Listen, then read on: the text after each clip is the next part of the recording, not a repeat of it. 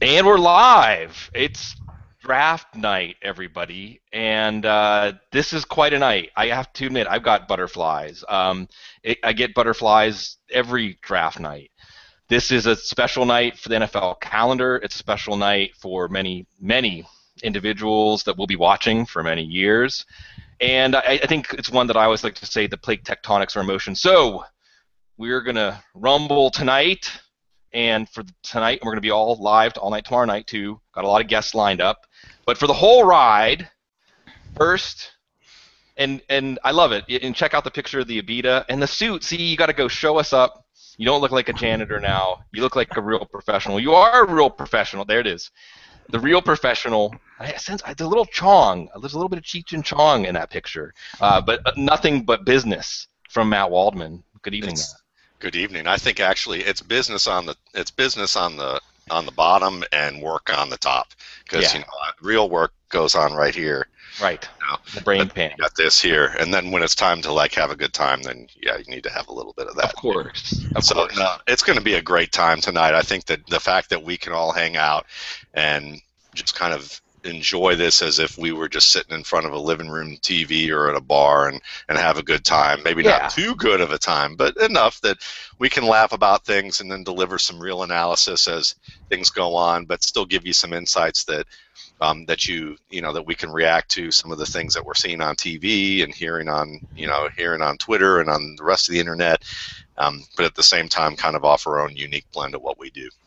Yeah, well, that's what we do at Football Guys, and what we've done on Audible now for 9 years, and that's one of the things that makes the draft special. Is the first ever edition of the Audible was a draft review with Cecil and myself. Cecil's in Radio City tonight, many other illustrious people, and I think we'll have more guests tomorrow night than tonight because a lot of our favorite people are working really hard tonight, and we're working hard throughout the weekend. But at the Audible, I mean, we like to know what's going on, or think we know. We like to share our thoughts. We like to argue. We like to debate.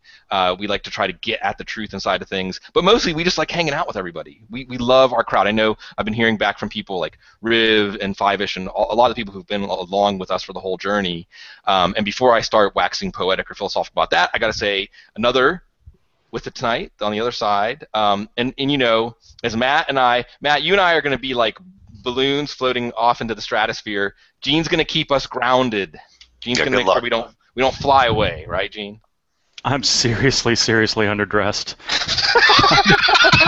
I didn't notice when I came on. I didn't look down at that little thumbnail sketch and see you.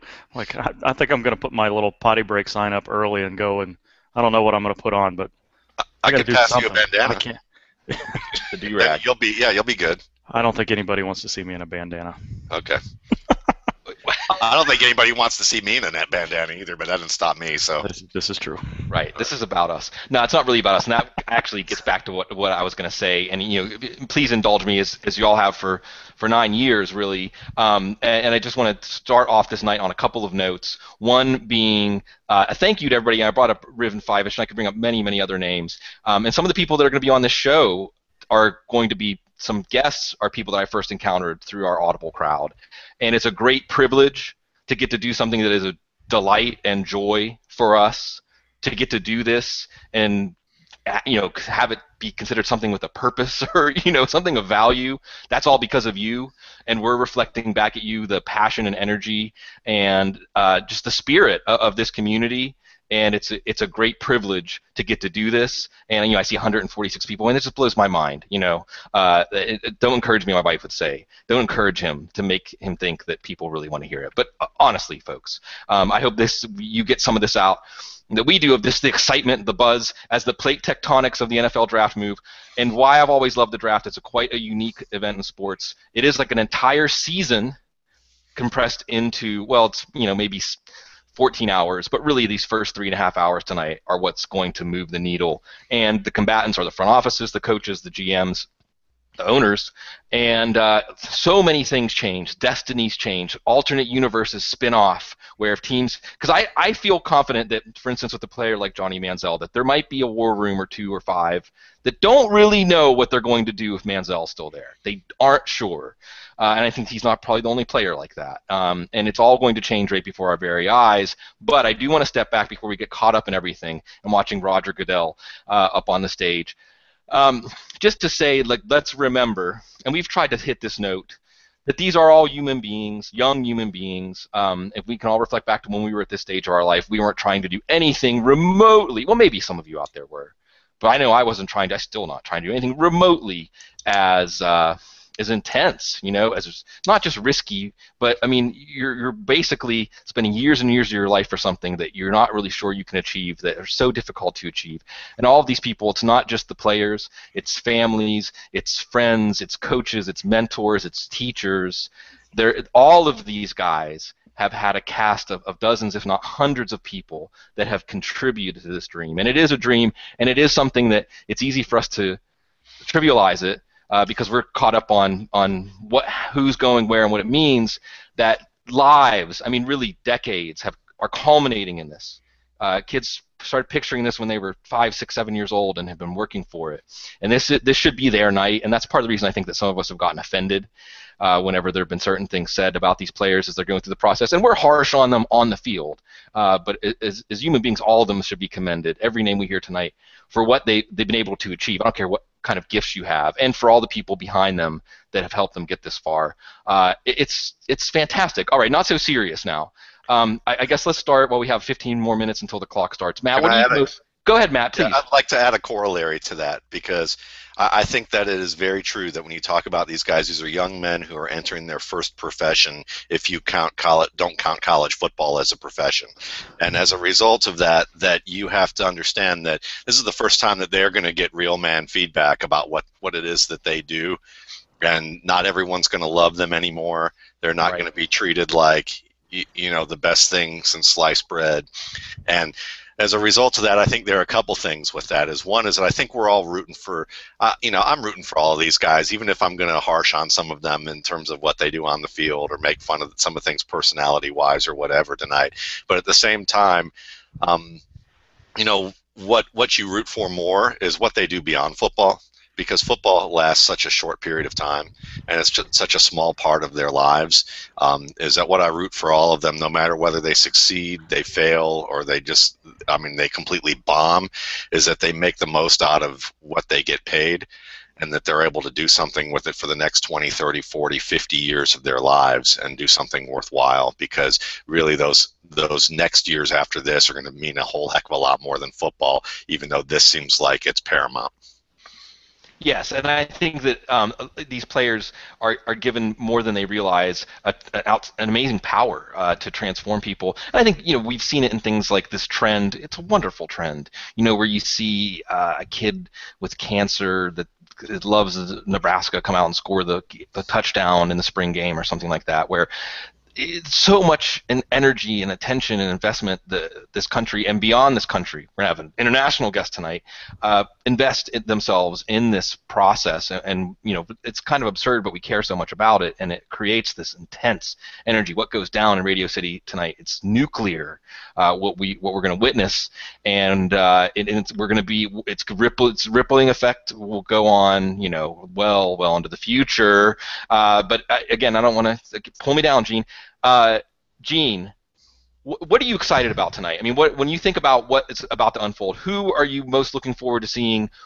Who takes the plunge, or what team decides to take the approach to using the commodity they have to enhance their chances?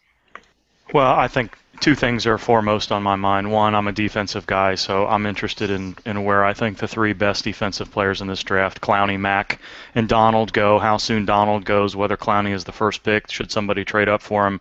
All of those things are pretty interesting. And then I don't think you can get away from the storyline of what happens with Bridgewater, Bortles, Manziel, and David Carr as well tonight. Yeah. So I think we may be sitting here a long time waiting for some of those names to come off the board, or there might be a panic. If one of those guys goes in the first 5 picks, and another team in need of a quarterback, and a lot of those teams up top need quarterbacks.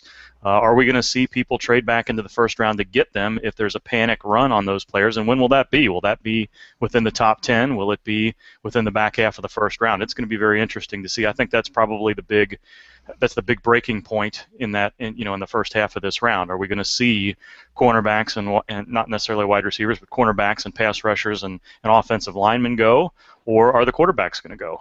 And we're going to find out the answer to that pretty quickly. Yes, and the quarterback, I mean, it's the key to unlock the draft, really, the first round of the draft. And there's a lot of different ways it can go with those 5 teams in the top 8 needing a quarterback. But then there are the teams that might be looking quarterback. Tampa and Tennessee and the Jets and Arizona and maybe Kansas City and maybe Cincinnati and maybe New England. And then there's the teams trading back into the first to get quarterbacks. And there's a surprise team or two, Dallas and Johnny Manziel. Is there a surprise team or two that sees an opportunity? Because the NFL is afraid of taking quarterbacks early. For any number of reasons. I'm sure we'll rehash it and hash it like we already have.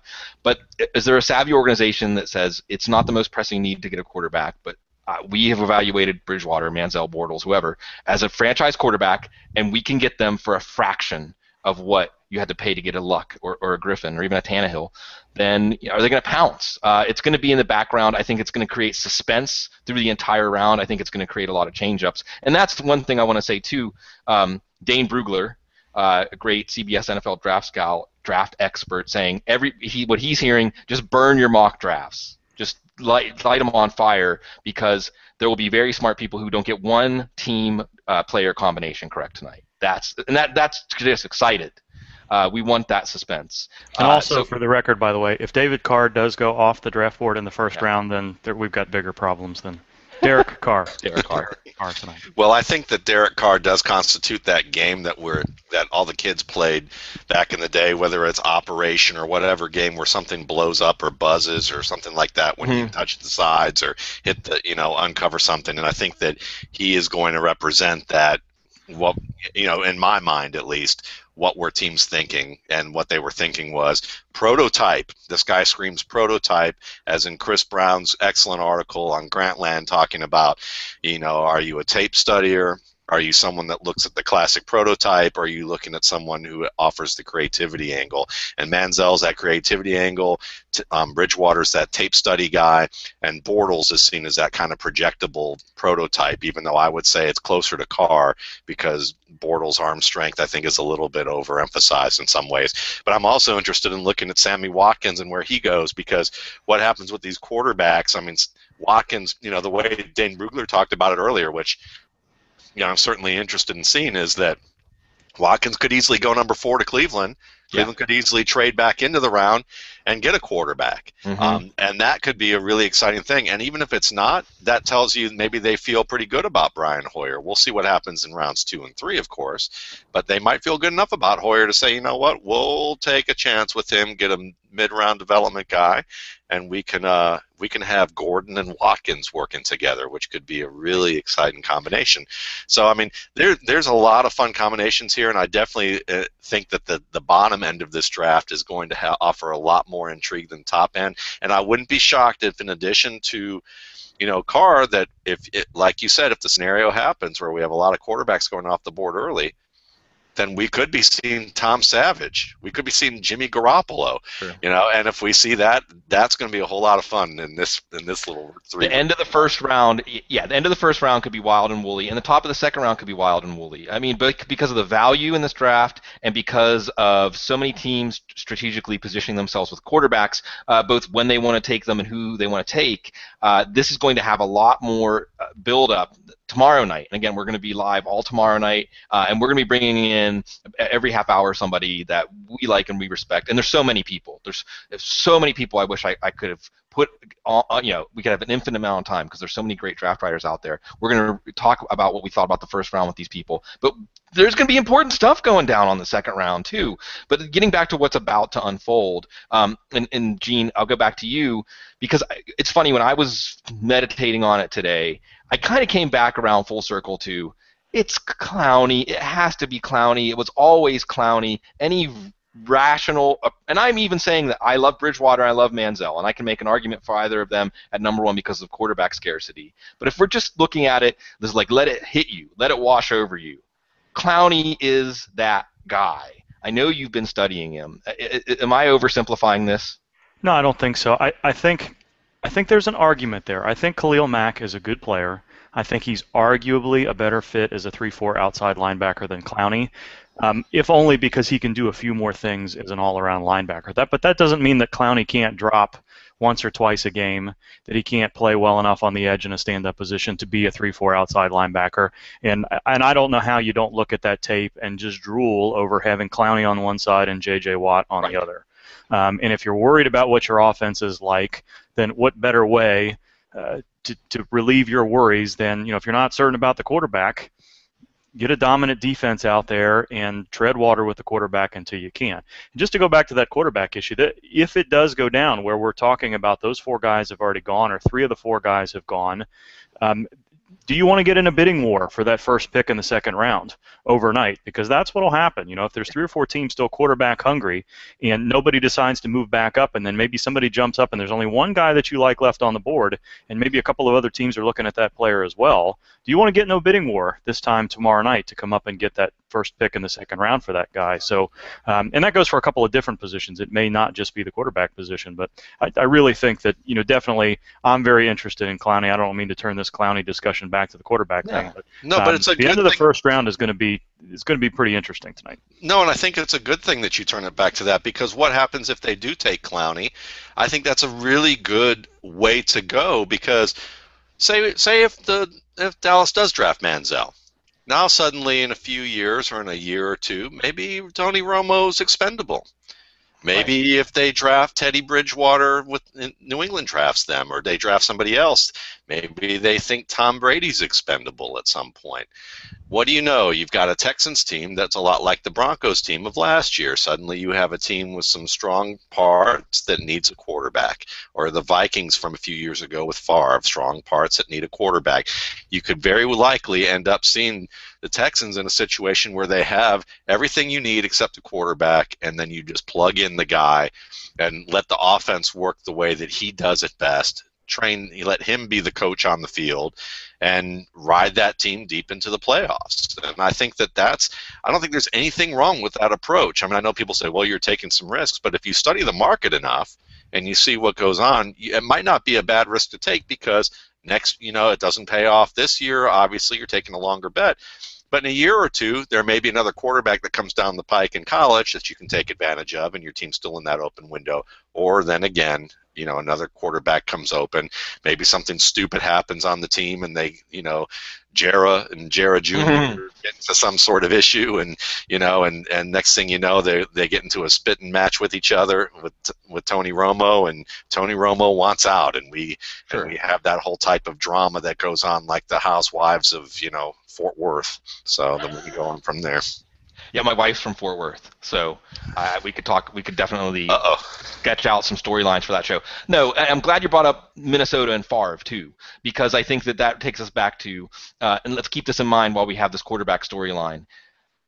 Everyone's saying there's no reason New England should take a quarterback, or Dallas should take a quarterback, or maybe even New Orleans or Denver for that matter, because they're in a win now window. They're winning, they're going for a championship. They need to take something to help them now. Now the story was just retold. I think maybe it was Andrew Brandt's story. A lot of great stuff, by the way. I know that we say all the lies and everything right before the draft, but there's a lot of great stuff that comes out right before the draft where stories are revealed. Like today it was Jim Wyatt talking about how the Titans had called Devin Hester, told him they were going to take him, then with 20 seconds left on the clock, they called him back and said, we changed our mind, we're taking Landell White. And you learn, again, that alternate history. You learn these things, and I think that we go back to the Aaron Rodgers, Brett Favre decision in 2005, and how people are saying there's no way these teams are going to take a quarterback. Well, you would have said that about Green Bay. Favre was 35, but he was the most durable quarterback in NFL history. And the Andrew Brandt article, I think it was a Monday Morning Quarterback article, said that he was the last player on their board that had a first-round grade, which, should be straightforward. You're on the clock in the first round. You have one guy left. And some people might say, best player available, it doesn't exist. Well, here's an example where a team stayed true to that, according to their board, and it really paid off. And then, as Matt points out, if teams are doing that, then that sets a cascade effect where some of these quarterbacks that are at the end of their career may come available. Luck pushing Peyton out there. So that's another layer. And also, I wonder if teams are processing what we are, which is that the NFL does seem afraid to miss a quarterback. And Andrew Luck really threw off the curve. Now teams are saying, like Rick Spielman said, maybe he will find out in an hour maybe, and he was disguising something. And he's like, I'm not going to take a quarterback in the first round unless it's in Andrew Luck, which sounds oversimplifying, and maybe he was hiding his hand, but you can understand that some version of that thought is out there, because look at what you're foregoing if you miss on that quarterback. So does that then, where we say, hey, you're going to have a 2 or 3 win season to really have a shot at a quarterback, because that's how it used to be, maybe it's not going to be that way in the future. Then you also have Alex Smith, you have Andy Dalton. These guys that are going to get $30, $40 million on the open market, $12 to $15 million a year, and Cincinnati and Kansas City might be saying, we don't want to pay that. Is it possible we may enter an era where these good but not great quarterbacks do get to free agency? Ryan Fitzpatrick doesn't get the $20 million deal he got from Buffalo. In this new climate, the marginal starters, the ones that are good but maybe don't make you feel like they'll make a Super Bowl run, they do hit free agency. It's a different landscape. There's a lot of arguments out there for just say, hey, take Clowney. We'll see. We'll revisit quarterback later in the draft, but make that happen. So, Gene, going back to you. If the Texans are on the phone, your phone rings right now. Like we're on the fence. Clowney, Mack, make the call for them. I think you take Clowney. I think although I said that there's an argument for Mack, I think the pass rushing talent there, it's just Clowney's the best defensive player in this draft. I'm not, again, close in some ways, but I'm taking Clowney, and it's probably going to take somebody to offer me a pretty good haul to come off this pick at this point, and I think that's what we're seeing. We're hearing that people are trying to trade up and just really haven't gotten anywhere with Houston, and maybe they're holding out, but if you put Clowney on one end and Watt on the other, I'm not sure how you can pass that up. Yeah, and that's the thing, too. You think of it like castle defense, like medieval, and you have these two giant weapons that just cave in that wall on that side of the defense. And schematically, it can give you so much advantage, or you can mask so much. And I think that you see, for instance, what Carolina was able to do this year with a strong front seven, because we all looked at Carolina's secondary coming into the year and said, ooh, problems, and then the front seven was so dominant that not only did it mask issues, it allowed guys like Captain Munnerlyn and Mike Mitchell, who are no longer Carolina Panthers, to be gamblers, to be opportunistic players, to make those big plays. So I think it makes sense. I think it makes a ton of sense. And they've got a very good player in the secondary, Jonathan Joseph. Although he's had some health issues, you can see him as in that next tier behind Revis and Sherman and those kind of guys as a shutdown corner. Jonathan Joseph is a very good man corner, knows how to play zone, and he's a ball hawk. So you put, as you said, you put Clowney and Watt on the same side. You can put them on opposite sides. You have some holes elsewhere in the secondary, particularly against spread offenses. But if quarterbacks don't have the time to pick out a receiver, let the routes develop, and you've got Jonathan Joseph on one side, you can do a lot of things with your coverage that you're not able to do. And yes, maybe Khalil Mack can do the same thing. But I think from a first step, from a closing speed perspective, Clowney's that guy. So, Gene, you do a lot of great stuff on defensive schemes, too. And I know that, for instance, when Tavon Austin, the Rams moved up to get him last year, we're like, oh, but Brian Schottenheimer, oh. Do we say that same thing about Romeo Crennel and Watt and Clowney? Are we worried about maybe him short-circuiting that a little bit? I think there's some concern for that. There was some concern when I wasn't excited when I heard Romeo Crennel was going to be the defensive coordinator there, but there was enough good stuff coming out of Romeo Crennel as he was hired that would make you think that no, he's not going to stick to that. Not necessarily that it's a two-gap defense, but it's a more read and react 3-4. The 3-4 in the past was always a two-gap deal. Throughout the front seven. That's not the case anymore. There's really not that much difference between 4-3 and 3-4. You play a gap, and generally you play a single gap.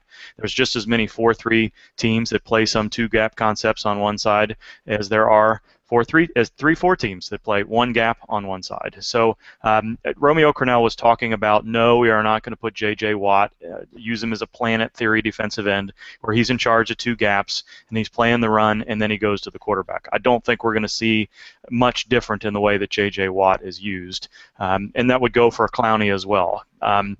They've got enough on that front seven there. They don't have a bunch of big guys where they're forced to play that two-gap type of 3-4. So, Romeo Crennel, not super excited about what he may do there just based on his playbook and how he's done things in the past, but it would be beyond arrogance to look at J.J. Watt's tape over the past couple of years and decide, we're going to do something a little bit different. I don't see that happen. I think Cornell will be fine there.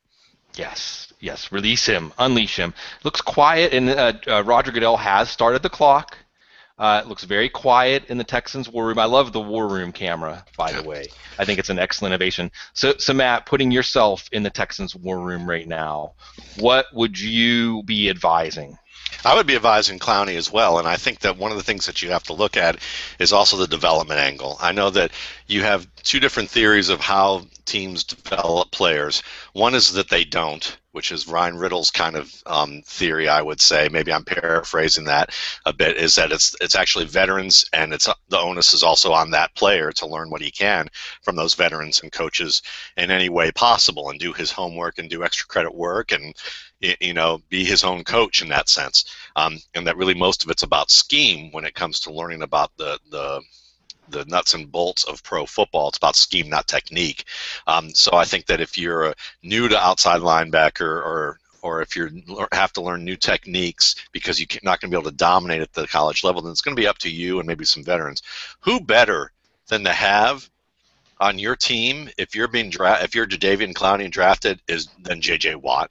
I mean, to me, really, that's like that is the perfect scenario to do that, because you have a player who acts like he's an undrafted free agent, even though he was a first-round pick, right, who understands what it means to work hard and who demands that from other players. And there aren't a lot of players that we really know that are like that. So the fact that Watt is already so much has that image just should cement the fact that if there's a team that's worried about work ethic with Clowney, maybe, if there's a worry about that, J.J. Watt's going to be able to correct that right quick and in a hurry. If there's any team that's going to be able to do that, it would be him, because of what he would demand from his teammates on a certain level. Now, it doesn't mean that he's going to be able to make Clowney do anything, because Clowney's a grown man, and he's certainly going to be able to make the decisions that he needs to make. Good or bad. But I think that, some of the stuff about Clowney has been a little bit overstated. That's negative. I think that we don't put enough onus on Steve Spurrier. I have heard, I made this comment to somebody in the NFL and said that, it seems to me Steve Spurrier's kind of being so-so about Clowney's work ethic, and I'm thinking, who's the guy allowing him to stride into practice an hour late if that's an issue with him? Who's allowing that? It's Steve Spurrier. So right. What's the deal? And the guy said to me, he goes, actually, South Carolina has a reputation among some scouts that players distrust coaches when they enter the league who've come from South Carolina for that very reason, or for certain reasons in terms of the way the coaches handle stuff. So to me, I think a lot of this just adds to that pre-draft talk. Clowney is, I think, a fantastic pick for the reasons you and Gene described, and I like the versatility that he probably has to offer. He actually offers more versatility to me long-term if he learns what he needs to learn than Mack does.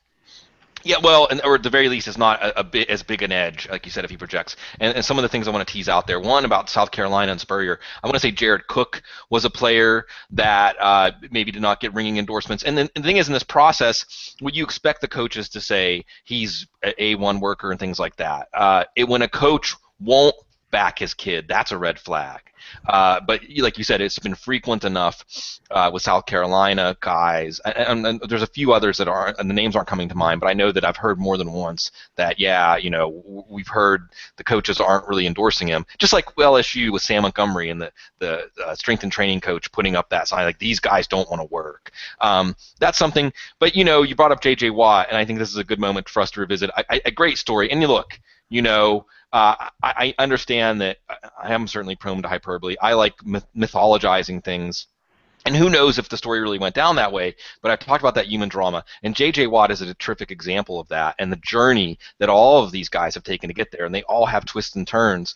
And in the case of Watt, the famous story was that he was a highly recruited player, and then had to bail out on one of the directional Michigans, I think, and wanted to go to Wisconsin and was delivering pizzas and was a high school legend in the area, and he delivered someone's pizza, and it was a kid that answered the door and said, Mom, what's J.J. Watt doing delivering our pizza? And it gave him one of these moments like, this is all, it's pivotal. Everything, how did I get here? I thought my life was going in this direction, and this is where I'm at now. And it's kind of like bottoming out or something in a way, but it just shows you the determination and the total commitment, and how a lot of these players that we look back, and we may talk about J.J. Watt as the greatest NFL defensive player in NFL history. He certainly had one of the greatest seasons for a defensive player in NFL history. And there was a point that he was delivering pizzas, and it really took him seeing how shocked it made certain people that he was delivering pizzas to understand what he really needed to do. So it's a terrific story, and I think you're right, Matt, to bring up him as an influence. Even Brian Cushing as an intensity guy, someone to light the fuse. Even like DJ Swearinger and some of the guys they have there. So it works. We're down to 4 minutes now, and by the way, I make no claims or promises about spoilers. I've got Twitter open in a window. I'm sure people are going to send me notes and things like that, and maybe I'll know something before so I apologize for spoiling anything. By the end of the night, we're all going to know the same things. Anyway, I guess that as we get back down here to count this down, I'm not really sure, I guess it's only 10 minutes instead of 15 at least, exactly what the Texans are doing. They haven't shown the war room again. We'll talk about Clowney or whoever the pick is once the pick is made, but let's go ahead and look ahead to Saints. And this is another pick, as much as we don't know a lot about how this is going to go, we have ideas, and I know, Matt, you've been a fan of a Jeff Fisher team for a good part of, the recent years when he was coaching the Titans. So with that in mind, when the board flips and the time resets for the St. Louis pick, what are some things to keep in mind? Well, I think there are a number of things to keep in mind. Is that the fact that first you have the PR angle, which is that he already put it out there last night that Sam Bradford is his guy. He's the franchise. He's the reason why he came here to coach. Yeah. And so that the idea of picking a quarterback, seems kind of odd. And then it seems like that maybe that's not going to happen, especially when you look at Shaun Hill maybe being in place to have a better backup.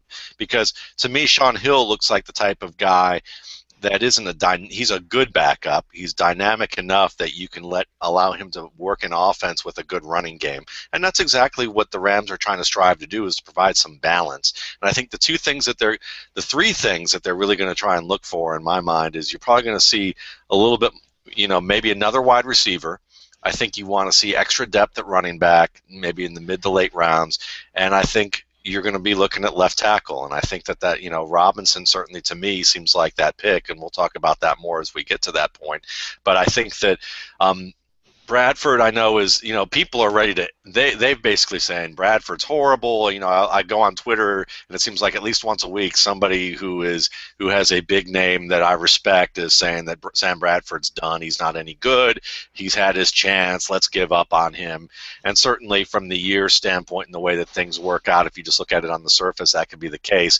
But I also think that he hasn't had that great of a deal. I mean, Jeff Fisher has done a pretty bad job in his 10 years of picking wide receivers outside of, say, Derek Mason, and I can think of maybe one other guy, in recent years. So Tavon Austin, they had to figure out how to use him for a year, which makes sense because this is kind of a unique fit. Brian Quick, they can maybe find a player who can do what they thought Brian Quick was going to do. So to me, it's about really giving Sam Bradford some sort of consistency, giving him a running game, and giving him protection. And if they can do those things, you look at his touchdown interception rates, you look at what he's able to do when he's been healthy, and I think that he has been on the right path. I just don't think that path has been, a smooth trajectory the way that we would like to see moving upward. Yeah, well, and it's just what a tough draw. And it's funny because when he got into the NFC West, it wasn't the juggernaut that it is now. And when you're having to chase St. Louis, chasing San Francisco and Seattle, not to mention Arizona and what Arizona's doing, a team that's going to improve a lot this year, you got your work cut out for you. It takes inspiration, and it's going to be interesting to see if that loyalty to Bradford, if it is genuine, and Brian Schottenheimer too, it ends up being something. And Fisher is more, I think, as much old school. It's funny, old school is like 10 years ago now, but where things change so fast, and you have to wonder about sticking with. And we may moan and bring it up if I'm being hypocritical that they don't give coaches long enough to put their programs in and things like that. But at some point, someone has to take the fall for what's going on with the Rams offense, with the Rams pass offense. So we're waiting to see the pick. There is somebody officially spoiling picks. I think it's Jason Lockenfora. I'm not going to do that. In most cases, if I don't remember, I apologize. I'll try to wait until Roger Goodell, who's striding up to the podium right now. You mean he's not like sniffing a wrestler's tights or something right now? I mean, isn't that what Lockenfora does? I mean, he's a good analyst and everything, Right. He sure likes those wrestlers. I mean, I can give him some wrestling. We can do that. All right. Yeah, and the tears flow, and it is Jadeveon Clowney. I guess in some ways this is like a metaphor for the draft season. We spend like 4 months, we're spinning ourselves in circles and everything, and we're right back where we started.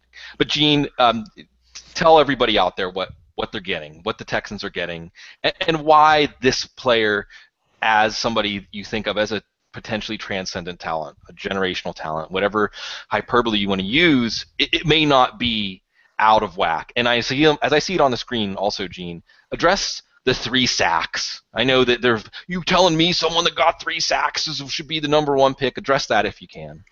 Yeah, so first things first, the draft has started, the crap is over. We're going to find out exactly how good Clowney is. He's going to be in a very good situation for success. And what the Texans are getting is a freak athlete. We've been lots of comparisons. One I haven't seen that often that I think is valid is Javon Curse. Mm-hmm. What Clowney doesn't have is a wide array of pass rush moves. He relies on a quick first step, but he's also got a pretty good inside rip and swim move as well. So there's a couple of things that he relies on, but he primarily relies on his first step. But he's one of those guys, we talk about it a little bit with D Ford. He's not a deficiency against the run. Yes, there have been times when a tight end has locked him up. Yes, there have been times where he's easily been reach blocked and moved out of the way. But just as many times, his first step allows him to bust that guard tackle gap or bust between a tackle tight end double team and make a play in the backfield when teams run at him or try to get outside of him. But he also doesn't quit on runs away from him. And as you talked about, yes, only 3 sacks last year, but and people thought that was, is he taking it easy? He's not practicing. Is there injury stuff? That sort of stuff. The effort was still there. What you also get with Jadeveon Clowney is a Robert Mathis-like pursuit player against the run down the line of scrimmage. He has no problems getting through trash. His athletic ability allows him to run players down on the opposite side of the tackle box, and you saw that a lot in his tape last year. One of the reasons that this is such a good spot for him is that he is not going to get triple teamed. He is not going to get double teamed by a tackle and a tight end and then chipped by a running back with J.J. Watt on the opposite side. If that happens, I don't think teams are going to pick their poison with J.J. Watt that often. There's going to be max protect schemes, and again, as we talked about with that secondary there, that works in the favor of guys like Jonathan Joseph and the other guys that are maybe a little bit more replacement level. So there's lots and lots of things Clowney brings to you. The other thing that this will be good, Whitney Merciless. There were times last year where he looked like he was coming into his own. He was developing into a very good pass rusher, and then he sort of fell off the face of the earth over the last 10 to 12 games after a pretty good start. And it wasn't a situation where he was getting pressure and he just wasn't closing the deal in the pocket. Just wasn't playing as well as he was in those first 4 to 5 games. So the other thing this might do is allow the Texans to move Brooks Reed back inside. There was some discussion about that this time last offseason when they didn't have a lot of guys inside. They weren't sure what they had with Brian Cushing. Can we move Brooks Reed inside and see what we have, maybe somebody else outside? Now that Clowney's there, I think Clowney and Merciless are your guys. One of them, they're both capable of playing on the weak side, and whether or not Merciless is going to be able to handle that strong side outside linebacker position is maybe a little bit of a question mark. But I think those guys can hold that down. That doesn't really leave a good place for Brooks Reed there. So if they think that Whitney Merciless can still become the player they thought they were getting when they drafted him in the first round last year, see Brooks Reed move inside, and that plugs a big hole as well. So that front seven looks better and better and better, and a lot of it has to do with Clowney. Now Watt plays a big role in that, but what you're getting here with Clowney is the possibility of every bit as dynamic a player as Watt. Yes, and go ahead. And I think that something that's really important to understand is that Clowney might not have the Superman stats that a lot of people are going to expect from him if he's playing up on the same side as Watt, because of the fact that he might be able to occupy as many men as Watt could and make Watt free. It's going to free up Watt to that point. I mean, you watch those games, and even last year, I mean, there are plenty of times I've seen Watt make plays where I'm thinking he's the only guy on the line who's really doing anything, and he's still the one getting penetration, and there's 2-3 guys on him who are trying to take him out at every turn, and he's still getting through. So if you have another guy who can command those double teams, he might not have the effect that you're looking for in the stats column, but he may be, he may make, Watt just unstoppable at this point in some regards too, depending on how they use him. And I like that the name Whitney Merciless came up because there was a point in the 2012 draft near the end of the first round. The Texans were, as much as they peaked during the Kubiak era, they were peaking. And like good teams that are making the playoffs, picking in the 20s, they really had an option, but had a luxury pick. They didn't have a pressing need. They didn't have somebody they had to take a position so that it hemmed them in. And they took Merciless. And now, in hindsight, going with Clowney could unlock more of the value for Merciless. As Gene said, there were moments that you could see some of what he was doing back at Illinois, but it wasn't consistent. And Mike and Brian Cushing staying healthy is going to be important too. And we'll see now. They've also Antonio Brown is gone, and not miscasting Earl Mitchell in the middle. Now it's Gerald Poe. We'll see. But Jared Crick is another interesting guy. Speaking of that, of a lot of stuff that Dr. Gene gives us expertise in, where he was maybe a first or second round level 3-4 end that fell to the fourth round because I believe it was a labrum issue. So they may get him contributing, starting opposite Watt, and it could really come together for this defense. And I'm not going to knock this pick. Now they're going to St. Louis, and the same thing, man. These war rooms look like funerals. Everybody's just sitting there. Maybe they're just all nervous. It's about a minute and a half left on St. Louis's pick. I'm guessing it's going to be a lot of build-up to nothing here, as far as like nothing surprising. They're probably saying don't say anything. I don't want to hear any suggestions out of you. You've had 2 years of research, but I don't care. I like that guy we saw on USA Today. Did you see his biceps? We're going to have to get that guy. I'm sure that there's a vice president somewhere who's doing that somewhere, and the scouts are going, I work for idiots. I work for idiots. Right. Russ Landy was talking about this on Sports on Earth for this exact reason, saying year worth of work from scouts, and a scout that he respected, a lead scout he respected, pulled that on a player. And he said they were fortunate that the player that he wanted to pick already got picked by somebody else, because the player they wanted was Bob Sanders. But Bob Sanders and that other player ended up going, and they didn't get a shot at either one. But this type of stuff is a common story. So I may be joking about it, but it's only because it's actually happened. Yes. Well, and I mean, that's one of the stories behind the scenes that, again, we don't often get until after you recounted the story of the Titans and the quarterbacks, where you want to have everybody pulling in the same direction. You want to have organizational clarity. There you go. First mention of the night. And you want your scouts looking for the things that your coaches think win games and they deploy in the scheme, that your owners and GMs are willing to spend money on and spend resources on. And when you get people pulling in different directions, which really might be, there's a great picture of Johnny Manziel drinking a beer tonight, by the way, going around. That just fits, right? What are you doing? It's hanging out, waiting to get drafted, having a beer. Where that clarity, that having everything lined up, and that's what you see in good organizations. And the really crestfallen feeling as a scout when you do all this work, and they're just going to go with some gut feeling or something anyway. And it can be something that I think exposes rifts in organizations that show you why they don't move forward. Now, also, I suppose while we're waiting to find out the identity of the number 2 pick, this is a good moment to point out that this pick originally belonged to Washington, and they traded for RG3, and that they still have RG3. They don't have this pick. St. Louis has this pick. So, it certainly puts a little more pressure on Griffin, but I think that you see that Washington as an organization, by hiring Jay Gruden, it understands that and is really trying to accommodate Griffin as we're waiting for the St. Louis pick, and I'm sure that we'll all have some things to say about whoever the pick is. But this has been a pick, and I can remember the first time I watched Greg Robinson, or back in January, the feeling is you feel sorry for the guy that lines up on the other side. We'll see if you'll feel sorry for some of the guys facing the Rams here as Roger Goodell is striding to the podium And we're about to find out the identity of the number 2 pick.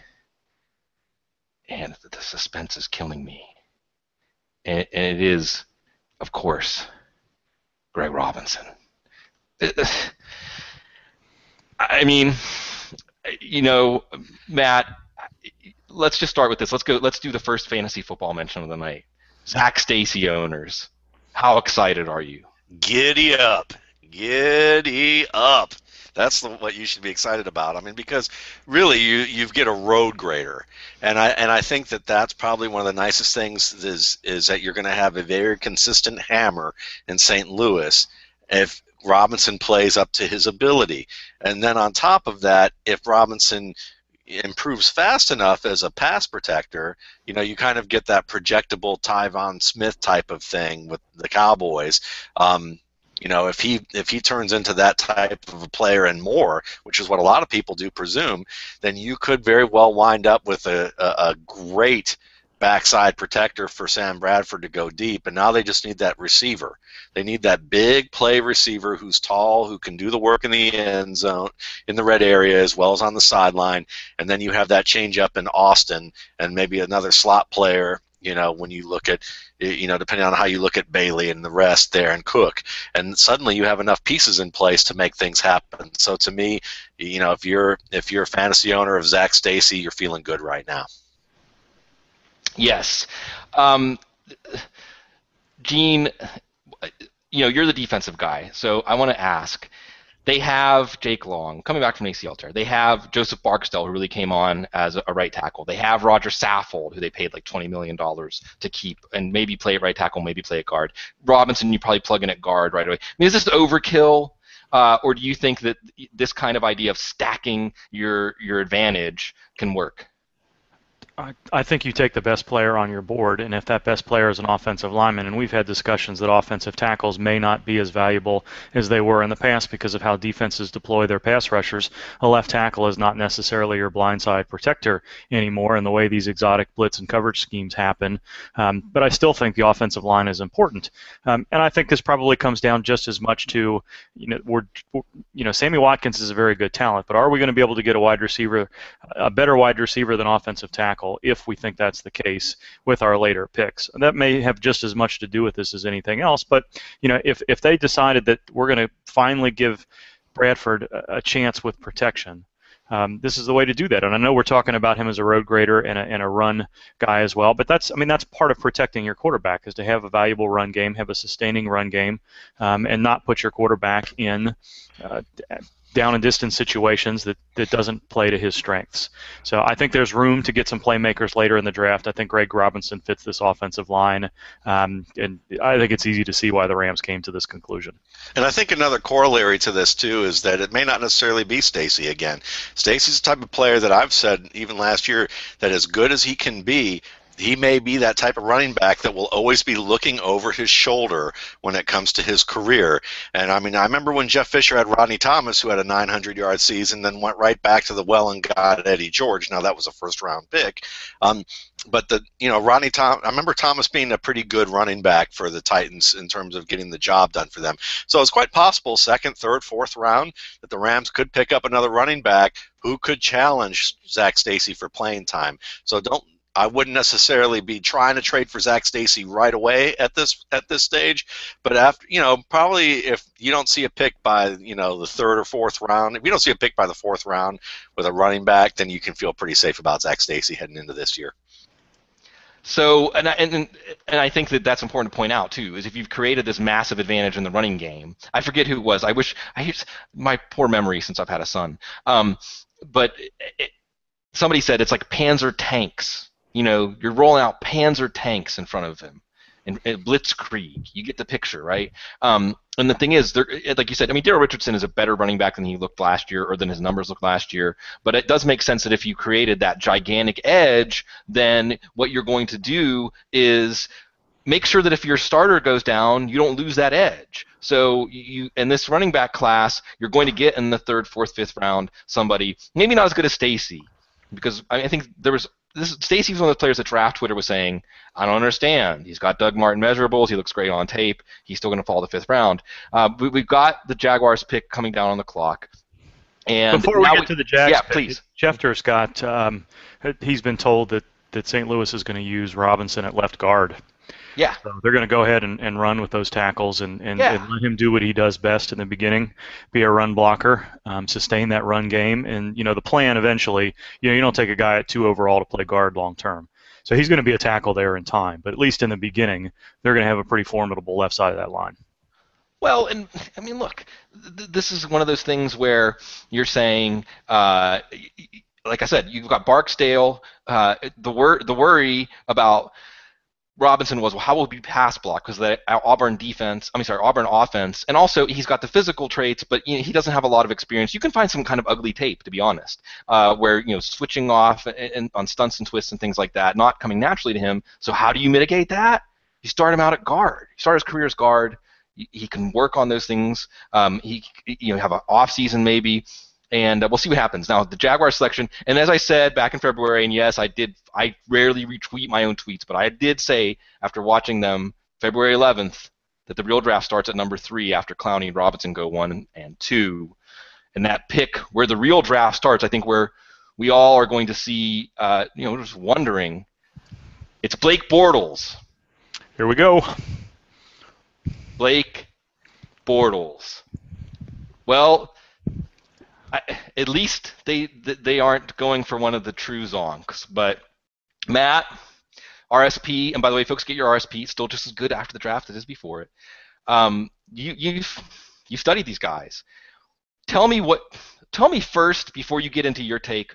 What do you think Jacksonville saw? Why do you think when it came down to it? Because they've got Tony Khan doing analytics. I think Jacksonville is a organization that is tuned in to all the work that's being done out there by us, in addition to the old NFL style of doing things. What do you think led them to this choice?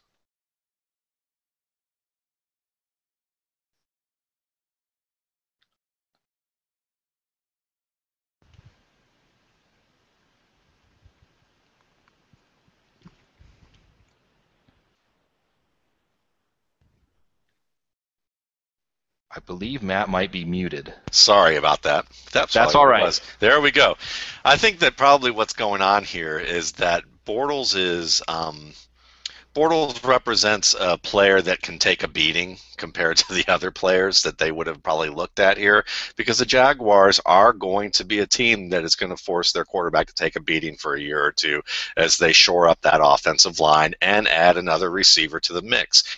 And I think that there were other players that they were interested in who might not have been as good in the pocket. And I would say of all the quarterbacks in this class, while I think that Bridgewater was smoother in the pocket, I think Manziel was more dynamic moving around the pocket. I thought Blake Bortles was probably the most courageous, and also the combination of both of those guys in terms of that he could move away from pressure and had a good feel for it. But if needed, he could get outside the pocket and gain some yards, and he's tough enough to take the hits and keep throwing the ball downfield. So I think that this is probably. It may not be my favorite pick, but I think that it was a good pick on their end to take him if they're going to take a quarterback early.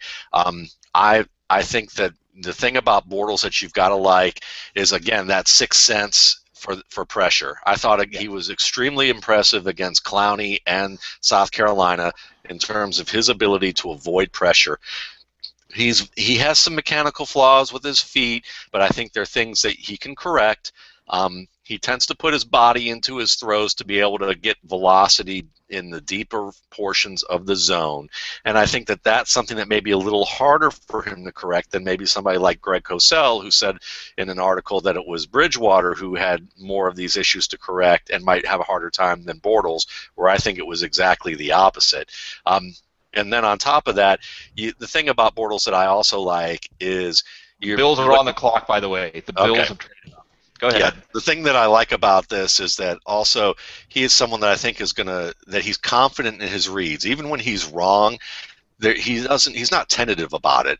When he sees what he sees on the field, right or wrong, he acts very well. He doesn't second guess himself. And I think that as he develops and gets a better grasp of the mental side of the game, that he has a chance to be a decent starting quarterback in this league. I don't think he's necessarily a superstar. I like Manziel and Bridgewater better. But if you're going to go with a safer pick early, I like that one. Yeah, and joining us from Ireland, football guy, staffer, pre-snap read, so many great things you can check. And this, in some ways, I wanted to have our friend Cian Fahey on first as a tribute to. I know Philip Phipps was saying in his on Twitter to me that he's staying up all night. There is a continually growing NFL fan base outside of the U.S., and you guys have to do stuff on the American calendar. But Cian, I think you rarely sleep before 6 a.m. Is that right? Well, 6 a.m. is about the latest. I spent all day trying to grow a Cecil Lammy beard. There's only one. There can be only one Cecil Lammy. And now we're going to talk about Buffalo in a second, but before we talk about Buffalo and what they did, and I'll give people some props on this and some stuff like that. Cian, you have broken down 50 players really in depth for this class, and you've looked at it from the perspective of teams. Actually, you watched every Jacksonville game last year, poor guy, for footballguys.com doing the recaps. What's your feeling? What's your knee-jerk reaction to Bortles to Jacksonville? I am really surprised. I actually enjoyed watching Jacksonville last year, mostly because the offense evolved as the year went on, and Jed Fish kept adapting to the players he had. But the offense they run last year, I thought it was perfect for Manziel. So I was convinced they were going to take Manziel because they could get the ball out quickly. They'd use his mobility. They would protect him with their play calling in terms of keeping him out of tough situations. The Bortles pick kind of it's been amusing to me. I tweeted just a minute ago. I can't really figure out what they're thinking with it. But maybe they just want to develop him over time. But with Henny as a starter, I'm confused, to be honest. What a great first contribution from it, I think. Right. And as we're seeing now, I mean, another twist here, and the Bills, and this was something that, and there are certain beat writers, there are certain people that covered teams that that they aren't going to just put anything they can out there. And Joe Buscaglia, who's from WGR 550, said earlier that Odell Beckham would be a target at number 9, but if Sammy Watkins fell to number 4 or number 5, that they would move up for him, that they would explore it. And the trade is actually a 4th-round pick in I think next year's first, next year's 4th. Did I see that correctly? So the Bills give up next year's first. If you're Cleveland, I mean, let's put ourselves in the shoes of each side of this. Matt, you're Cleveland. Do you think this is, do you just say, hey, I'll happily go? Now they may go outside of a tier, out of that top 5 or 6 talents tier. Who'd they get again? Buffalo, I believe, traded their 1st and 4th rounder next year and the number 9 pick to move up. So Cleveland was able to get a 2015 first, and Buffalo's 2015 first. I think that's a good deal. But I'm kind of more of a player guy. If you have an opportunity to get a game-changing player, you take him, as opposed to let's wait for next year and see what happens, because it's a long time between now and next draft, and we don't know what's going to happen from there and the dynamics that are involved. And to me, Sammy Watkins was a perfect fit to complement Josh Gordon. Suddenly, you now have a running back on the outside who can be able to take short plays and turn them long, but who also has the receiving skills that, to me, exceeded Percy Harvin's coming out. And so now that you have a very dynamic player who can run good routes, who can be, who can go long, play on timing routes in the middle of the field, extremely disciplined, very good with his hands, and you are going to make life miserable for opposing defenses who are going to try and double Josh Gordon. And suddenly you don't do that. You make your quarterback's job a litlittle bit harder now, because now you've got Greg Little. And I know that we all thought Greg Little had a chance to be something decent because of his great athleticism, but he can't catch the football, and he doesn't concentrate at catching the football. And maybe the Browns feel like, though, that they can get a decent wide receiver later that will be a good enough complement. Why go over the top on getting Harvin, or that maybe you can get a nice pick in return for that and still get yourself a decent complement? I understand the thinking, but I would prefer to have Watkins and Gordon and just give the Steelers nightmares twice a year, as well as the Ravens and the Bengals, and be able to work up to that and have a lot more offensive versatility. So the first move Ray Farmer makes, draft move as GM, is to kick the can down the block, and hopefully he gets to use the extra first round pick that he got. hopefully he gets a chance to exercise it. But Kian, let's take this from the Buffalo side, okay? And again, you've broken down Watkins. One of the things I want to address is some people say, Watkins is good. He's not that good. Comparing him to the best prospect at wide receiver since A.J. Green or Julio Jones. Come on. But also, Buffalo, I believe you saw last year with E.J. Manuel and Robert Woods and Marquise Goodwin, Chris Gregg even, you saw this idea. They have C.J. Spiller of speed and also the tempo of the offense, just being aggressive, being a very aggressive offense. This adds a very sharp edge to that blade. Do you like it? I like it. I think they're paying a hefty price, but at least they're keeping their second and third this year so they can keep improving in this draft. But the main thing is going to help E.J. Manuel. It's going to give him easier offense. He can get quick throws into the flat and turn them into big gains. And Watkins, I think, will create more separation. And Stevie Johnson eventually, maybe not as a start.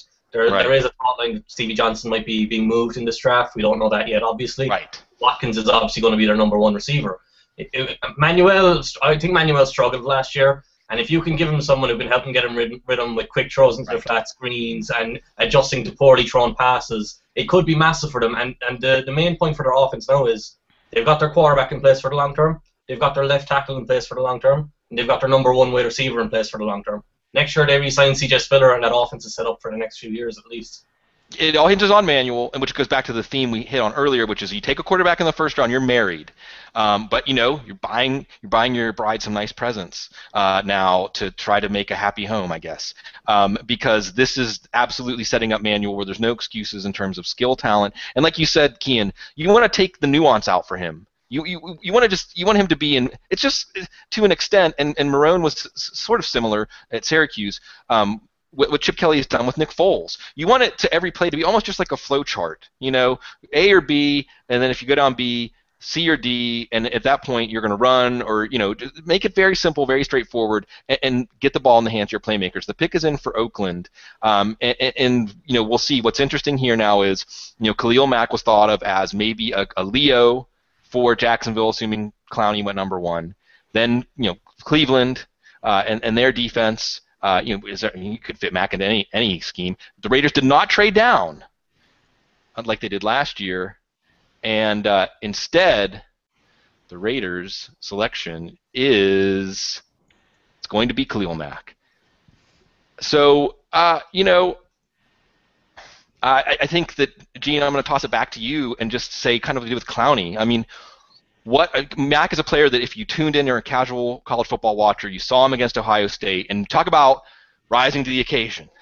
I mean, I think he made his draft stock in a way there, and then at the Combine he showed up and really performed just as well as Anthony Barr, who a lot of people saw as a similar level caliber of talent, and Gene is making a face like, he didn't smell something very good. So what separates Mack? What is Oakland getting here? Did Reggie McKenzie get this one right? Well, I think, and it looks like, as I'm watching Twitter here, Mike Mayock just said the same thing. Khalil Mack, coming into this draft, I think most folks thought he was going to end up as a 3-4 outside linebacker. And Dennis Allen and Jason Tarver both have some 3-4 roots. But I don't know that that's how Oakland is going to use Mack. The nice thing about Mack is his position coaches have said he can arguably play any linebacker position in any scheme, and that includes 4-3 middle linebacker. So we may see him, and this I think is what Mayock said here. I've got that on mute, but if I'm reading correctly, is what he said. You could see them use Mack in a Von Miller type role, where he's going to rush the passer on passing downs. But what's he going to do on base defensive downs? With Justin Tuck and Lamar Woodley there now, maybe there's room for a little bit of a 3-4 scheme, a 3-4-1 gap, something or other. But I think we're going to see Woodley and Tuck as down defensive linemen. I think Mack is probably going to be the strong side linebacker there. I know that you and I both, Sig, have had a lot of nice things to say about C.O. Moore, but I think this brings a lot of versatility to this front seven, and we may see the Raiders continue to build around Mack in a way that they transition to a little bit of a 3-4. I think we're going to see a lot more hybrid things, but don't automatically assume that there's going to be a whole lot of 3-4 going on with Mack. At Buffalo, unlike what we said about Clowney, Mack has the most mature array of pass rush moves in this draft. He can do a little bit of everything. He's got a good first step, he's got a good rip and swim, he's got a good power rush, and he uses them all, and he transitions well. So he goes speed to power, he can go power to speed. When we talk about pass rushers developing, that's generally what needs to be developed. They have to learn how to counter as they're moving toward the quarterback. And Mack has shown an ability to do that, and not only against the teams that Buffalo played in their conference, but he destroyed some pretty good players at Ohio State. So we've seen him do it against pretty good competition. So we'll kind of see how that goes. But he's also shown the ability to play the run. Buffalo used him off the line of scrimmage, not necessarily over the slot, but where he could back off a little bit and drop into coverage. So I think Mack is kind of a do-it-all guy, and we're going to see Jason Tarver use him in that way. And it's the thing is that you'll see, as you said, with C.O. Moore, two very versatile linebackers. Reggie McKenzie was a linebacker. You see these guys that you can do these things with. Kean, you've watched Mack. Is Oakland, a team that's still really digging their way out of the basement? You have a top 5 pick in a very deep draft with a lot of tremendous talents. Do you feel like you got something to be excited about? You will be excited about him. I think we overuse the word versatility a lot these days, but with Mack, it's someone I would apply it to because he does, in everything he does, he wins at doing it. He doesn't just do it because he's asked to do it and he's somewhat able to do it. I think he can be a dominant pass rusher, even though I know many people disagree with that because of his strength and his hand usage. I think is very good. But for the Raiders, ideally you'd want to trade down, but obviously we don't know what they could find on the table. This is a very deep draft, so people were probably more reluctant to give up picks this year. And McKenzie wouldn't be looking for future picks because, if anything, he could be trading away future picks later on because he's desperate to keep his job. I think the Raiders as a whole, again, it's like with the Texans. I love the Texans pick of taking Clowney, but unless they get the quarterback, where are they going? It's hard to pass on good quarterbacks. So they obviously didn't rate any of the quarterbacks in this class. But Mack, in a vacuum as a pick, I love it because I do think he is a very, very good player who could move around the front seven. Yeah, and Matt, I know that you have some affinity for the Oakland Raiders, and I noticed something while free agency was going on. We got about 3.5 minutes left on the Falcons pick. I noticed something as free agency was going on that I thought fit the old Raiders, us against the world mentality, where you are bringing in these guys like Woodley and Tuck and Antonio Smith, Kevin Burnett, and so on, that you're saying, Charles Woodson from one more go round, Carlos Rogers. You're bringing in these guys, and you're saying they all gave up on us. They all thought that we weren't good enough anymore. And I kind of like this idea, the silver and black. I kind of like this idea of getting these guys together. Now you add in a talent like Mack, a talent like Moore, and you just like the idea of Mack coming into a locker room with Woodley and Tuck.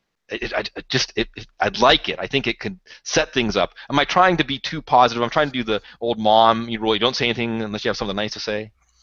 No, I think that's a pretty good one to go. I think that you have to say, looking at Tuck and having the veterans there, I think that's worthwhile. I mean, you can see how maybe that would give him a good start with this team. Again, I understand Kean's point, which is, getting a quarterback at this stage of the game would be nice. But if they're nervous about a guy, maybe the NFL is learning a little bit of its lesson. Let's not reach. In recent years, you look at Jake Locker, Ryan Tannehill, Brandon Weeden, Christian Ponder, and you go, if we graded them around the same time that we graded the rest of these players in this particular draft, it might be just worthwhile to build up build on a strength or build on a perceived strength. So, I mean, it may not be the ideal pick or what people were looking for to some degree, but you're getting a darn good football player. So, I mean, to me, that's the most important. Go back to what we talked about a little bit about the quarterback situation in Jacksonville. It's funny that we talked about the idea that that teams sometimes overrule their they overrule their scouting, because it's very possible this could be a situation. I don't know, but I mean, it could be a situation where we're looking at maybe somehow Bortles was a compromise pick, or maybe it was a different direction than they were going to go when it comes to maybe what they were preparing for. I don't know. I do think that when you look at this overall, it's if it seems like a confusing pick, for people who study like Kean, maybe that there was still some decision making all the way up to a certain point, that was later in the process than what we may realize. It's again, we'll probably never find out, but it is an interesting scenario to consider. I'll say this. There are a few people, relatively close to things in Jacksonville that feel free to tell me things sometimes. A couple of different people said the same thing to me about the first-round pick, coming at it from different angles, and it did not include Blake Bortles. I'll say that. It was not on the radar. It was not something. Now, we got the Atlanta pick in here. Really quick, Kean, is it just Jake Matthews? Is it just a slam dunk here, or after watching him, do you think maybe it's not a slam dunk? No, I think it has to be, because they're desperate for pass protection or pass rushers, and there's not a pass rusher left unless they are for some reason in love with Anthony Barr. Some people are in love with Anthony Barr. I don't understand why, but if they are desperate for an edge rusher, that's the kind of person they'd reach for here. I like Matthews. I think I like him more than Robinson for the first 2 years of their careers. I think Robinson can develop into a better player. I think that's just simply because of his athleticism. But if you need protection right now, and that's what Matt Ryan needs, I think Matthews is the pick. Yeah, and this shows the depth of the draft here, because what this really illustrates, as we see, it is Jake Matthews from the football family, and a lot of people talk about this as a safe pick, but this is one where, honestly, the value that Matthews can provide to Atlanta is on a par with the value that Robinson can provide to St. Louis, because of the team, because of the philosophy, because of the assets of the team, and Jake Matthews can play any position on the line. I think you could even plug him in at center. He's so fundamentally sound. And really, to illustrate, the most important thing with this pick is that fit that you're just mentioning. Just wanted to make sure that that's emphasized, because that's why I like it so much. Yeah, no, it's a boon for Atlanta, because there's an argument that he was the most, even more than Clowney or Mack, the most attractive player to them. The player that could get them back to that cusp they were at a few years ago, because the assets are, it all embodied in the trade they made in 2011 for Julio Jones. Yeah, that's how you're making your run, with Matt Ryan, Roddy White, Julio Jones. Now, no Tony Gonzalez, but, Harry Douglas took a step forward. They may add another receiver later on in the draft to still have Steven Jackson to give them some sort of credible one threat. But what you have in Matthews is it's all about Matt Ryan. Let's be fair. And to really illustrate the gap between this draft and last year's draft, Jake Matthews was in the mix to come out last year. And if Jake Matthews had come out last year, I'm not certain that he wouldn't have been number one last year. I certainly think that if you're evaluating Jake Matthews and comparing it to what you saw in the evaluations of Fisher and Jokel and Lane Johnson at this time last year, so you're going apples and apples. Oh, it's Matthews. Jake Matthews as of 2014 is a more valuable prospect than any of those three were on draft night last year. So with the number 6 pick, Atlanta gets somebody that may have been in the top 2 or 3 on their board, would have been arguably the number 1 pick last year, is exactly what they need. And let's remember, Atlanta, yeah, they had a down year. Everything fell apart around this team, but they're not just going to go away. So this is something where everything lined up, much in the same way after all the Michael Vick stuff went down, that they were able to get Matt Ryan. In some ways, the fortunes are smiling here. And I guess let's go ahead and let's touch on fantasy really quick, as we're going to be going to Tampa Bay next. And we'll see about Lance Zierlein and the talk of Manziel that we first broke on Audible, first place I heard it anywhere at least. But going back to this, Matt, first blush, does this make you more ready to jump in if you're breaking ties between Matt Ryan and somebody, Julio Jones and somebody, Roddy White and somebody? How much does this upgrade the Falcons pass game right now? Because we've got to remember that Fisher and Jokel and Lane Johnson were, it was a bit of a rough ride last year. It solidifies things greatly. I think this is the best player to pick match thus far in the draft. It's obviously we're very early, but I think that this was the best match of talent to team. And I think that with Matthews, you get the versatility that we're looking for in terms of that you could have him play a couple of positions. You might even arguably have him play any position on the offensive line if you really needed him to. And that team sometimes have had to do that. They've had to move people around quite a bit. And Matt Ryan certainly is someone that gets rid of the ball fast, and that offense is built in that direction. But you also need to have the guns downfield who can get down, who can stretch the field fast. And I think that as long as White is healthy, really White and Jones, but White to me is what stirs that drink, mainly because he's the chain mover. He's the guy that catches most of the timing routes. Jones is the big play guy, and certainly has the opportunity to outclass White when it comes to stats, but when it comes to this offense, really being able to throw, backside slants and quick rolls and be able to execute at the sideline in tight man coverage, White's that guy. So really what they need next is a tight end. I think that's probably the position that they really need to look at. I'm not sure if they had anybody that they're going to be enamored with at this stage, but if somebody falls to them that's a decent enough value that can compete with Tololo, then that's probably a good way to go. And if not, again, with Harry Douglas, using him in the slot or using Quiz Rogers maybe in a way that they can, roll him, move him outside a little bit into a slot position and still have Steven Jackson in there maybe for another year if Jackson, can give it a go and play well, then I think that this could work out fine for them. So terrific pick. I think from a fantasy standpoint, Matt Ryan is probably firmly in your 6 to 10 range as a quarterback right now, and then we'll see what happens in terms of health and what goes on in training camp. And we will revisit that tight end question tomorrow night when Atlanta's on the clock again. And let's say also Tom Dimitroff. And I think of the front office guys in the NFL, he's someone we look up to. He's somebody that we'd say, he does it the way it should be done. Does not get antsy, does not trade up. And by the way, Cleveland getting a first-round pick from Buffalo tells me that maybe we shouldn't have scoffed as much as we did at Houston asking for 2 firsts. Only because, I wouldn't have expected in this. I know that if I was Buffalo, if I was advising them, I'd say don't give up your first. Teams are going to see the depth in this draft is enough that if a team really wants to trade, if they got their board stacked, 4 to 9 is not enough to do that. Not that Watkins might not be worth that, but while we're waiting for the Bucs pick, Kean, if the Bucs ring you right now and say who should we take, who should they take? Well, I think Manziel is really appealing to them, but I don't think they should take him because I think they're decided that Josh McCown is going to start for them this year, and if you're going to start Josh McCown, then you need to help him as much as possible, and they need a second receiver. You look at someone like Mike Evans or Odell Beckham. I prefer Beckham, but in this situation, I would probably go with Evans simply because he's got a bigger catch radius, and that's something that McCown really needs. I don't think he's a very accurate quarterback, and a lot of his passes can float at the end where it should be a completion to an open receiver, but it floats and it ends up being a contested situation.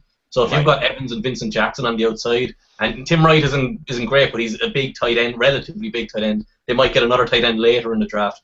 But if you've got those two outside, you can at least be a feasible passing attack with a strong running game because they overrate McCown in my mind. So taking a quarterback makes sense as well. But I'd be surprised if they do, simply because if you take Manziel, I think you want to start him. And McCown, I think when they signed McCown, they decided they're going to start McCown. So I'd probably take Mike Evans at this stage.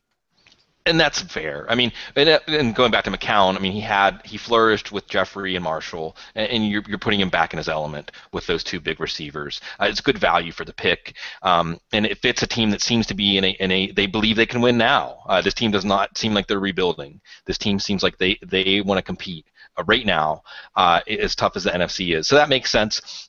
The buzz going into today, or the latest buzz, was Aaron Donald as a player that Lovie Smith wanted as a kind of signature Lovie Smith player. And I mean, I'm not going to argue with Aaron Donald. As we kind of nodded together, Kean, any defense, any team can find a place for Aaron Donald, but the place for Mike Evans might be a little more important to get this team competitive right now. And it's an equal value pick, so we're gonna see what this pick is.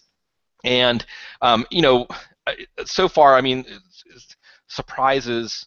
Bortles getting in the top 3 a bit. Otherwise, we've had 5 of the top 6 talents go off the board. Evans would really make it 6 of the top 8. Let's see who the Bucs take here, as Roger Goodell is at the podium. And the first pick of the Lovie Smith, Jason Light era is indeed Mike Evans.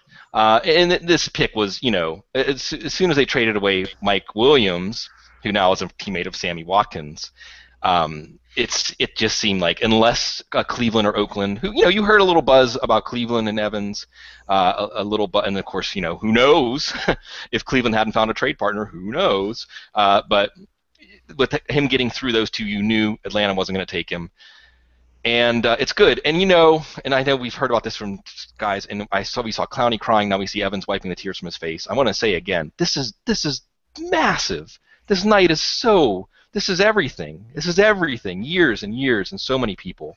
So be overwhelmed. I mean, if you aren't overwhelmed, maybe you are that, RoboCop guy that's going to be on some level like a cyborg, but it's good to me to see the emotion and the humanity. So we see now no Manziel here, as there was some talk about that possibility. We see now that Manziel could be in play for Minnesota. We shall see. And we do see, again, McCown given those receivers again. So I guess, Kian, I'll give you the first, I'll tee this up for you. But, do you think that Tampa can beat this year adding Evans to the offense? No, I don't. That's simply because I don't believe in McCown. And I think they've made some mistakes on the defensive side of the ball. I'll never be in favor of giving away an elite talent like Darrelle Revis just because he's a little bit overpaid. And Doug Pryor, I think it was, had a great comment about it today. If in reference to Aaron Donald, but it fits with Revis. If your scheme doesn't fit Aaron Donald, what he was saying is your scheme's broken, not the player. Right. And I think there's a bad direction there, where you've got two safeties. So I don't think that both safeties fit Lovey's defense either. So you're going to have to. I don't think the offense can just be complementary. I think they're going to have to be very balanced on both sides, and I'm not sure it's going to work. I do like Evans because you can use him on short passes on screens, and he can go down the field and win the ball in the air. I'm not a massive fan of him. He's my third receiver in the draft. I prefer Beckham, but for this fit is good. So I've no real complaints, but I don't think they're going to take the leap above mediocrity. And, some of it is just mediocrity in the NFC. It can be still, a good play. Now, we have a trade. Cleveland has moved up one pick. Cleveland says, yeah, we're next on the clock. We're not going to mess around. We're not going to get cute. We're going to get our guy. Matt, is it three Aggies in a row? Is it three Aggies in a row? Are we going to see it? We could very well see it. I bet they didn't anticipate that he was going to fall this far, and maybe that's why they're making this pick. So, this could be very exciting for Cleveland fans at this point. While we're waiting for that pick, the Mike Evans pick, I think it's a good one, and certainly people go, whoa, it's a Vincent Jackson type of clone type of player who can grow into that. But let's just play devil's advocate a little bit, because like Kian, I like Odell Beckham, and I think that Odell Beckham is a fine football player, and I could see how a team would pick Beckham over Evans in certain circumstances. And from an offensive standpoint, maybe if you have two guys who can be that, that tall red zone guy, maybe that's good, and that offers you, kind of a pick your poison situation. But also, Beckham's very good after the catch. He's good on special teams. There's some things that you can do with him, in the shorter ranges of the field that you cannot do with Mike Evans as well. So to me, it does make me wonder a little bit from a scheme standpoint, especially with Jeff Tedford running that offense, because you would think that Beckham could be a good fit in a West Coast-oriented scheme, and Evans, to me, maybe has the size, maybe can run those slants, but he needs a little time to get going when it comes to getting up to speed there. So it's going to be interesting, and I'm looking forward to seeing what this pick is. And, and it looks like we have number 211 coming up here on our board. So, Yes, number 211. Reliving the night. We'll talk about that much more as Ryan Riddle. He wants to kill me now, but Hey, I'm a 0, and I'm a 0.000.000. No, this adds negative. Right. This adds all kinds of intrigue, because what it immediately makes me think of is Phil Savage, one of his last years with Cleveland, was sitting at 12, and Baltimore was at 13, and they got, I think it was a 6th round pick. They get a 5th round pick. Minnesota does, for moving down one pick from 8 to 9, and you just take this little pittance because you don't care. You maybe have two players the same, or you feel certain the team you're trading with is going to take the player. And Cleveland and Baltimore were both mentioned as big possibilities to get Haloti Ngata, and both would have fit in the schemes for those teams. Baltimore got Ngata, Cleveland got Cameron Wembley and a 6th-round pick. So maybe they're reversing that. Let's see who the pick is for the Cleveland Browns. And this is really this is why we tune in. This is the kind of drama that we say it, and it is Justin Gilbert. Gene, you don't look too happy. I don't. No. Well, I think did they need to move up one spot to get Justin Gilbert? I guess would be the question. I don't know that they would. I would doubt that Mike Zimmer was looking at Justin Gilbert necessarily. I think he probably would have fallen one more pick. But again, if that's the guy that you absolutely don't want to lose, and with Mike Pettin likes to run a lot of complicated coverage schemes, and to have Joe Hayden and Justin Gilbert. Justin Gilbert, maybe for as big as he is, this is the return of the cornerbacks. By the way, we're going to be talking about this all the way through the third round tomorrow night. Almost everybody, with the exception of Jason Verrett, is going to be a big guy. And even Verrett is a solid player, even though he's only 5'9", I believe. So Gilbert, he may not be as physical against the run as you'd like for a guy that size, but he's got the size, he's got the coverage ability, might be a little bit inconsistent with it, but he's going to allow Pettin to do what he wants on that backside. So I think that's probably why they made this pick. But, again, I think the question that immediately comes to mind is why spend the capital to move up one place unless, you're hearing something that makes you suggest that you're not going to get that guy a pick later. That's the confusing thing about this pick. Not necessarily that he goes this high. I know some people had him as a late first round, second round pick. But again, especially with these cornerback classes, I don't know that there's one all-around stud cornerback here in this year's draft. I think most people like Darqueze Dennard. Kyle Fuller is a guy that we're going to hear a lot about as well, but Gilbert was right there with those players. So I don't think it's the fact that he's the first corner off the board or the fact that he went in the top 10. I think it's the interesting part of this pick is that the Browns are going in this direction rather than a quarterback or a wide receiver, and two, that they moved up that just one selection to get him. Yeah, and They like you said, get your guy. Okay, now joining us, and this is great. And again, 2005 6th-round pick, as Matt brought up, of the Oakland Raiders, and a big draft nick. He just put out a terrific database. And Brian, I'm sorry, I don't want to mangle the name of it. You can tell people about that because I know that you spent as much time as any of us studying these guys. But before that, first, welcome and thanks for joining us on this big night, and you, as much as anybody, understands what's going through the mind of some of these guys. But impressions, as we're 8 picks in now, getting you in here, early impressions. A lot of surprises. First of all, is my mic working? Yeah, you're on. Okay, great, fantastic. Oh gosh, I didn't expect Khalil Mack to last this long. I mean, top 3. I would have bet $500, which is a lot of money, right? I would have bet $500 that Khalil Mack would have been gone. Aaron Donald's still available. Maybe not a big surprise, but might be the best player available right now at this point. Blake Bortles jumping Johnny Manziel. I mean, that was kind of what the narrative was in March and February, but then it sort of switched to Manziel as of late, but apparently not to certain teams. But yeah, I mean, really, that's what's amazing about the draft. We have no idea what's going to happen. A lot of surprises, and it's exciting. I'm having a great time watching. It is. No, you feel the adrenaline pumping, and the adrenaline in some ways because we're invested in this, but also because you can feel how momentous this is. I mean, destiny is changing so much, and immediately we try to picture these things, and we know, like, we can pick out individual players and say if he had gone here instead of here, or we can talk about teams and say, Matt, like we did with Randy Moss and Kevin Dyson, and how destiny can change. This is why it feels so momentous. Now, Gene, Minnesota, Mike Zimmer, the pick is in. If it is indeed Aaron Donald, this is one of those things where I was saying in my how I want the first round to go, I like for players to end up in fertile soil, in situations, coaching staffs, teammates, that unlock their potential. Is this one, since Zimmer coached Geno Atkins, and just what you can do with him? Well, I think it's a natural comparison, and it makes a lot of sense. Just, I did a quick little comparison when I wrote about the defensive tackles, thinking that, everybody knows that Geno Atkins is a dominant athlete, and, Aaron Donald has that great first step and arguably a great second and third step as well.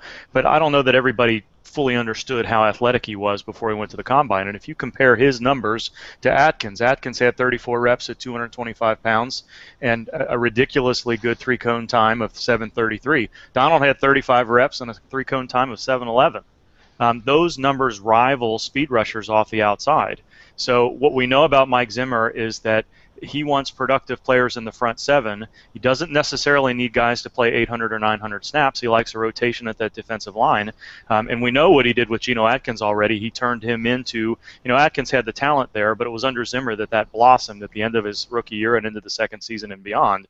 And Donald is very much that type of player. I don't know that means that Zimmer looked at the tape and said, Sharif Floyd is just not going to be this guy for me. Because, again, there's some rotation there that's necessary. We've got Everson Griffin on the outside with Brian Robeson, and there's a few other guys there. I think this is a good fit for that defensive line, and as you said, it's a perfect marriage of a defensive coordinator turned head coach for what he likes. And we've talked time and time again about how important pressure up the middle between the B gaps for all intents and purposes. We hear about A gaps a lot, but pressure up the middle between the tackles, not from outside, how important that is to get immediate pressure on a quarterback in some of these spread offenses. And I don't think there's any question that Aaron Donald can do that. He is the best interior pass rusher in this draft, as much as we may talk about Dominique Easley here before the end of the night. I think Donald is the guy that fits what Zimmer wants to do best here. Yeah, and I don't want to, I would hate to talk about Aaron Donald for 3 or 4 minutes and then have the pick end up being somebody else. We're waiting here for Roger Goodell to go ahead and tell us the surprise here. But Rick Spielman, I'll say this for him, he's got clarity. Drink again. Because he makes so many moves, and he seems to also have clarity about other teams and what they're willing to do. Because we saw him last year bluff into extra picks. That was with Cleveland too, wasn't it? 2 years ago. Bluff them into some extra picks. They were never going to take Trent Richardson, and I don't think they were going to have anyone trade ahead of them for Trent Richardson. And again, he gets a 5th round pick, and we'll see if he gets the guy that he would have wanted all along. And also we can. So you're saying I'm assuming too much? It wasn't Donald? Well, I'm waiting. I didn't look up at the TV before you said that. No. That's. So we're waiting. We're waiting. It just seemed right to me. Well, it did seem right to me too. Anthony Barr. Ugh. All right. Well. So scratch everything I said, huh? No, but that all applies to Donald. I mean, not so much in that pick, but I mean, so no, that's the fork in the road they were at. It's a big fork in the road. So what about we should Barr? Ask Ryan about this. I'm not too excited about this. West Coast, Pac-10. Yeah, Anthony Barr. What we got here is a guy who's a better athlete than he is a football player, but you have to give him a little leeway as only playing the defensive end position and playing defense at all for 2 years. And in 2 years, he racked up quite a lot of sacks, a lot of production, a lot of upside. You watch tape of him, and it leaves a lot of questions. You wonder about his motor, his effort, his functional strength are all question marks. But he's one of those guys, you put him in shorts, he'll tear it up. He was in whatever speed metric I did, he had the fastest time of all 3 directions, short shuttle, 3-cone, and the 40 per weight of any prospect in this draft. So an enormous talent. But at the same time, already, by the way, yeah. Detroit is ready to roll. So go ahead. Ryan, I didn't mean to cut you off. Barr is also that guy who has that potential to be the next bust, the Curry. Right. Yeah. So I think there's 2 questions, Ryan. 2 questions for me is a lot of these guys in this particular draft class don't really fit the old definition of tweener. Right, so I think that Mack and Clowney fit in both schemes, but I'm like you said, I'm worried that I don't know that Barr can stand up with his hand down. Does he have enough functional strength to do that and play the run in a defensive end position?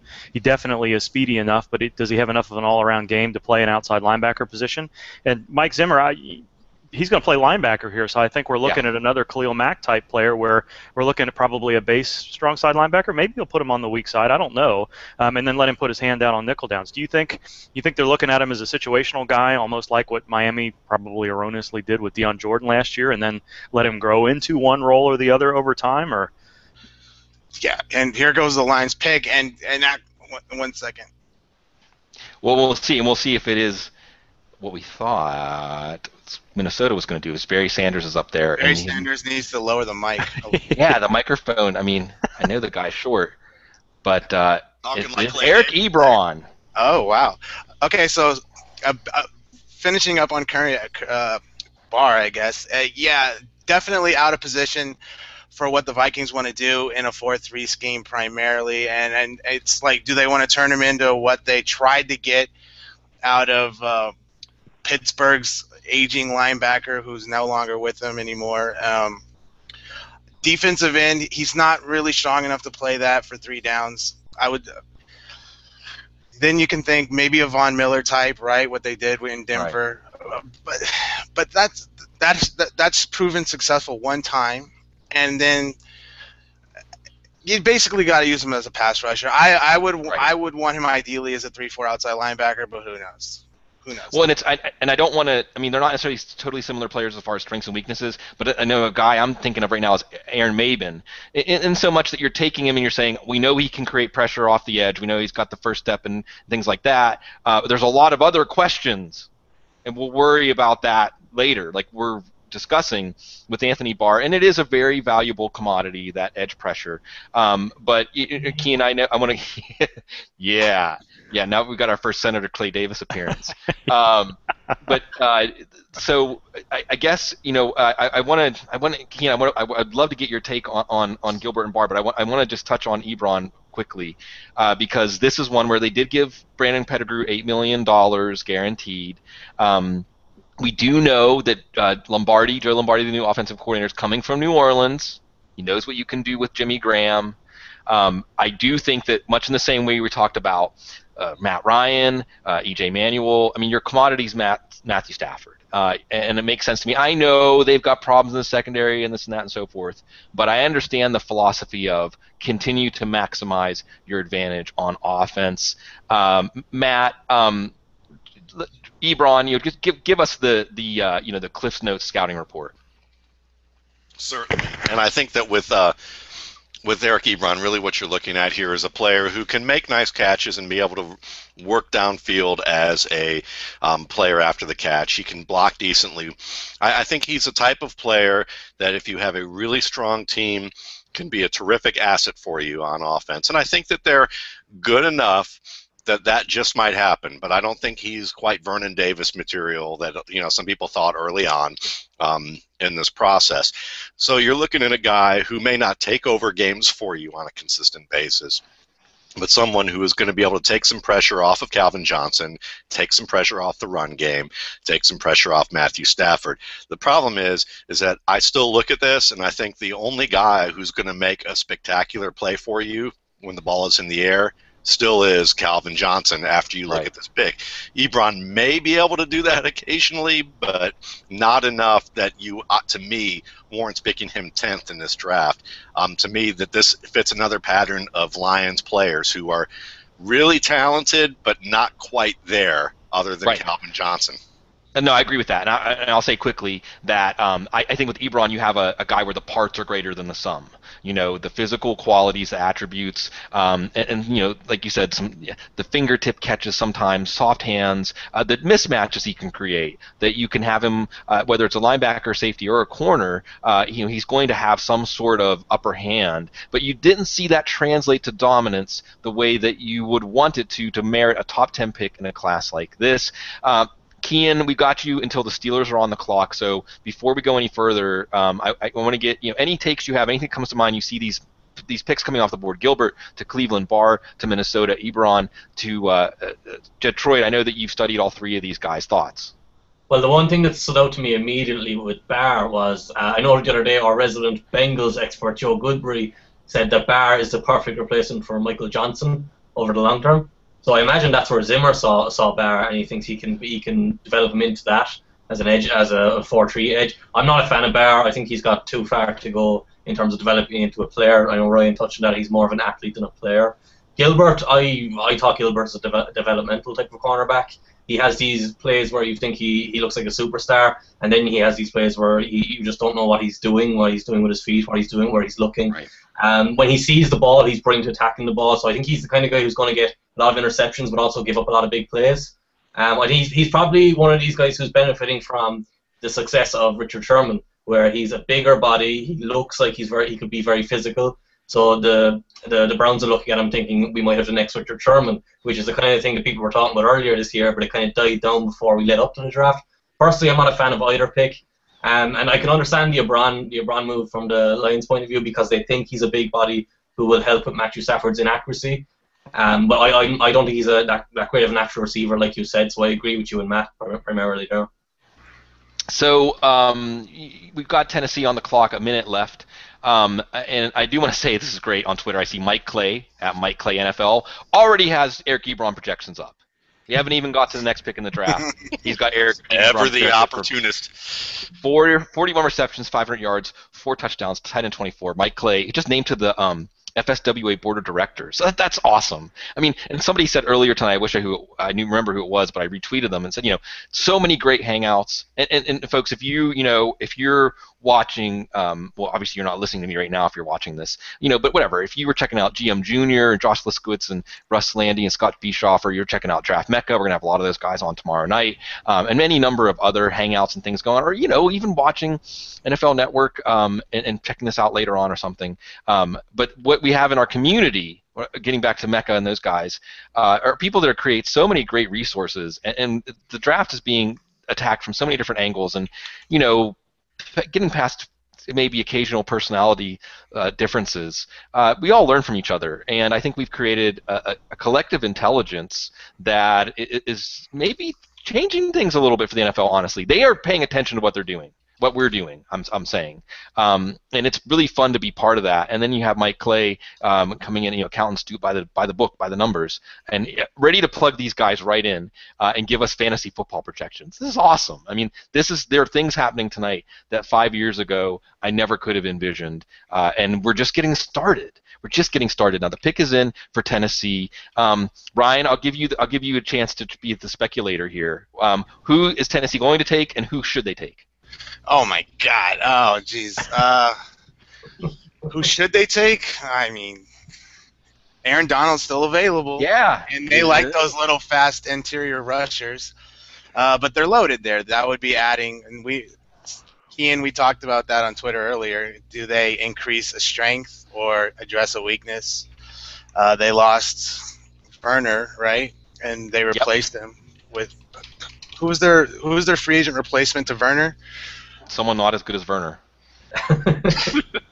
And I don't know that they brought in anybody at corner. Bleedy Wilson or Cody Sensabaugh? They should take Johnny Manziel, to be honest with you. Sure. Well, they're ready to move on from Jake Locker. We got Goodell striding, but cornerback. You bring up cornerback. That's a good one. Let's see what happens here. Johnny Manziel's a difference maker. Yes, we all agree there. The pick's in. And by the way, I know you guys are the Bridgewater crew, but Manziel is Taylor Lewan. Yep. And we get the third tackle off the board, and I think that 12. It really felt like 12. Great athlete.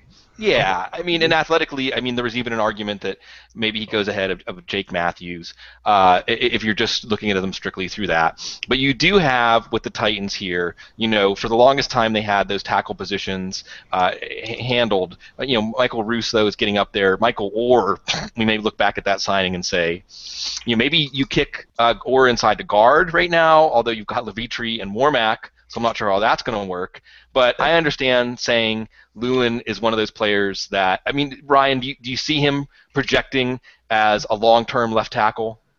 Yeah, that's not hard to do. It's very rare that these guys fizzle out after 3-4 years. He should be in it for the long haul. The question is how much of an impact is he going to make? Opportunity cost has got to be considered here. You basically picked him over potential franchise quarterbacks. Is it going to be worth it in the long run? 5 years from now, you're going to look back and go, dang, look at who we passed up on. I have a feeling that we're going to be able to name at least 5 names here that the Titans wish they would have had instead of this pick. But with that said, he's significantly better than the guy from Oklahoma last year who was the freak athlete left tackle.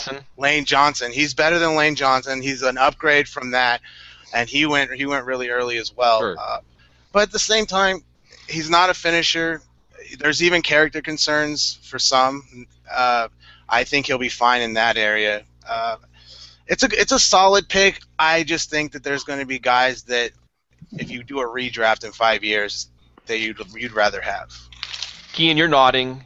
Unpack that for me. I mean, you seem like you agree with Ryan's take here. I agree with everything Ryan says, always. Always. No, I'm nodding along because I agree with that, because it's a safe pick. It's a pick that improves your team, but as Ryan says, it's not a dynamic situation.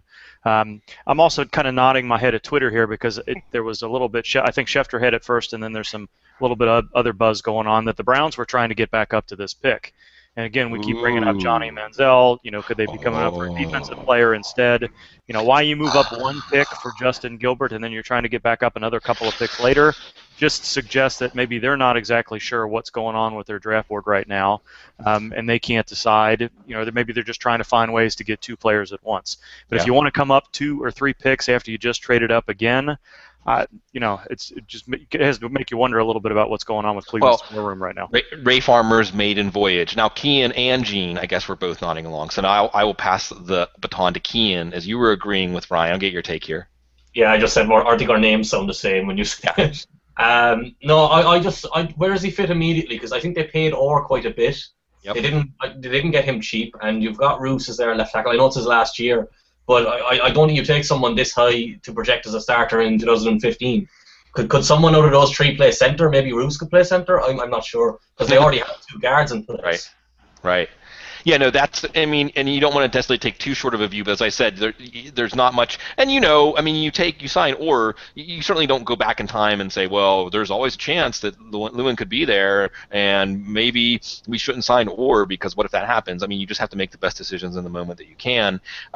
It's a solid, safe pick. As Ryan was saying, it wasn't necessarily a swing for the fences pick, and even if you're looking strictly at needs, because as we talked about, we're kind of shrugging our shoulders, we're saying who's going to start opposite Jason McCourty. Also, in general, you have with Ray Horton's new defense, you think, well, let's get again, like the idea of the housewarming gift, the first round pick to take a signature, maybe someone like Ryan Shazier, someone like that you think of as like a Darrell Washington type, whatever. Let Ray Horton say, well, if you can buy the groceries for the first round because we need to start to move towards your scheme, and we have a bunch of players who aren't necessarily experienced in it. You have some guys who might be out of position, like Derek Morgan, and maybe Zach Brown.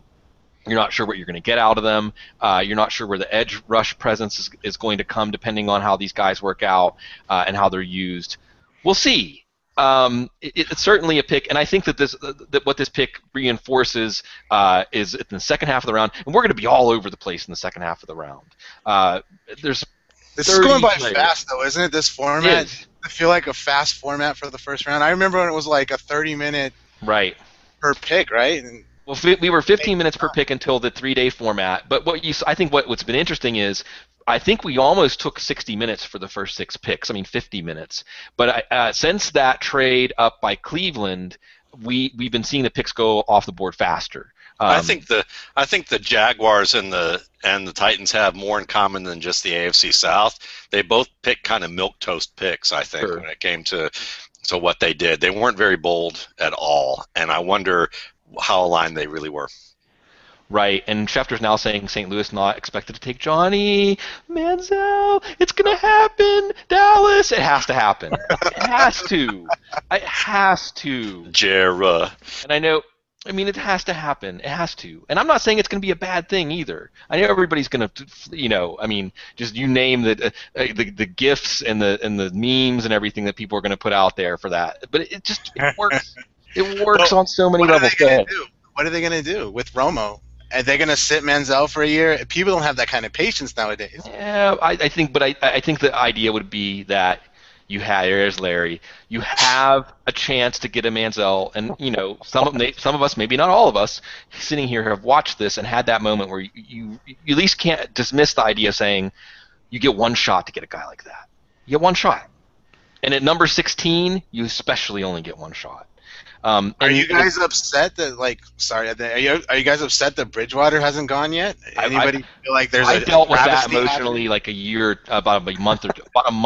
You probably look at my You're prepared. You're prepared. No surprises then. You can probably see the point and Matt and I talk enough that we've talked this out where there was a point where you just accepted it.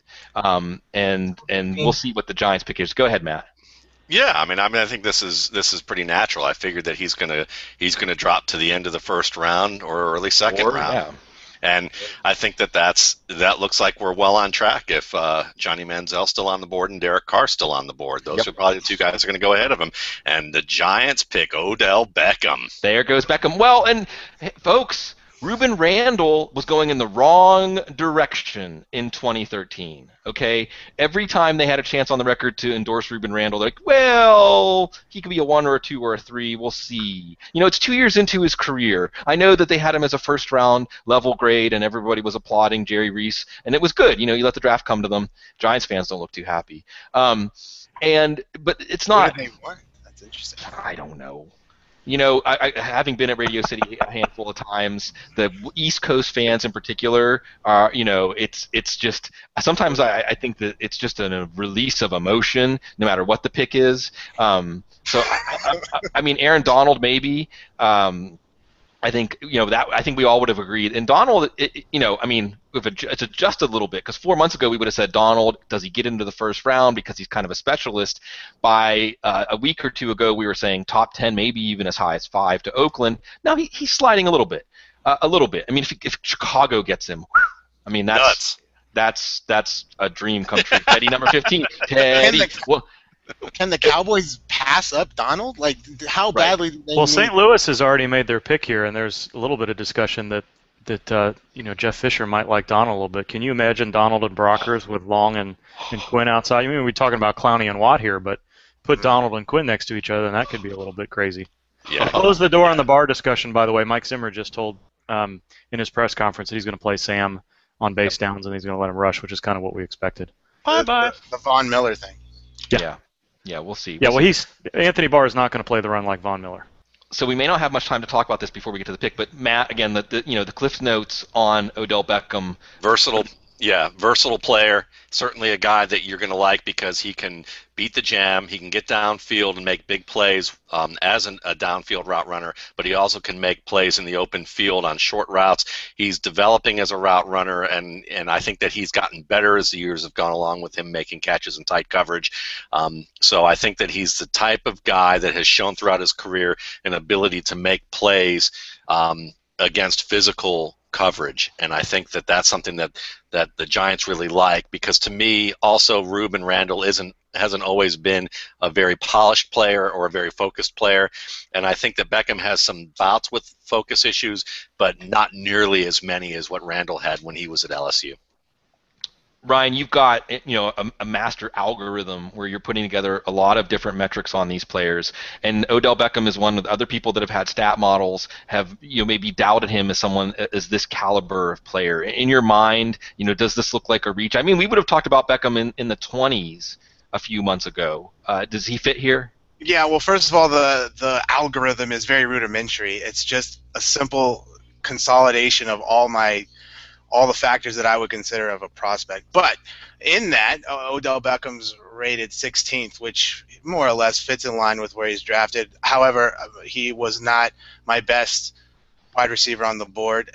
I'm an Allen Robinson fan, big time. I believe that he's a guy who's going to be a true number one, whereas with an Odell Beckham, we're going to have more of a Percy Harvin sort of explosive plays, big splash plays, a good complementary number two that's going to, have games where he gets one catch, two catches for 30 yards, and then he's going to have games where he just lights it up. And it'll be all over the board, very unpredictable for fantasy football fans who own him, I'm guessing. But an Allen Robinson is a guy who's going to bring like a consistent number one mentality to the game, and he's a vastly underrated athlete. But I have no problems with the pick. I think he fits well with what the Giants like in their receivers as well. And we also have a new offensive coordinator there. Kevin Gilbride's gone. Ben McAdoo from the Packers. And if you're thinking West Coast offense, that's I think that he fits. Beckham fits, and it doesn't. I wouldn't look at Victor Cruz any differently. It'd be interesting to see, where they would have went if Ebron was still on the board, as they needed a tight end. And we're waiting on the St. Louis pick. Kean, when you watched Beckham, again, same sort of question as I posed to Ryan. Is he this caliber of player? I think he's outstanding. I think the only people will argue over his height and how he needs to be taller, but he adjusts to the football and he attacks the football over cornerbacks. He has no issue with catching the ball through contact. The one thing this pick to me says mostly is that the Giants did great work in free agency, because they didn't make any big moves, but they addressed all their needs and they allowed themselves to go out and take the best player at this spot. So you're adding to, you've rejuvenated the offensive line. You can probably improve the running game over last year. Well, last year it wasn't very good anyway, so you have to improve it really. So I think Eli Manning is delighted with this pick because it's going to help him with any inaccurate throws he can adjust to, much like we said with Mike Evans earlier. And him and Victor Cruz are kind of similar, but I was talking about this recently where wide receivers can be similar in my mind if they are well-rounded. And I think both players are very well-rounded, so I don't have any qualms with his fit in the offense. No, I think it's fine. Go ahead.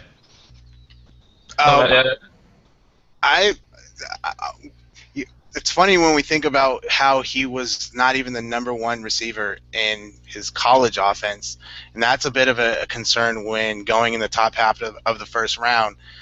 And Jarvis Landry, we don't know where he's going to go, but he sort of was the number one receiver in that offense. And you have to ask yourself why. I mean, Matt brought it up. I think Matt was hinting at route running, which you believe that he's improving in.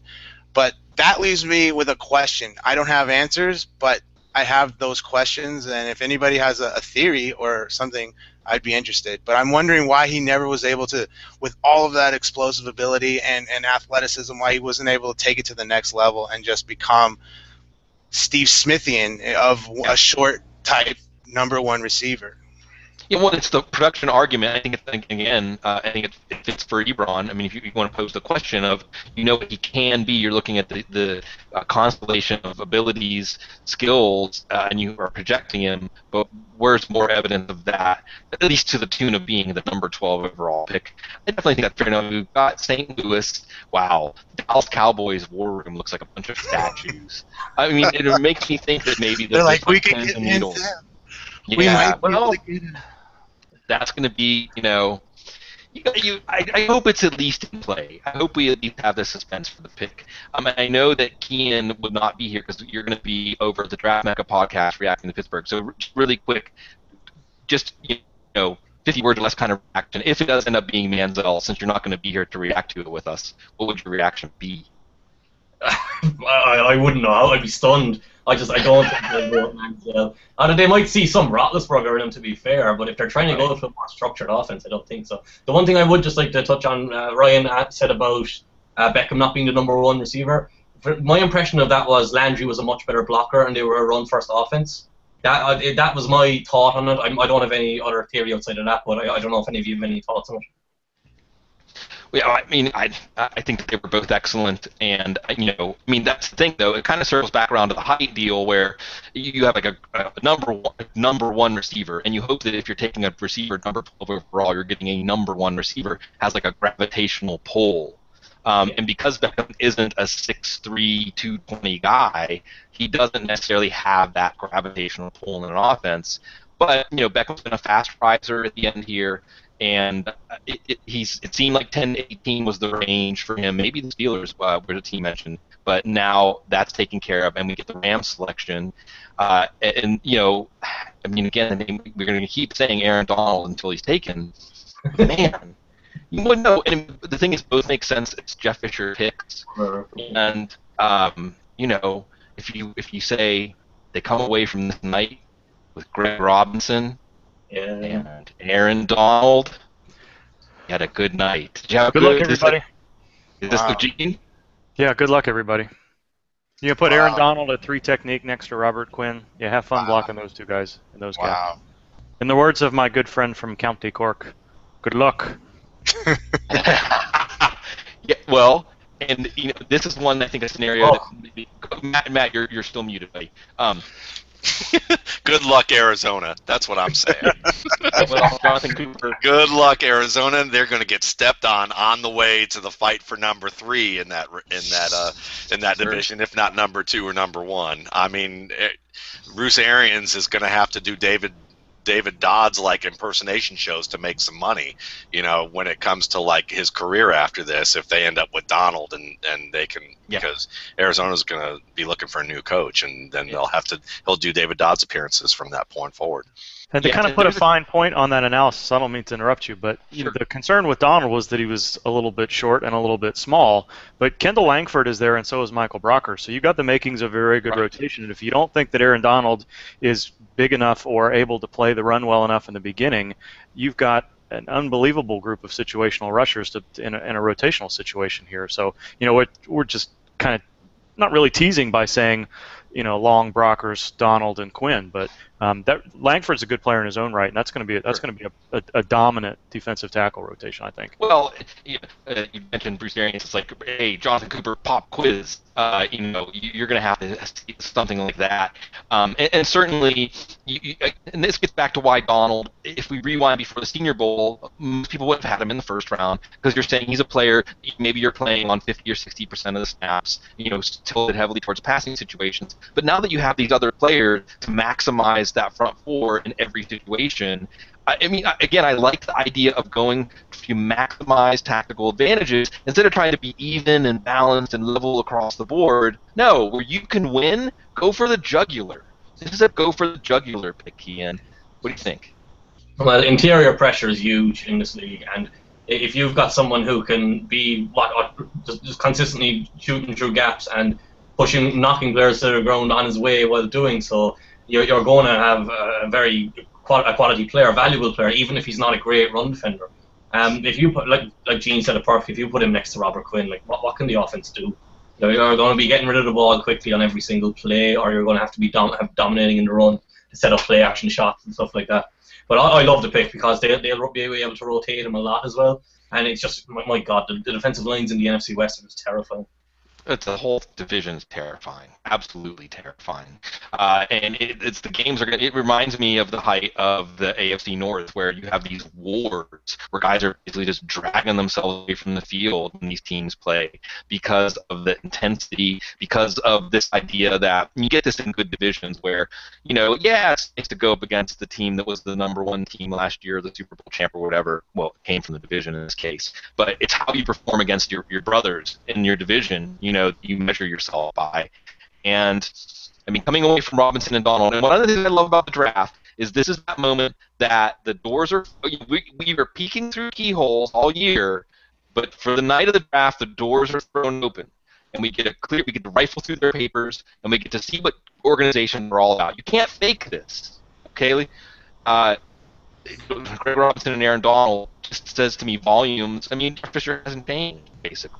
And he's put together a team for this that, you're not necessarily looking. And it's funny because one thing we haven't said yet, guys, is opportunity cost, right? We're not talking about Johnny Manziel and what if, or Teddy Bridgewater and what if, and Sam Bradford and things like that, because you know exactly what you're getting. The Bears pick is in, and the Bears have to be going, oh, we got two, what is that, Curly and Larry. And Matt, you want to explain? Our Three Stooges love here? I think this is what the Arizona Cardinals are thinking about right now. Well, at least they got Jared Veldheer, and they're going to get Cooper back, and they have a pick coming up at number 20, Derek Carr. I don't know. We'll see. That definitely be what Derek Carr is thinking at that point. Derek Carr would be a perfect fit for that. We could shave his head a little bit more, and we could get we get Fitzgerald to kind of shave it in the middle there, so he could have a poof on either side, and we just need to find Mo, and then we're like all set with what Arizona's gonna end up feeling like after facing the Rams if this front turns out the way it looks. Yeah, we just should crazy. Carson Palmer's Mo. While we're waiting for Chicago's pick, Kean, anyone jump out at you, say, Kyle Fuller or HaHa Clinton-Dix or anything you say, hey, if I'm the Bears right now, if they're saying, what do we do, what should they do? Well, is it Gene or Kean? Kean. Sorry. Well, Clinton-Dix isn't my top safety. I preferred Pryor. I know you're not a fan of him, Sigmund, but I prefer him because of his range. But I think if they're going to play a cover 2 or Tampa 2, whatever it is, I think Clinton-Dix would be a great pick for them, and it seems to be coming up here now. So, I think they could go with Fuller, but I think Dix will probably help them more early on. I think a reach would be Rashad Hageman, even though because Donald is gone, I don't like that pick, but it's possible. I think it could be. Yeah, and we're seeing now that the pick is Kyle Fuller. And he was when it came down to my number 1 corner, and I just love his versatility. I love the aggressive way he plays. I love that whatever role they ask him to play, he excelled. Kean, parting shot is you're going to be over at the Mecca podcast to react to the Steelers. It's going to be there's your pick, Hageman, by the way. So any parting shots? Thanks so much for joining us from across the pond. You can find Kean's work at Football Guys, at Pre-Snap Reads, at a lot of other different places. And I know, Kean, this was your first draft to really jump in head first into the deep end with the rest of us. So your parting shot is that you go off into the good night. Well, I think that's a great pick anyway to finish on, so I'll go out with Kyle Fuller. Excellent. Well, it was great to get to have Kean join us. We got Ryan here, was still with us with the speaking of 3 C's. Teddy 15, yes, Teddy. Well, hey, Kevin Colbert, we want to trade, right? Because Kevin Colbert said, well, I've got 19 guys who I have graded as worthy of the 15 pick, but if we trade down, then every position is in play, including quarterback. But it's going to be Rashad Hageman. No, but let's go. Dr. Gene, I don't even have to disambiguate this now. Gene, Kyle Fuller, thumbs up, thumbs down. I think that's a good fit for, no scheme is exclusively cover 2 anymore, but Chicago still uses a fair amount of cover 2. Charles Tillman doesn't want to move to safety, still there. Tim Jennings is a decent player, but I think Kyle Fuller, I'm not sure that Darqueze Dennard is the same type of zone coverage player that Fuller will be. I think it's probably the best fit on the board. I imagine that most folks thought Dennard would probably be the first quarterback to come off the board, but I don't have a problem with this fit with Fuller there. I think it's a good fit. Yeah, you can't. It's the kind of pick. I mean, you can't knock it. I mean, he's a high floor player. Maybe not necessarily. The Steelers ran right up to the podium to take somebody. So we'll see. I mean, Hageman it just feels like the Steelers pick. They missed on Hood. They probably missed on Hayward. They picked up his option, which shows you just how cheap those options are, that they would pick up Hayward's option because he hasn't done that much to justify. I think Hayward was pretty good in the second half of the season. Yeah, he came on. No, he came on. But I'm just saying, if the fifth-year option was set at a number that really made it a harder choice, I mean, Hayward, whatever. This is a team that is giving Jason Worlds 9.7. Matt, talk, because I'm not going to. Wait. Go ahead, Ryan. Somebody other than me. What do you guys think of what's Pittsburgh going to pick? Predictions. I think it's Hageman, Matt. I think it's Dennard. I like Dennard in this scenario, so I think that's who they should take, and I like the physical coverage there, and what they could do a little bit more on the back end. So we will see. I like this one. Shazier. Woo! Well, this has been a guy. I mean, I will say this. Does he fit? Next to Lawrence Timmons, it's a couple of blurs. I mean, and they tried Sean Spence a few years back. He had a catastrophic knee injury. He was similar to Shazier in that sense that you almost looked at him as somebody with safety kind of movement skills. Now Shazier has plenty of plays where you'll say, what are you doing? But he also has plenty of plays where you say, only he could do that. And I do think that you have to take it in the context of next to Lawrence Timmons. But, Gene, you're a defensive side of the ball guy, so go with it. I am. We got Ryan here, too. So he played in the NFL. Details. He's a respected man, and we need to hear what he has to say. Exactly. He's Dr. Gene. Sorry. Guys are crazy. What Ryan said was the first thing that came to my mind is, does he fit?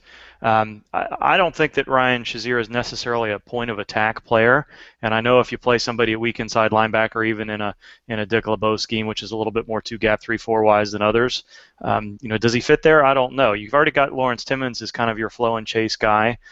Timmons has got a little bit better at taking on blocks, but and C.J. Mosley wasn't going to be a better fit here necessarily. Shane Scove might have been a little bit better fit than Shazier, but you have to like Shazier's ability to come downhill and play physically. And as you said, when you said, Sig, that you're not sure that he knows what he's doing all the time, I wrote in my notes something I've never written before, which is I've never seen an athletic linebacker take the goofy angles that Shazier seemed to take. It just didn't make any sense why he decided to go where he did. And it wasn't like he took an angle that just got him to the ball too quickly. And it wasn't an Ernie Sims type player where he's just kind of kamikazeing in from out of nowhere. There were really good plays, and then there were so-so plays. So you just wonder if he's going to play to that talent all the time. But to answer the question, is he a fit? I think that Dick LeBeau, if anybody can coach him up to handle that kind of between the tackles role and then let him flow and chase a little bit as well, I think Dick LeBeau can do that. But I think maybe in the second, third round there might have been better play. I like Shane Scove as a strong inside linebacker pick for the Steelers more than I like this play. I may be way off on Shazier and underrating him in that role, but I certainly thought he was much more of a flow and chase, hit and run type guy more than a traditional, even a one gap 3-4 inside guy. Yeah, and Aaron Rodgers says it should be an interesting 10 minutes as the Cowboys are on the clock. At least it can happen. We'll see. Ryan, thoughts on Ryan Shazier and specifically how he fits with Pittsburgh? Yeah, I'm not sure he does fit, and Gene articulated that perfectly. They already have their flow and chase guy. And Shazier, for all the speed that he has and for all the athletic ability, it doesn't always show up on tape. As a matter of fact, he has the lowest tape grade of any one of my top 20 prospects, but his other things, like production, I was really surprised to see how productive he was in Ohio State. So that's a little bit deceiving that he was so productive, but I didn't really see it. Not sure what that means, but it concerned me. But tape-wise is always what you have to be. It has to be your primary avenue of judging a player. And based on that, I saw borderline first round, maybe second round type talent on tape. Everything else, his measurables, his athletic ability, and his production, and his numbers, and his character, and injury history, all of that says get this guy at this point where they just drafted him. But the tape leaves me with questions. The fit in Pittsburgh's defense leaves me with questions, and I just think right now they saw this guy available. They know that they have to get faster on defense any way possible, and they're thinking we need to get faster. This guy, we can find a way to use him. He could be an asset to us, and we're going to plug him in somewhere and get faster, get younger on defense. We don't know where he fits yet, or maybe we do, but it's not who we normally would draft for what they do. Yeah, not necessarily a name that was at the top of the list, and not necessarily when you look at needs. Although it is a need position. The Cowboys took almost the whole clock, and they've been showing Manziel disappointed like a minute ago, so I'm not sure what's going on there. Maybe they go with a safe pick, a pick like a Zach Martin, maybe. Kick Doug Free back inside. Certainly the defense is in a transition phase still, and they could use a lot of help on the defensive line. I'm not totally sure where the value would be there with this pick. At least we had a moment to let it dance in our heads, if indeed it's not Manziel. And we have to start. He doesn't look like a guy who just got drafted. No, he doesn't. It's not Manziel, and then we have to start to ask. We're going to have something to talk about the Cowboys pick.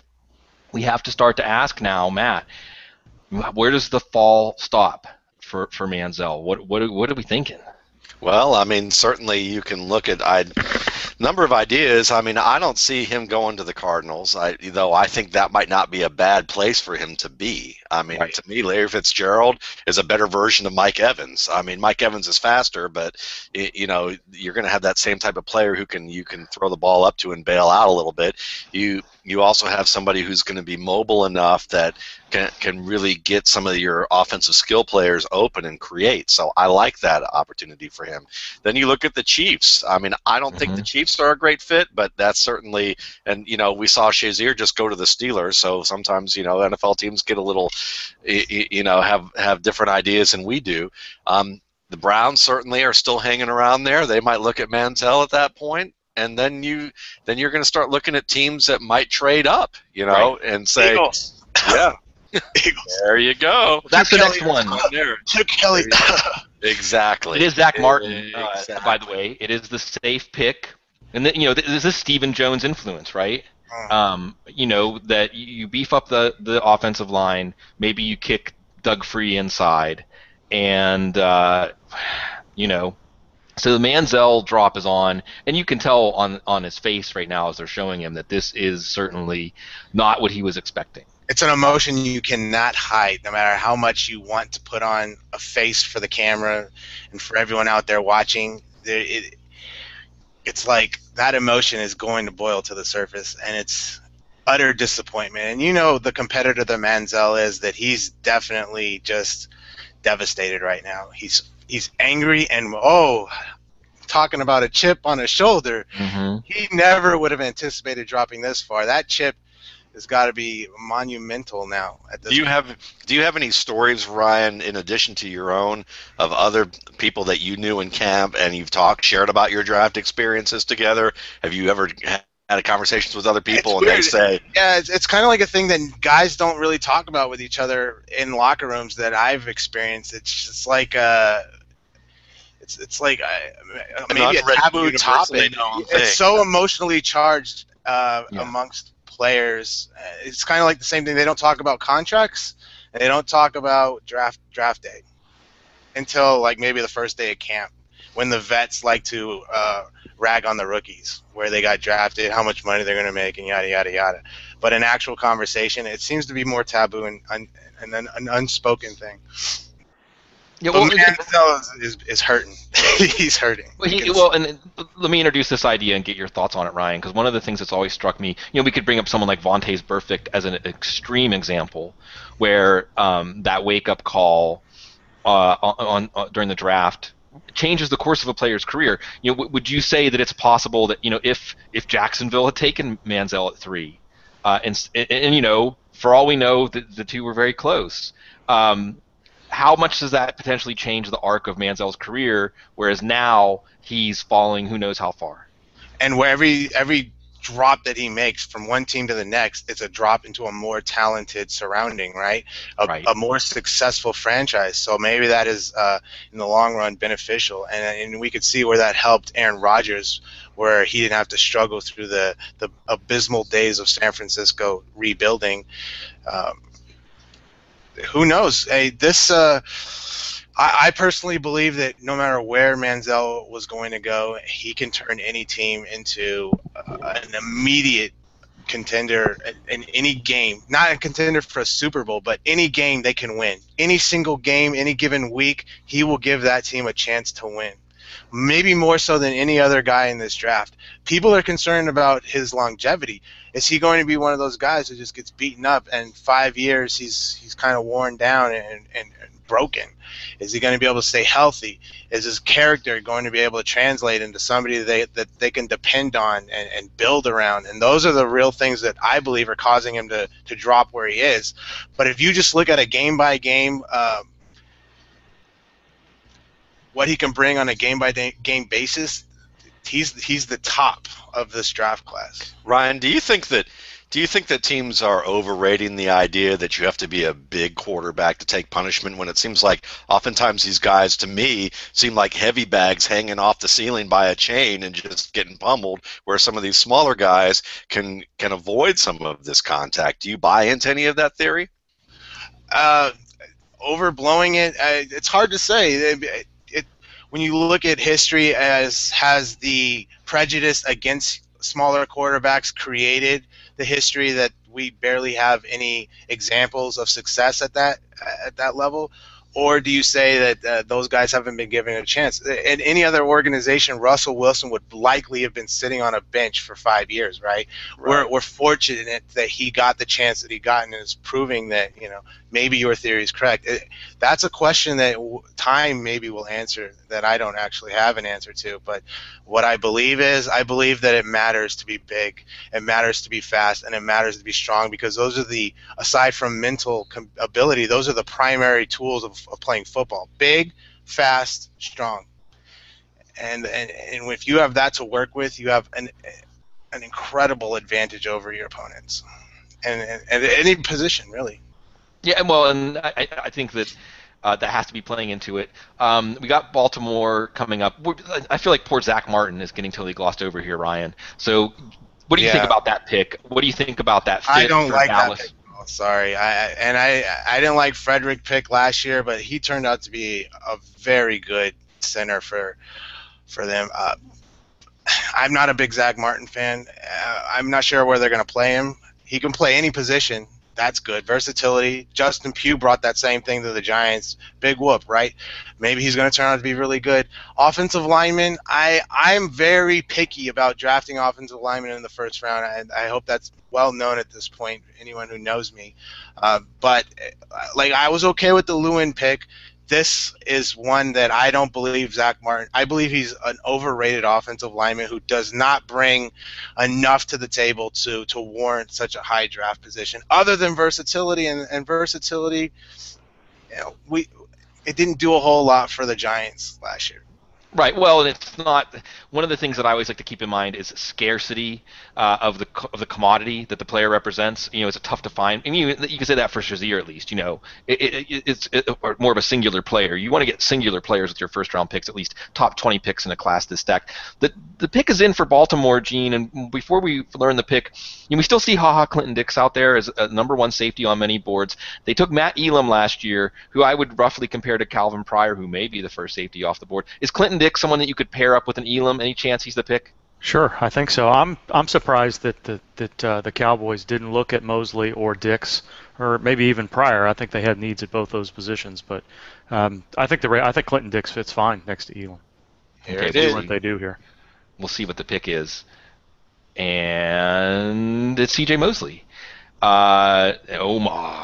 What does that say about Arthur Brown? Last year's pick. I see. Matt, I see. I'm going to get this because I see Matt put Omar up. Is it? What is this? D Ford. What was the D Ford thing about? Omar coming. Omar coming. Yeah, kind of about that. That's true. But more just a tribute to Baltimore, really, more than anything. But nice. Just look at cool. I mean, certainly Mosley. I mean, Mosley. Some people I know that have graded Mosley in the NFL have talked about that they've had him high enough that it was within range from a non-health standpoint. If you take out the health standpoint, which is a very important part, that he was within range of some of the better better inside linebackers that people have seen over the years when you just look at his tape.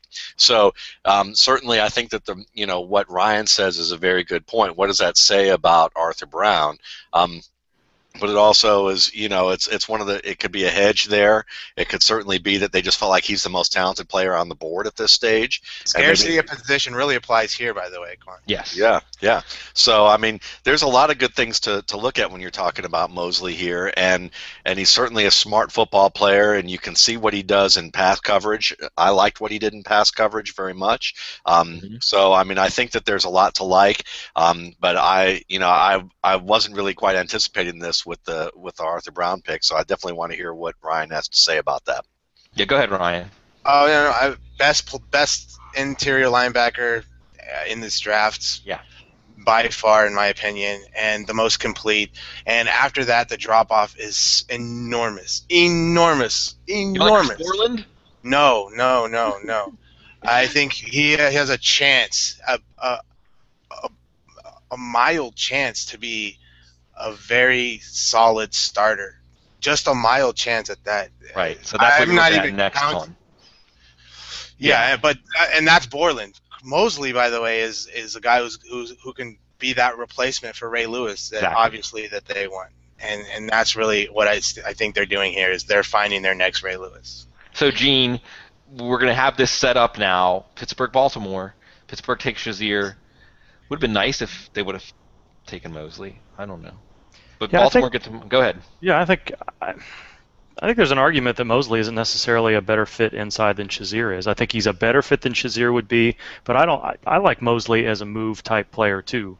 What I wanted to see a little bit more out of Mosley, and you saw it sometimes, was a little bit more decisiveness and physicality in coming downhill, because when you saw it, it was there. There was a little bit too much pitter patter for me. I really wanted to see him come downhill and hit some people where he seemed like he wanted to read and react as his default position. Now that's not necessarily a bad thing. It's just something that I noticed. I don't know that this is surprising to me. I don't know that I thought Arthur Brown was a great fit for what the Ravens wanted him to do, but I thought he just got stuck last year. You know, he lost time in OTAs and in training camp with sports hernia, and then he had that ankle injury early in the season. He really never got a chance to get any developmental time, either when he was taking practice reps or as the season went along. And, you know, you signed Daryl Smith to 4 years. He looked like he was fully over his groin injury last year. I don't have any concern, I don't think, with him being there another couple of years. And I agree with both Matt and Ryan that I don't have any concerns with C.J. Mosley in coverage. So I don't know that you see, you know, Daryl Smith was fine in coverage. I don't know where Brown fits in here. I'm getting some notes on seeing some guys ask me on Twitter whether or not he can be moved to Sam. And this is kind of a 3-4 team. You know, Arthur Brown, his fit there is as a weak inside linebacker, and I think that's where Mosley fits. You know, Smith is inside strong, and Mosley is going to be inside weak. And you know, you don't draft Mosley at this point. He's clearly your best player on the board, knowing that you took Arthur Brown to kind of play this position last year as a rotational guy. So you know, barring something similar to what happened to Brown last year, it's going to be hard not to see Mosley kind of step in as pretty early as an every down type player. I don't know what that means for Brown. Brown's got some special team skill. He may be a guy that we see play a little bit in sub packages, but you know, for you IDP fantasy guys out there watching along, this is not good at all for Arthur Brown's snap count. And Daryl Smith, how old is he, by the way? He's 30. Let's see. 32. So yeah, he's yeah, gotta be 32, he's 33. on his way. He's got a couple more years of being a very productive guy, but I could easily see Mosley sliding in and taking over that position when Smith's no longer someone that they're looking at as a starter. Sure. Yeah, well, I agree. And that might open up things for Arthur Brown. And you also, you know, a couple of other things that come to mind. One is maybe give Ozzie Newsome a call and take his temperature about Arthur Brown. You know, if you're a team that had Arthur Brown very high on your board last year and missed out on him, just to see. But also this Mosley pick and all this talk about Arthur Brown as we've got the Jets counting down to under 3 minutes. Chase Stewart, you're with us in spirit, buddy. Marquise Carr.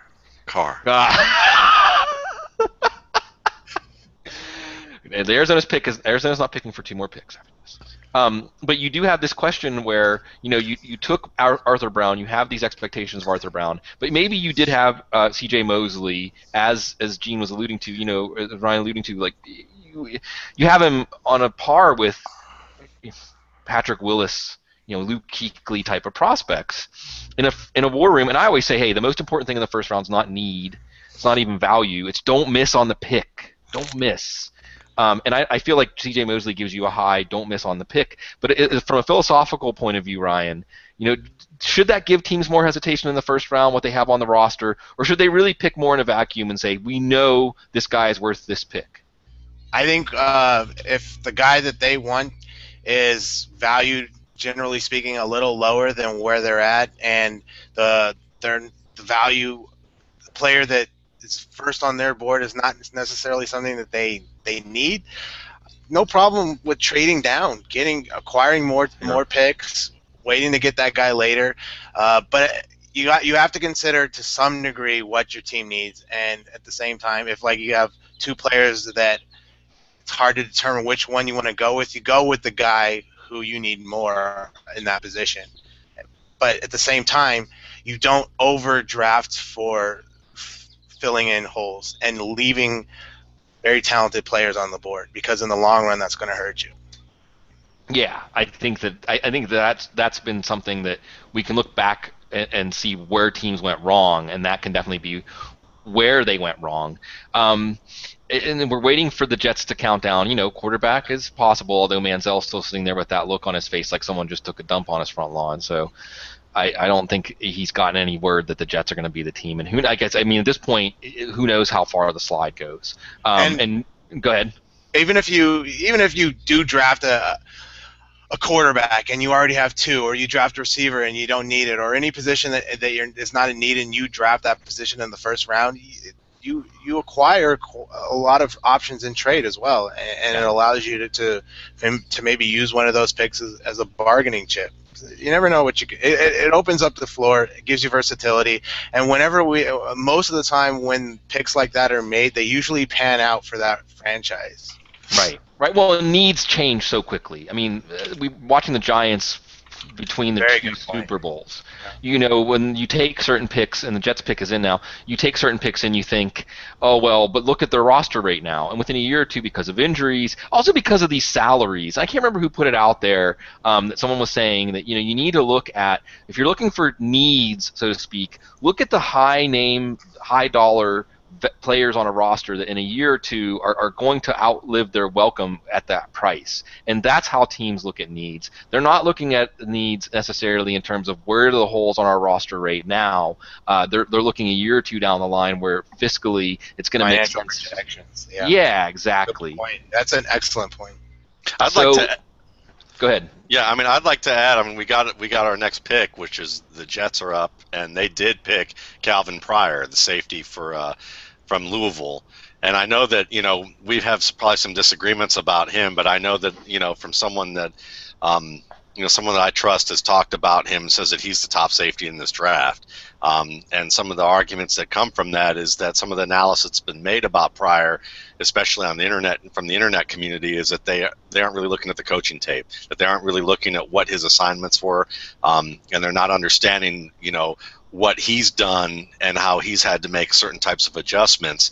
And when you look at what he does well, that's on the in terms of being able to stop the run, his tackling, his skill, being able to be kind of an enforcer, those are some nice things. Those are some nice qualities. But on top of it, there is argument that he can, be able to cover the field the way that you're looking for. And in a Rex Ryan defense, I mean, I think that that's something that could be a very good fit for them. I mean, you're getting a physical football player, so I think that's very good. Well, that's the Rex Ryan fit, and then I'll pass it over to you, Ryan, after I do that. The Rex Ryan fit is key here. I wrote up Pryor.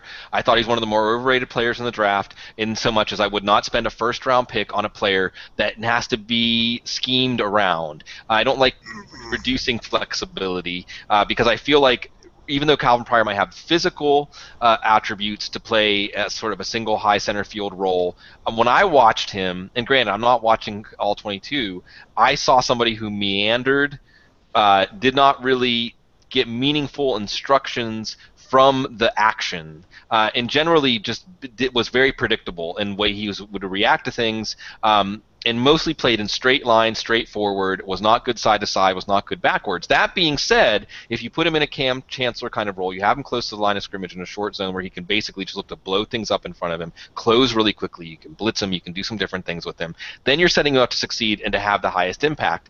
And the other thing I pointed out in the article is, it helps to have an Earl Thomas or someone like that, but also what works, again going back to Carolina or San Francisco, is the front seven. And in their case, with the Jets, the front three, and that opens things up for Pryor. Ryan, what did you think of Pryor? He was definitely a polarizing player. And I could see a little bit of the elements that you were saying. I couldn't confirm them, but I was definitely watching. I was watching some of your analysis as I was studying his tape, which I generally try not to do, but I caught your analysis before I got to Pryor, and that was definitely on my mind. But I could see how it was hard to really make a conclusion with some of those things without the All-22 tape. What you do get with him indefinitely is a guy who's coming full speed all the time and is bringing a heavy hat, and that might be something that he does better than any single player in this draft. And If you can say that about a player, that this guy does something better than any single player in that draft, that's value in itself. Athletically, he's average. Production-wise, he's below average for a safety position. That's concerning. So I think he's a little overdrafted here, but I can with that said, I can see him being a very impactful player in the Rex Ryan defense. Exactly. I could see him being a tone setter. And if you look at football as like boxing with 11 on 11 boxing, he's that uppercut. He's going to bring the uppercut to that defense, and that is something that it doesn't have a stat, but it has a lot of value. And Deshaun Goldson used to do that for the 49ers. Dante Whitner does that for the 49ers.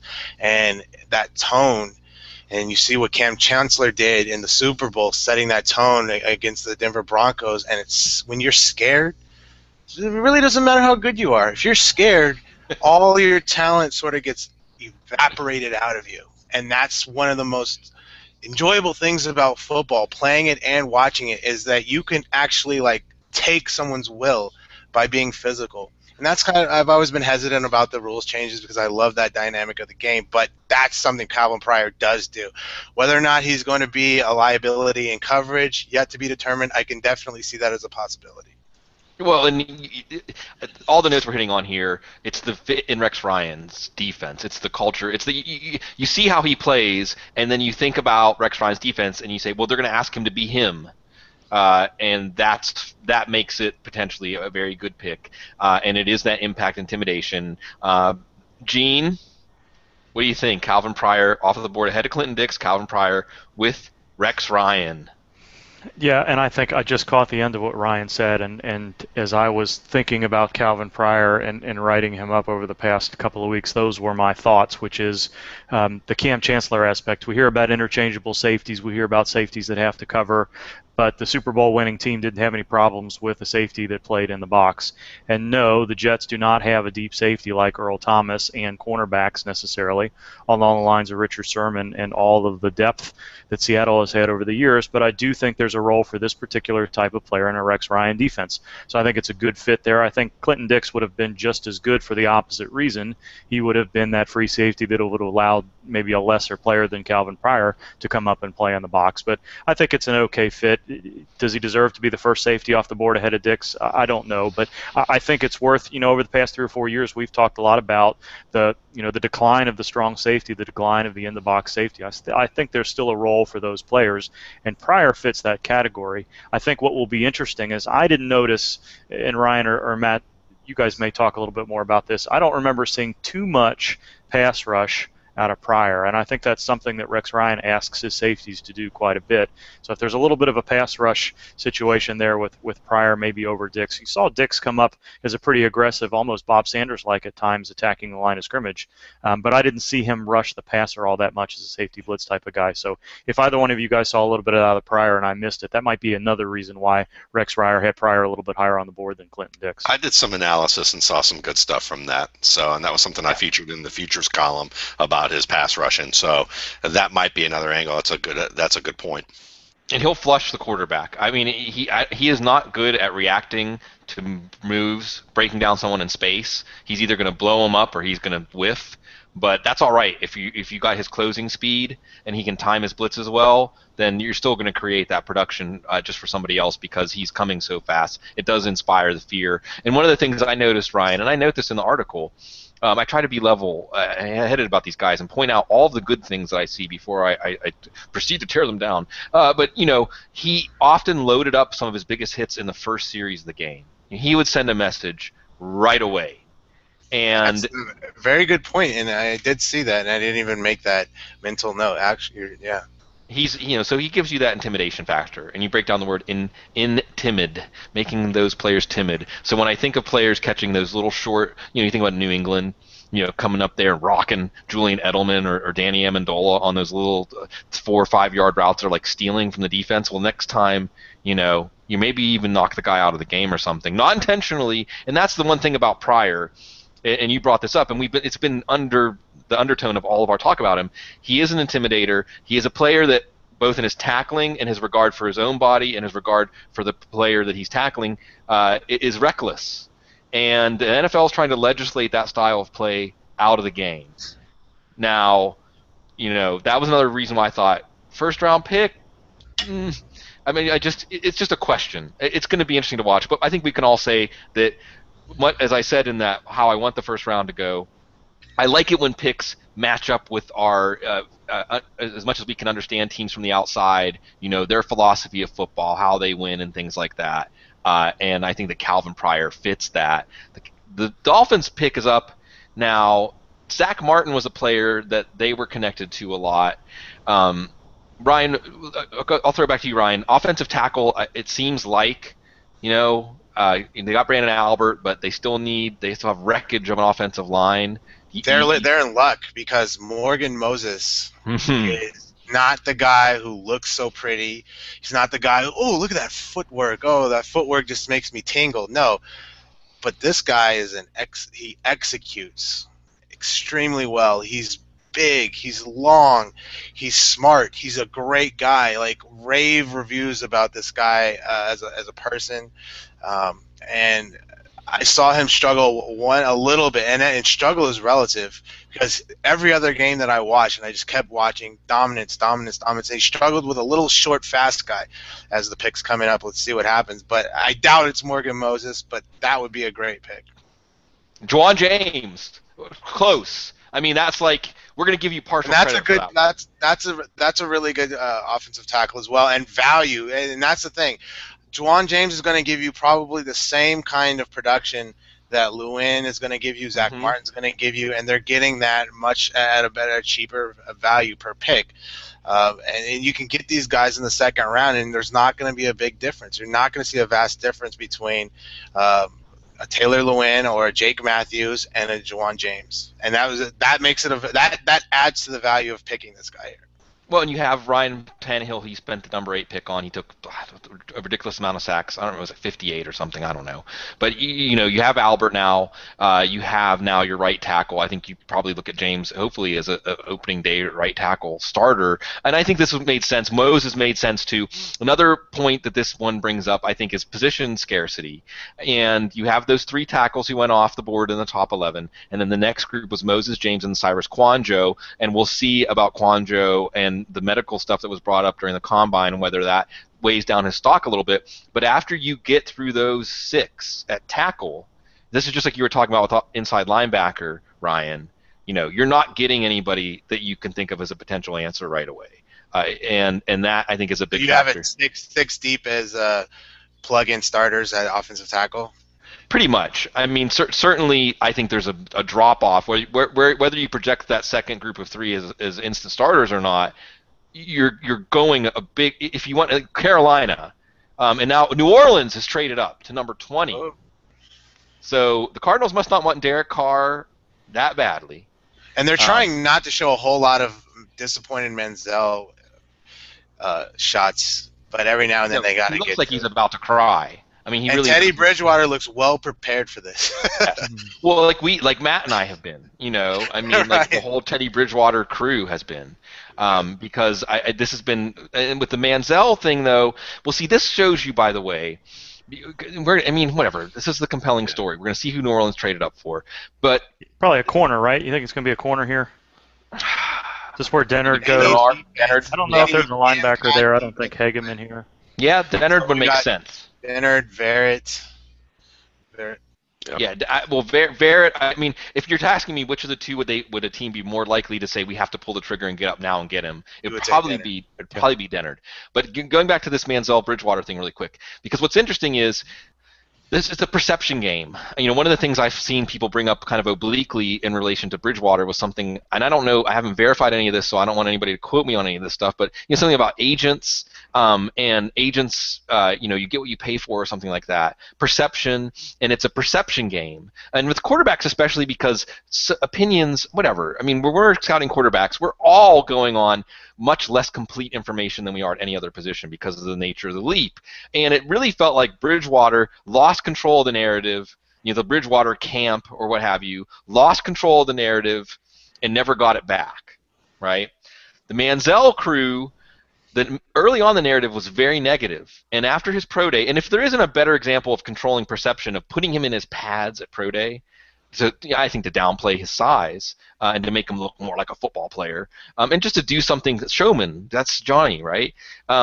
It seemed like they got control of the narrative, and that you started seeing more and more people, very respected draft people out there saying he's surely going top 5 or surely going top 10 or there's no way he's going to have there's no way these teams are going to have a chance to consider this. But in reality, I do think what we have is, again, that fear of missing on a quarterback. Now we're getting into the zone of in the first round where maybe that fear of missing on a quarterback goes out the window, and you're getting teams that may have Manziel that high on their board and start to say, well, we're going to take him. Is it really? I mean, this is what we're going to do. We're going to take him. This is going to be fascinating. Go ahead. One knows how people see him and how basically management sees him, and the other didn't know how people see him. And they, and he is learning a harsh reality of the world.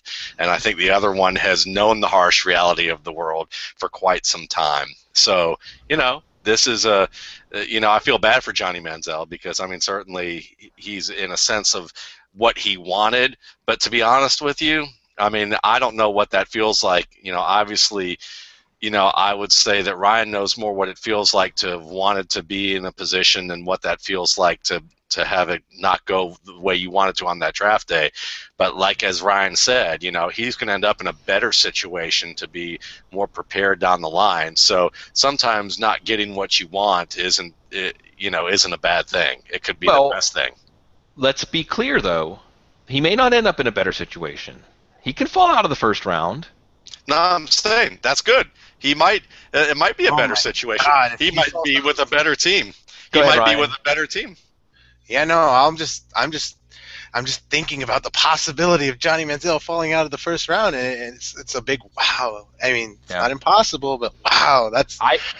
I really think 2011 was a game changer, and after Locker and Ponder and Gabbert, it's the cautionary tale, It's the ghost story, and Whedon, and even Tannehill now. I mean, I think I'm a fan of Tannehill. I know that Matt is too, and I think he was worth the number 8 pick. But it just shows you how volatile it can be when you spend that high pick on a quarterback. Now, I'm not saying I endorse this thinking. I'm saying I think this is what the thinking is. But this is This is, again, that snapshot. This is when all the doors are thrown open and we can rifle through the file cabinets and really see what teams think. Now, that being said, again, Jacksonville was ready to step up to the plate and take a quarterback at number 3, and it was Bortles. And it's going to be interesting. The alternate reality question we have to ask now is, if they hadn't taken Bortles, are we having this conversation about Bortles right now? Are we seeing no quarterbacks off the board in the top 20 picks? But that being said, on the other side of the scale, in the top 5 especially, but even in the top 10, 15, 20, what you're foregoing to take that quarterback is something really special. Now, as we get later in the first round, maybe it isn't as hard to say, well, we're leaving somebody on the board. Instead of leaving Odell Beckham on the board, it's Marquise Lee, and so on and so forth. This is going to be so fascinating to watch, and I think that we spent so much time talking about quarterbacks leading up to the draft. It's because of this, because it gives us that snapshot of where the NFL is. Roger Goodell's going up for the Saints pick, and we get the Ryans here bookending us at 18 and 20. We see if they both go secondary. We've got the Saints, and they give up a 3rd-round pick to move up, and the pick is Brandon Cooks. And they liked him for there was a lot of rumors about their love for Brandon Cooks early throughout. Was this to get ahead of Philadelphia, Ryan? Is this to get ahead of Philadelphia? Oh, that's probably what they were probably thinking, that Philadelphia wanted him, and they had to jump him to get him. That makes sense. Personally, I think this guy does not play as fast as he runs. He gives up after the catch unless he has an open field. He's easy to tackle. I mean, they're going to show you a good highlight clip here. This was his best run, and I've seen this run.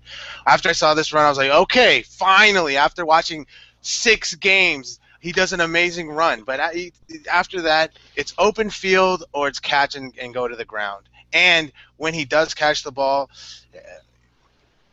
he's tentative with it in his hand. He doesn't run like a guy who sees and has vision and is taken off and has the instincts to make plays and be elusive. He does drop.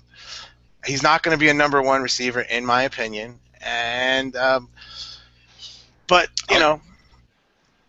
I think that I agree with you completely about that analysis about Sproles. I mean, I'm right there with you about being able to make contested plays and all of those types of things.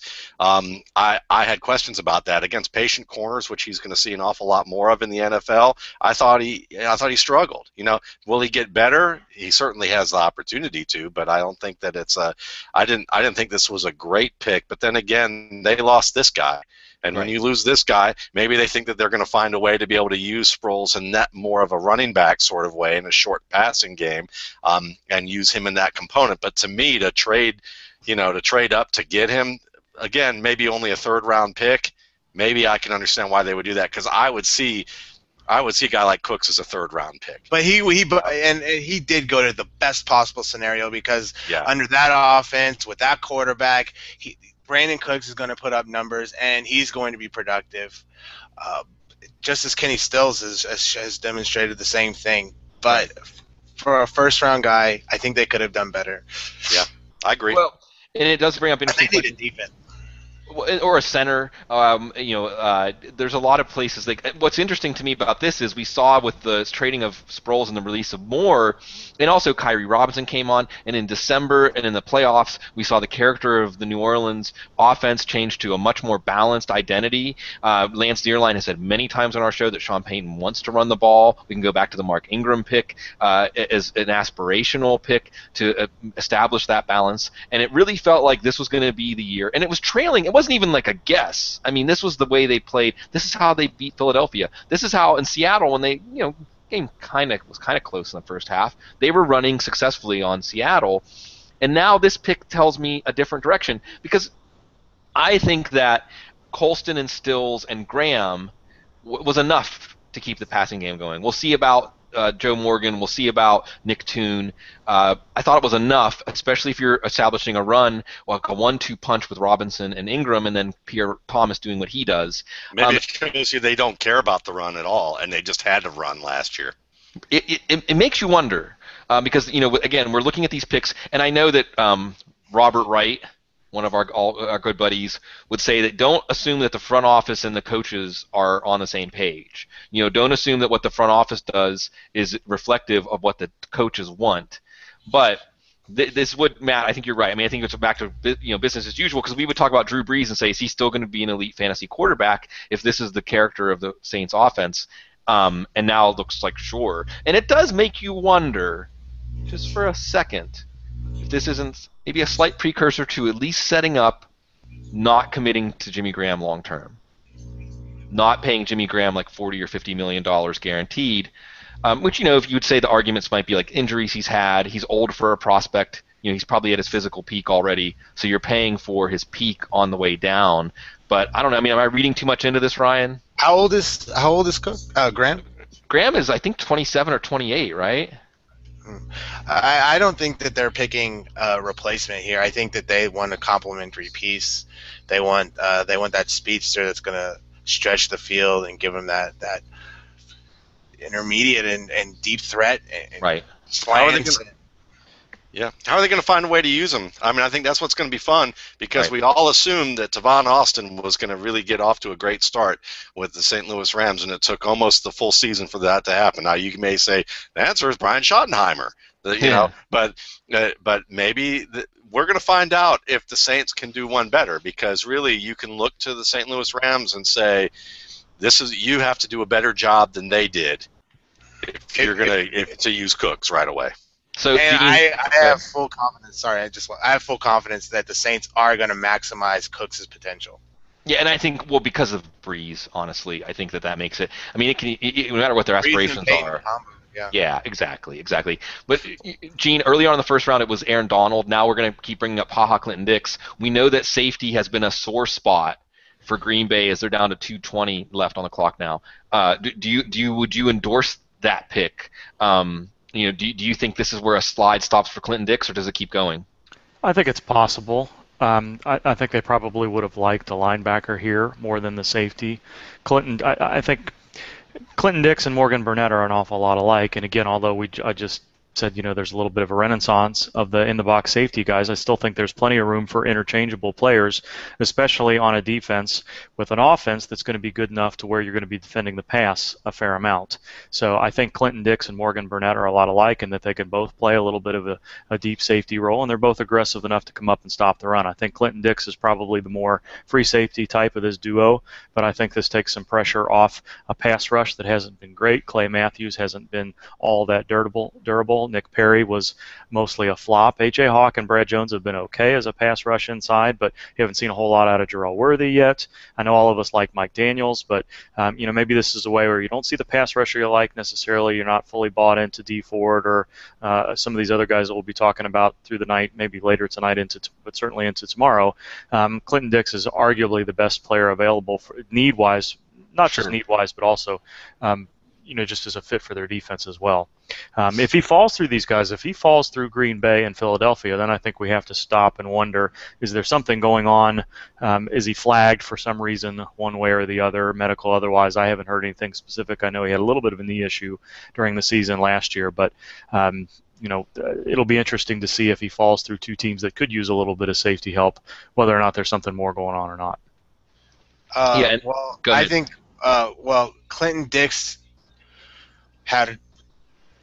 he was one of the least productive safeties of all the safeties in this draft. Now, albeit he was on an Alabama team where getting production is hard to do with all those players and limited snaps because the defense has so many 3-and-outs.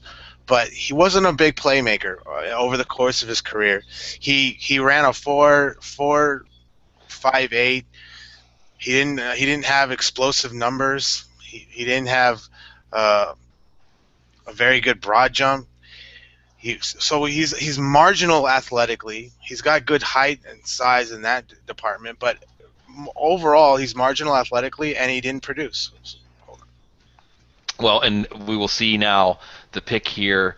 It is Clinton-Dix for Green Bay. And here's go ahead. What I would say is when you are in need of a safety and there's better cornerbacks than there are safeties, draft a cornerback, because if you have a ton of cornerbacks, you don't really need a safety, especially if you're getting cornerbacks that can tackle and can play physical.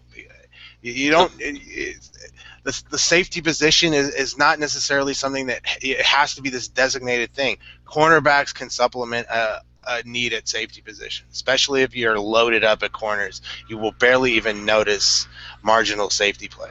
Like intro role, I think would be an example there of how it worked out. Malcolm Jenkins for a little bit. About to be a Manziel fan? Well, that's the thing now. So Manziel's fall. Thank you for bringing that up. Manziel's fall sets up another situation where we say, well, Jerry Jones is on the record that he loves Manziel. He doesn't think he'll have a chance to take him. Well, here's the chance, and the chance goes by the wayside. Now, Chip Kelly's heart was broken by Manziel, and the other element here, this is like stuff that's going to go away like a sandcastle. So look, Nick Foles left a lot of plays on the field last year. I know you would never believe it looking at his numbers, but he left a lot of plays on the field last year. He had a lot of things go his way, a lot of bounces. And Chip Kelly has to see that there is potential in this offense that cannot be unlocked by Nick Foles. It just can't be. Maybe Brandon Cooks getting snagged in front of Philadelphia sets in motion something very similar as whenever Tennessee took Kendall Wright and Cleveland ended up taking Brandon Weeden as kind of a shoulder shrug, like, well, I guess we just got to take Weeden now. It's going to be interesting. Now, Philly has plenty of needs, but what's great about this is, unlike some of these picks we've had where Mickey Loomis and Ted Thompson, we do have a new GM in Miami. They did the smart pick, the smart safe pick. We had Ozzie Newsome. We had the Jets have Idzik, and we saw, but that's really Rex Ryan steering. It still feels like Rex Ryan is steering that team.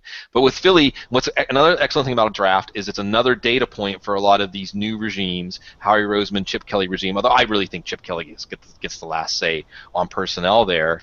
But what do we think? I mean, what do you think, Ryan? I mean, do you think it's actually in play? I think Chip Kelly is really intrigued right now. He's got to be. He's got to be biting his fingernails, figuring out, oh, should I do it? I mean, because the implications of actually drafting Johnny Manziel is you got to shake up this roster to some degree. Nick Foles, you got Mark Sanchez, you got Matt Barkley, you got all these guys loaded up in quarterback, but here's Manziel available.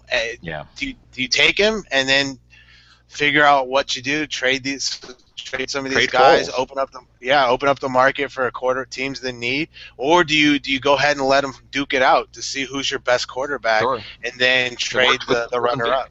It worked with Foles and Vic, and I mean, this is, I think Chip Kelly's going to have the long view. Go ahead. And they're not even.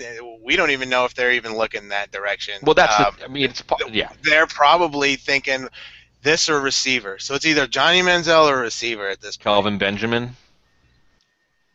And Chip Kelly likes his big receivers. Or your man Allen Robinson. Maybe he gets into the first round after all. Well, and I do think also, and Cody Latimer is a name we'll bring up here if we're talking about potential wide receivers. I guess I feel like I should bring up Jordan Matthews, but I don't really, maybe I'll be proven wrong on that. But I have to wonder if, and this happens, and this sounds like was the story with Green Bay with Rodgers, where, did the Eagles really walk through this scenario in their head, or are they deciding about Manziel right now? Because teams don't always think these things through, or whatever. You only have so much time to prepare for the draft. Right. Yeah. And you can't walk down every rabbit trail and know exactly what you're going to do if it happens. They are going to. I wouldn't be surprised if they're surprised by the scenario they're presented with. I don't think they expected this. Yeah. Well, and it creates intrigue as we get into the back half of the first round here. I guess while we have a little bit of a lull, Gene, Darqueze Dennard is somebody that would have been, if we were talking back in January, probably considered in about the range where Justin Gilbert went. Now he's still on the board. Any working theories, or do you think you're reading too much into it? If you really think he's falling, it's just kind of the nature of the draft. But he's not in the top 2 corners, not in the top 20 picks. What are your thoughts? I don't think I have anything specific. I think I had 5 guys that I think were pretty similar. They all have a little bit different skill set, but I think those 5 guys were always pretty close, whether you thought Gilbert was your guy or Dennard was your guy, or even Kyle Fuller. I don't think there was one consistently standout type of guy. Nobody is such an all-around player or such a clear shutdown corner that I thought that they were going to rise to the top. So I don't know that this is so much that there's a reason that he's falling, as much as they were close enough that teams are going to like other players on their board, and that's probably all that's going on here. Okay, I'm switching venues here, so you guys have to keep me intact. I'm back in the bedroom. I'm going to be going up front as my lovely wife is taking over the bedroom, and I'm going to go up front, and you guys have to keep me in the loop if I miss something. And I'm putting up my favorite draft day picture of all time. Well, what you're missing is Cleveland trading up to this. Oh boy! Oh, Cleveland's going for That's what you're missing. Is that okay? Is that? See, now I can't. I'm just gonna leave. You're all gonna get a chance to look at Brett Favre and his jorts. Wow. Or could this be Cleveland? Could this be it right here? I think this could very well be it right here. I love it. I think that this is wait on the bomb and write it down. Wait for it. Wait for it. Wait for it. Yeah. What if it's Derek Carr? That could apply even better, I think, probably then. Well, and that would be careful. But or this Bridgewater. It could be Bridgewater. Could be Bridgewater. It could be any of the 3. The $100,000. This is a quarterback right here. Yeah. It was like well, you knew quarterback Pettin was pick. full of crap when he said that it was going to be hard to leave Hoyer aside. There's just too much smoke with that. Too much. It was pretty obvious misinformation. This is real suspense. Look at these Browns fans. I don't know if you guys are watching NFL Network or ESPN, but these guys are cracking me up. Oh, well, I don't blame them. The pick is in. I mean, if they can get Manziel at 22, then Do you think they've been trying to trade up since pick 11 to get Manziel? Bridgewater went over Manziel after all this. After all, well, and That would be something else, wouldn't it? And it would support their $100,000 theory now, wouldn't it? It would. Okay, so the Eagles got an extra third-round pick. That's what I was going to ask what they got just to move up. The Eagles got an extra third-round pick. 4 slots. Everybody's doing the money. We'll see. We'll see. This is exciting. This is why we love this so much. Got to be a quarterback. This says so much about the Browns and what they think. What do they think?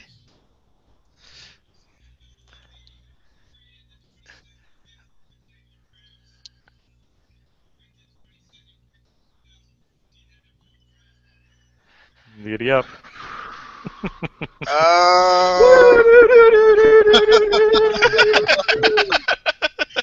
This is awesome. Wow. This is awesome. The one note we've been hitting all along about this potential combination is a transformational figure. That's what the Browns needed. A transformational. This is fantastic. This sets up storylines. And when you look at and I said this about Manziel to St. Louis, where if you look at the divisional opponents, and I really like to look at draft picks through the lens of divisional opponents, and you think about the Steelers defense, and you think about the Cincinnati defense and the Baltimore defense, how do when someone comes at you swinging a sledgehammer, this is how you combat that.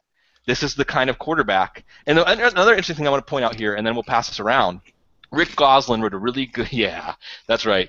Rick Goslin wrote a really good article about the team that takes Manziel is very likely to be a team with a defensive head coach, because an offensive head coach, Manziel is going to come in and vandalize your scheme. I mean, he's not really going to be that quarterback. A defensive head coach will be more willing to just put the ball in the hands of a playmaker.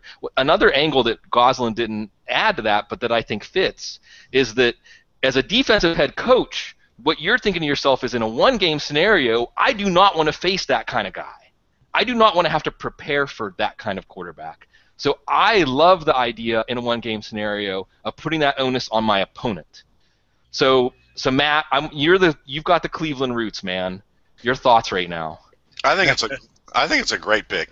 And I think that the reason it's a great pick is that you have a creative player who is going to be able to wear defenses out a little bit. And you look at the receivers they have right now. I mean, certainly we can go all on about Gordon and the fact that he's going to be able to throw the deep ball to Gordon, and also Gordon maybe working back to him when it comes to creating. But I think another aspect of this that we're missing is even the receivers that they've picked up during free agency at this point. Andrew Hawkins, what he can do after the catch, and being short, quick, and being able to kind of work with a quarterback. We didn't get a chance for him to see him do that with the likes of Andy Dalton, but I think we're going to see a little bit more of that. As that short, quick, fast player, and then a savvy guy like Nate Burleson, who should be able to do some work, in open zones and be able to get open in some ways that should be able to have Manziel, as long as he doesn't get hurt within like 2 games. But when we look at Manziel's personality, we look at what he's done on the field. I think what we're going to find here is we have a pretty good offensive line in Cleveland. That's going to allow him to actually test some of the stuff that he did at Texas A&M and see whether he can pull it off. There's going to be certain things that he's going to have to adjust to, but like I've said in some of the film study, I think there's some things that he does with a purpose that other people think are kind of he just does by chance and playground, and it's going to be fun to see whether or not he can do that against Pittsburgh and Cincinnati and the like. And I honestly think Cincinnati, as good as their defense is, got a little weaker when they lost Zimmer. I mean, I think, let's not underestimate what Zimmer did for that defense and how much of a leader he was. This is a team that might now have suddenly a bunch of talented underachievers, as opposed to a bunch of guys who Zimmer was able to put together and get them working. I mean, it's that type of thing. So I look at, the Steelers at a certain point where they're still, trying to get that defense together, and it's a little older in some ways and a little raw in others. And you have the Bengals with this transition, and then of course the Ravens. The Ravens on offense. I mean, they're going to have to look for a little bit more firepower. So this could be a very fascinating thing if Manziel can get on his feet quickly. And I think that the Browns, in a sense, will probably look at what he can do and because it's a new regime and you've got a defensive coordinator like this, I like the pick. I would have been happy with either Manziel or Bridgewater, and I think that, overall you're going to get a guy who's going to be able to keep this team in games. If the defense can play well enough, they can play some close football, kind of like how Dan Reeves, John Elway back in the day, though we're not ever going to go back to that era of football, but you know what I'm saying. You can pull out some fourth quarter stuff for you, and this is a strong statement for Cleveland in terms of what the direction that they want to go. And Kyle Shanahan, and remember what Kyle Shanahan did with Robert Griffin III in his first year, and did some things to set him up for success, including the pistol that he never did at Baylor. So, I mean, I think that this could be good if Shanahan is not going to be insistent on him coloring inside the lines. Ryan, I think you probably would have an even stronger positive take than this. What do you foresee in the crystal ball? The Browns are going to be fun to watch. They're going to sell out their games. And like I said, and throwing to Gordon, they got their help at running back and free agents, right? I'm excited to watch what happens here. This could be the guy who changes that franchise around. This could also be a guy who has sort of a Michael Vick type career. That is a potential, but at the same time, I don't believe that that's going to be his potential. I believe that he has the intangibles and the anticipation and the instincts that Michael Vick never had, and he sacrificed a little bit of the athleticism maybe to get that, but he can throw from the pocket. I've never seen anybody play football like this guy in my entire life. I've never seen this kind of football ever. Fran Tarkington, maybe, the old versions of Steve Young before he completely learned how to be a pocket passer, and then you got what Russell Wilson brings to the table for Seattle, and bringing that kind of thing instantly. This is not. He's going to make a lot of mistakes, but he's going to make many more big plays and positive plays than he has mistakes, and he's going to do it early on and often. And I like the Favre comparison. I like the Favre comparison that they've made to him. He's not as big and durable, but he certainly is a guy that is as creative, and he can do it different ways where it's not just running the ball. Yeah. So Kansas City is about to be up, but I want to get Gene in because this is the biggest moment of the night so far for sure. And what I like, and another thing I want to bring up here before I pass it to Gene is Mike Pettin is a fighter. He's a competitor. He's gritty. He's got that, and I do think that Manziel can fit in that kind of culture as a figurehead on the field. But Gene, what do you think about this marriage of Pettin and Manziel and Cleveland? I don't know. I fell asleep with you guys talking about all these quarterbacks. Best moment of the night? Come on. No, actually, what I'm looking forward to most about this is I really think it's interesting that we continued to hear Cleveland trying to trade up after trading back the first time. And I'm hoping that somebody does an oral history of what happened in this draft room over the past hour and a half to find out, we went from 9 to 8 to get Justin Gilbert, and then we tried to get up to 11. We tried to get up again and again and again, and we're finally able to do this to see if this had to be the target all along. Why they weren't able to move up sooner. Was it just that they didn't want to give up more than a third-round pick? If they were willing to move up to 11, what was the difference between 8 and 9? I think it's really interesting how this draft unfolded for them in terms of the moves that they made and the players that they took. That's what I'm most interested in hearing about. I appreciate what you guys have to say about Manziel and his talent and what he may do for the city of Cleveland and that football team. But I think the interesting thing here tonight is how this actually went down, especially with all the talk we had before the draft started tonight about how the quarterbacks were going to go and when they would go and how they would come off the board. I'm going to be interested to see how that goes. Hollywood come to life. Yeah, exactly. Right. Good job, Kevin Costner. And think about what it says about how the Eagles feel about their quarterback situation. Obviously, a lot more confidence in Nick Foles than we anticipated. Yes, I'm going to pause here for Kansas City, and then we're going to pick this back up. At least for this round, huh? Yeah, the Chiefs take D4. There it is. Well, this is fascinating because you have Tom Bahali and you have Justin Houston, and now D Ford. There's some serious groups of pass rushers coming together tonight. Like wind coming off the plains. Indeed. So I'd like the wind bullseye. There we go. Well, and it's interesting too. And let's take a moment to talk about the Senior Bowl, because this was a Senior Bowl this year that everybody was very disappointed in, saying, where's the prospects? Do you have the possibility of bringing underclassmen now in? But you still do see. Let's go back to the value of the postseason, because the three names I think that most people were talking about. Well, four if you add in Jordan Matthews. We'll see what happens with him. But D Ford, Zach Martin, and Aaron Donald. Those were three of the biggest stars from the Senior Bowl, and I think you have seen all of those guys ride that momentum to a higher pick than we would have forecast. But Ryan, what do you think? You've been there, done that, man. So what about D Ford? Is this going to be a good pick? I think it's a good pick. It wouldn't be my pick, but I think it's a good one. I think he has the potential to be a very productive pass rusher. I saw him more as a second-round guy. He has a lot to work on with talent.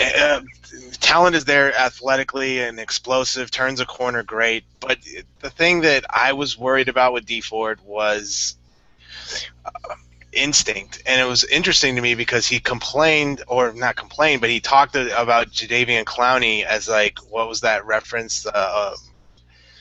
What was that reference that he used to describe Jadeveon Clowney? Basically, a guy who doesn't know what he's doing out there. And I thought it was funny because I never saw that in Clowney, but I saw it more in the way he played than I did in Clowney. And right, a little psychological projection there. Yeah. Right. Yeah. It seemed to be a little bit of that.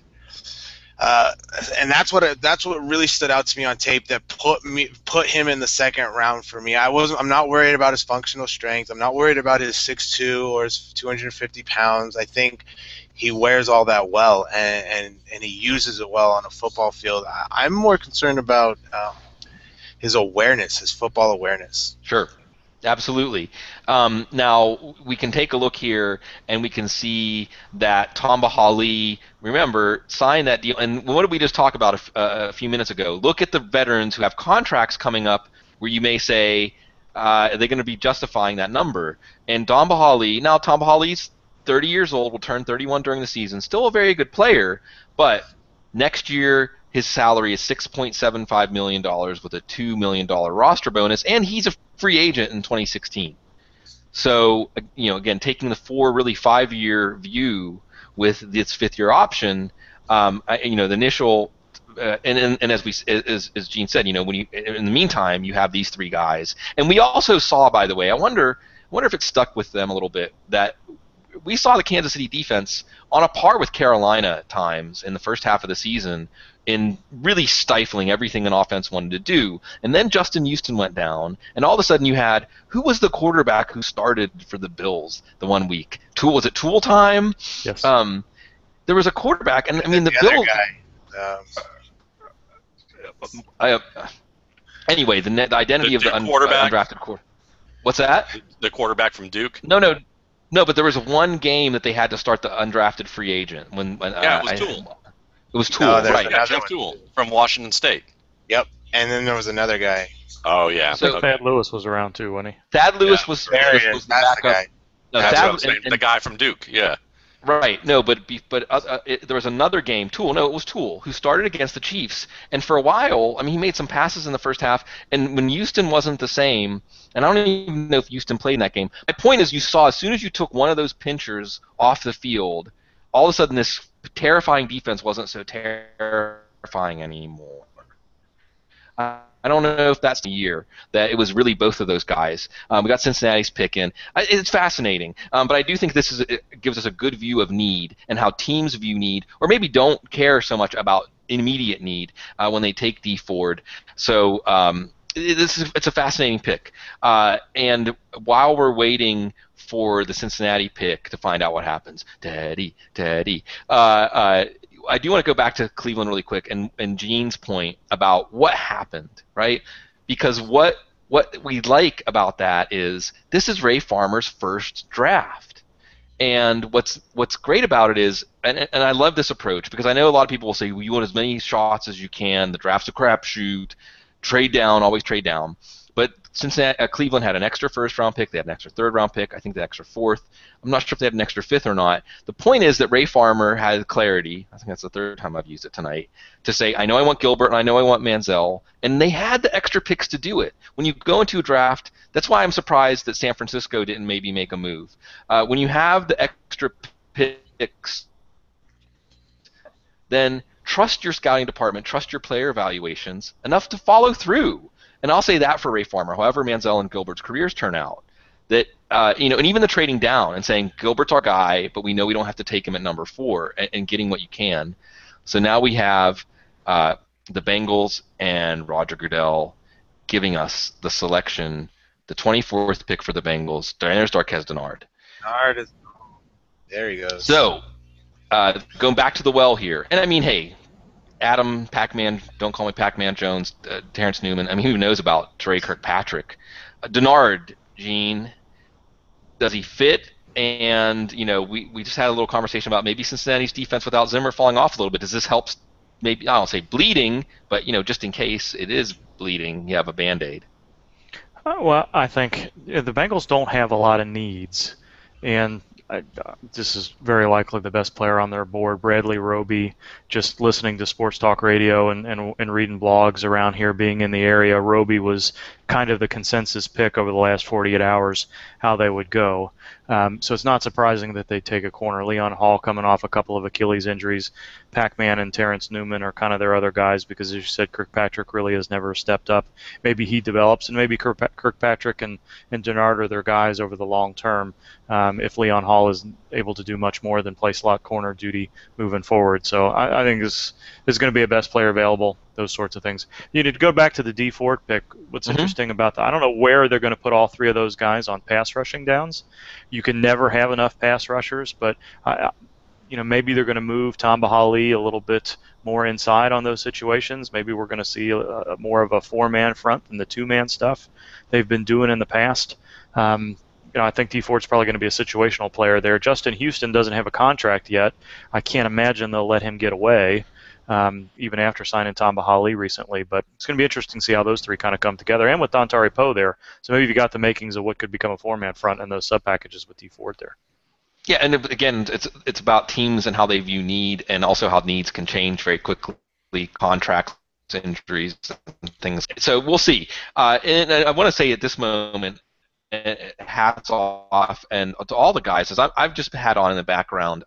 I'm referring back to NFL Draft Scout, CBS Sports page, Dane Brugler, Rob Rang, and so on.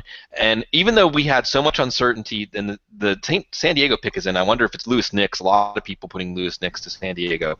But out of there, we had a lot of uncertainty coming in tonight about who was going to end up where, and even uncertainty about how these guys were going to shuffle. But you can look at NFL Draft Scout's top 24 players, and 22 of them have already been chosen. I mean, that's really, I mean, for nailing what the NFL looks for in players, or maybe it's just their independent evaluations putting them there. Only Teddy Bridgewater and Louis Nix would be the 24th player, have not been taken out of their top 24. So that's an excellent job of prognosticating a very difficult, in this draft, very difficult task. And we'll see who San Diego takes. So,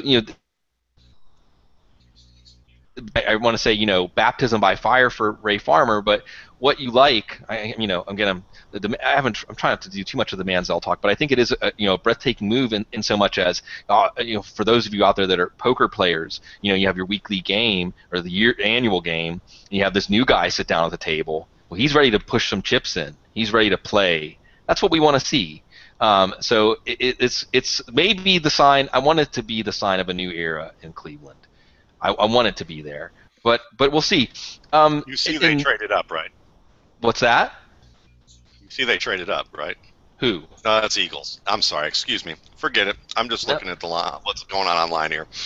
Cool. No, and I have not been monitoring. I'm sure there's been a lot of really fun, awesome Twitter chatter about any number of things that are happening. That I'm sacrificing this year to be fully present in this. And while we're waiting Not for me. the San Diego, good. We got to have tentacles out there. I'm pretty single-minded tonight. I guess San Diego surprises. I mean, we all had Teddy Bridgewater high in our top 20, but none of us really thought, if we were being honest, that this was out of the range of possibilities what was going to happen with Bridgewater. And otherwise, there's not any. Dennard really kind of represents that last guy that was sliding. So now I guess I'll do the reset this way while we're waiting to see the pick, and I'll give you a shot first, Gene. And it can be an offensive player, but I know that you study the defensive guys more. Out of Nix and Verrett and Timmy Jernigan, he of the diluted sample, some of the Jimmy Ward. Is there anybody standing out to you, Roby, who you brought up, Hageman, who hasn't gone yet? Is there anybody standing out to you, or if you want to just say no, even though I love defense, here's my best player left? No, I don't know that there's clearly a defensive player that stands out. I think Hageman is probably the guy that most thought had a chance to go in the top 20 as far as defensive players left on the board that has not yet. Maybe a Coney Easley as well was kind of rumored to go around this time of the draft. A Tuitt or a Nix possibly too, but I don't think there's a clear first-round talent left on the board for me anyway. I would like to see Easley, see if a team might take a chance on Easley. Let's see what Sure. I don't know that I see I don't know that I see a team. Maybe Denver might take a chance on that. Seattle, possibly. Right. I don't see an obvious fit for Easley. If somebody wants to trade up for him, I don't think it'll take very long tomorrow if he's on the board tomorrow before he comes off the board. But I think Easley and Hageman are probably the top guys that I would imagine teams are looking at this point. Other than Verrett, I think Verrett here is a good pick. The best cornerback in this draft just got drafted, in my opinion. Yep. Well, if you're talking about just straight up play, like not talking about projectability and traits. I'm talking about everything: projectability, traits, height, his little his little stature. Sing the praises. Sing the praises. All of it. Ryan. That is his detriment. His one detriment is he's 5'9". You take that away, and he's by far the best corner in this draft. Even with his height, throw in the fact that he can jump almost 40 inches. And it makes up for his height, and he competes against taller guys, and you can watch him going up against guys who are bigger than him. And maybe if you have another corner who's going to take over for the bigger receiver and leave him for the slot guys, leave him as an aggressive guy who can make tackles, who can do everything that you want. He's a complete football player, complete instincts, athleticism, production, all of it. And let me ask you a quick question, Ryan. Is he ready to play right away, do you think?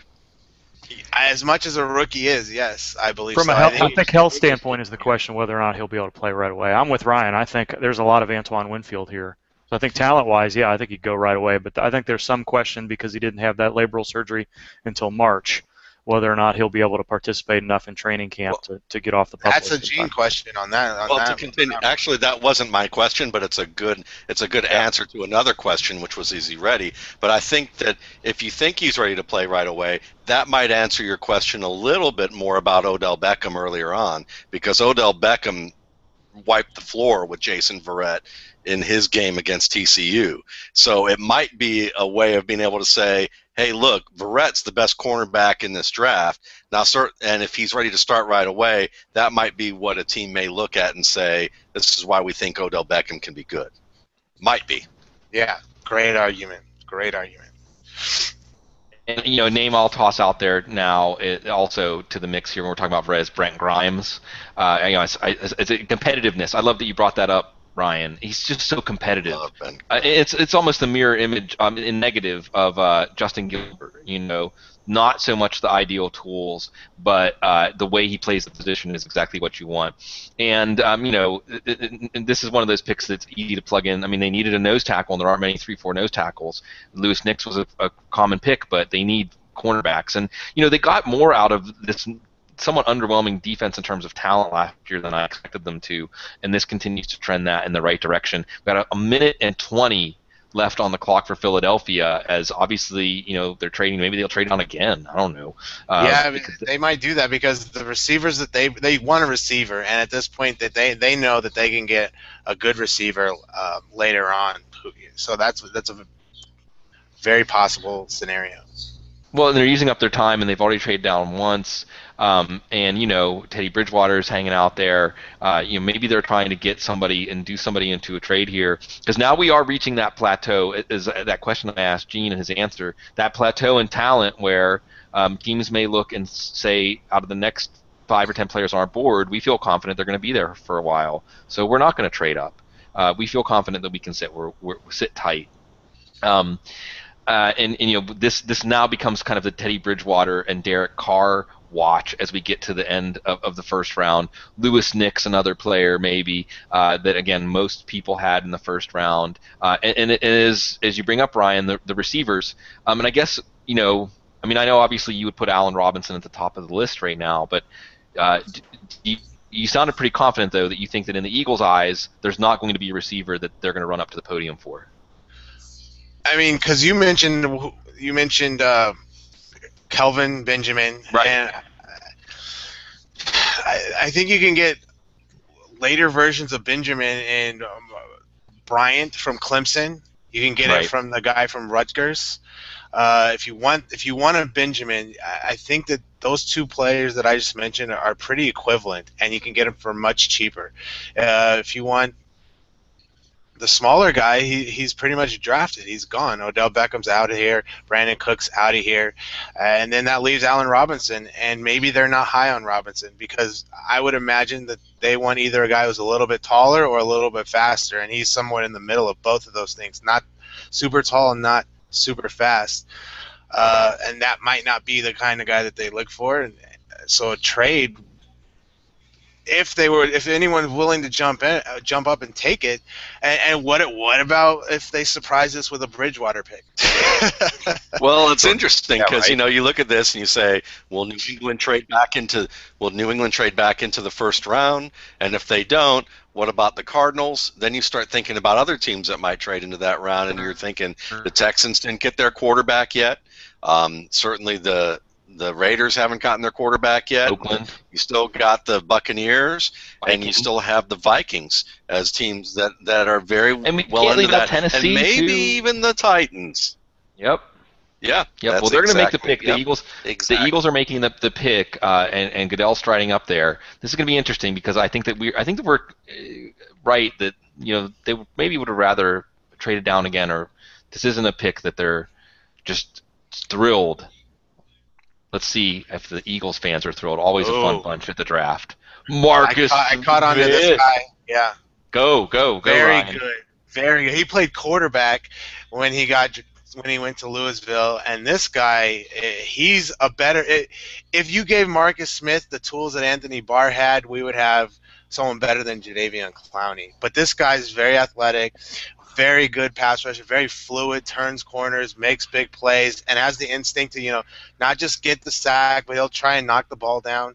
I got to his film maybe 3 weeks ago, or even 2 weeks ago, and just was blown away. I thought really good player. One of the better pass rushers in this draft, obviously, and they feel the same way because they drafted him early. But I like him better than Lawrence from Boise State. Mm-hmm. I like him better than D Ford personally. If I had a choice between Marcus Smith and D Ford, I would have went Marcus Smith. I have a feeling Marcus Smith and they both are apparently being drafted for the same thing, 3-4 outside linebacker. I think Marcus Smith is going to be the better pick in the long run between those two.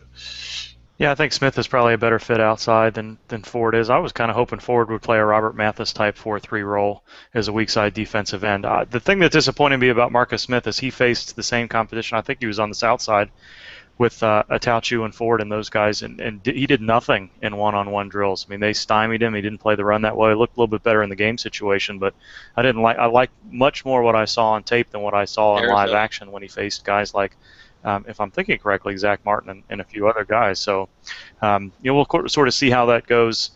He was another guy that I thought was maybe a little bit more tweenerish, but not nearly as much as the way I felt about Barr. And I'll just say one thing about Senior Bowl practices and analyzing, especially pass rushers and one-on-ones. One-on-ones are deceiving, extremely deceiving, because there's no target point. Mm-hmm. and sacking a quarterback is so much about being able to force the quarterback's hand by tricking not only the blocker but tricking the quarterback, because the quarterback can feel in his peripherals where these rushes are coming from. They can step up, step this way, move to the side, slide around, and you have to somewhat, as a pass rusher, manipulate those sorts of things. And all of these elements don't exist in a one-on-one scenario in a Senior Bowl.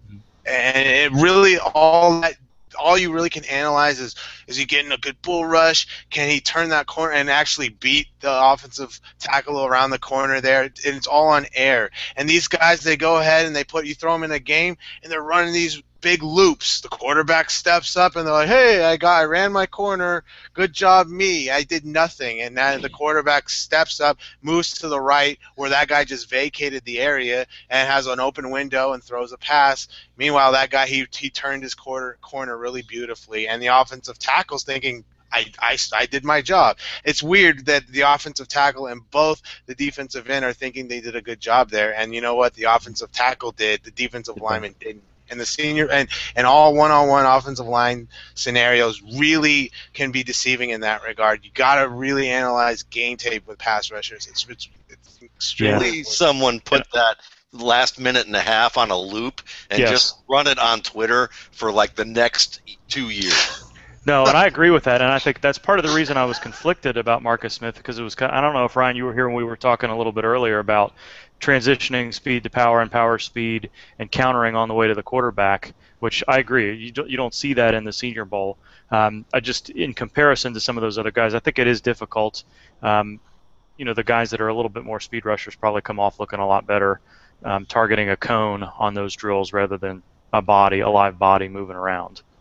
And those guys actually, as good as they look doing that, it actually translates horribly to the games. And you can even see that at times with D Ford and a lot of these guys who just zoom around the edges. It's like they feel like they did something because they're told that that's what pass rushing is, that they forced the quarterback to step up. Pocket. Yeah. No. You right before you're about to make that point of no return, you stop and you counter back inside just as the quarterback himself is stepping up. And then you get the quarterback in the step up that you forced, and it's that you play that game with the quarterback and the offensive lineman. And but get in. I mean, this is why, and this is where the been there, done that comes in. And I know that you've written about this at Bleacher Report too. That back and forth, that it's hard to articulate. It's one of those things where it sounded like it sounded pretty darn good. Yeah, right. By the way, I've been struggling to articulate this for like 6 or 7 years, and that's as good as I can come up with in that amount of time. But Marcus Smith has not been doing this long, and as Anthony Barr, but Marcus Smith is a guy who's more dynamic and an intelligent guy, and you can see it in the way he plays. And I think he's going to be good. And by the way, it's draftmetric.com is Ryan's site, and you can find the risk analysis assessment. Is that what it's called, Ryan? Sorry, I don't want to. That's the risk analysis assessment and the work that's gone into that. But also, what you know is going to be behind that is, again, just a perspective that we could sit there, but we haven't been there. Now that Arizona pick is in, Derek Carr as a player, a quarterback, a lot of people wanted to pair up with Arizona, and yes, that's true. If they traded down, and I mean, we can talk about Carr as the pick, but if they traded down and still got him, we'll see. Roger Goodell's up at the podium. Do you guys like Carr here? I don't like Carr anywhere, but that's a different story. Oh, yes! Dion Buchanan. This is the Ryan Riddle part of the draft. Yes! Greg I had him very as happy my right now. top-rated safety. I had no idea, and there's no chatter about this guy going in the first round. I didn't hear about it. Number one production of all the safeties. This guy had amazing measurables. He's big. He's strong. He's instinctual. Really fluid. Yeah. Yes. This guy is. If there's the most complete safety in this draft, this is it. And it's a relatively weak position group for this class, but he's the cream of the crop in my opinion. Greg Linton and Teron Davenport. Very happy 30 right minutes talking our ears off about Deion Buchanan. now. He At couldn't the stop Senior talking Bowl. about him. Yeah, at the Senior Bowl, it was showing it was like he was conducting a clinic, showing us what was going on in practices. And there, he liked him so much. So it was, you know, you guys I know do some stuff on the air occasionally. So you know, that's some interesting stuff right there. But you guys both liked him. What do we think, Gene? What do we think of Todd Bowles' defense and Deion Buchanan and Deion Buchanan with the Honey Badger, which, you know, John Norton and I had to win you over. Now you put these two guys together, you like it? Win me over. You had to win me over from a statistical perspective. I liked what Matthew brought to that defense. I just wasn't convinced that he was going to run up tackle numbers from an IDP perspective. But yeah, I think, you know, pairing Buchanan and Matthew together is excellent. Again, as do they Brian said, cannibalize from an IDP's perspective? Do they cannibalize one another, or do they complement? From an IDP perspective, I always think of the back seven statistically as a triangle. There's generally enough statistical value for 3 players. Sometimes 2 players are so good that a third one really can't get in on the act, no matter how good they are. And it can be 2 safeties. We've seen multiple safeties do better, and I think in this case you're looking at Washington and Matthew as being your primary guys, and then it's going to be between Buchanan and possibly Minter if he steps up. But I think Buchanan may cannibalize Matthew because, you know, a lot of Matthew's value from a statistical standpoint came from him playing in the slot, like Antrell Roll does, and those guys, and Rondé Barber once upon a time, the end of his career, those guys tend to rack up tackles because they're aggressive enough in run support when teams run draw plays on third down, or when you're in a spread offense on first and second down and running out of that against those 6-man boxes, the tackles go up for that reason. But I think Buchanan is a good fit here. I don't know that he's going to be a traditional in the box safety necessarily, but I think he's going to play that kind of role. But I do think he can roll back as a primary cover guy when they bring Matthew down to the slot. And all that's assuming that Matthew comes back healthy. He's going to have a little bit of a tough road to get back before the regular season starts. But I'm with you. I wasn't expecting to see Buchanan until the second round. Hopefully, the second round. Right. Yeah. But this is great. Okay, so we have a pick now, and this one, you know, maybe you could see it coming. And I actually like the match, and even if you take Kelvin Benjamin's, and Carolina got this pick in quickly, even if you look at Kelvin Benjamin's weaknesses, if you think about a situation and a quarterback where he could be set up for success, Carolina, for fantasy success, this is, you know, footballguys.com still is a fantasy site. I mean, you know, Matt, you would do a part of the RSP.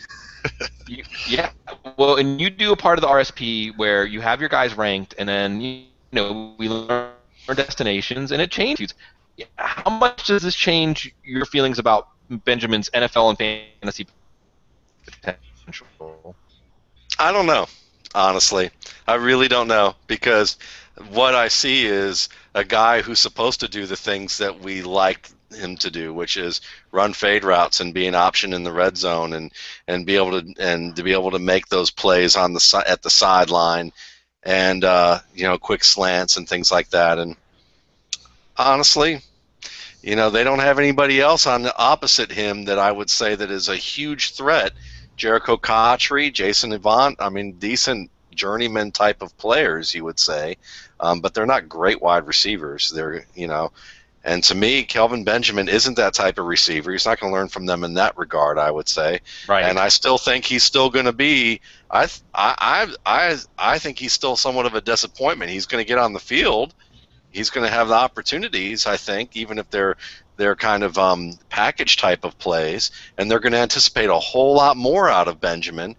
The upside is great, but to me, do I think that's immediate?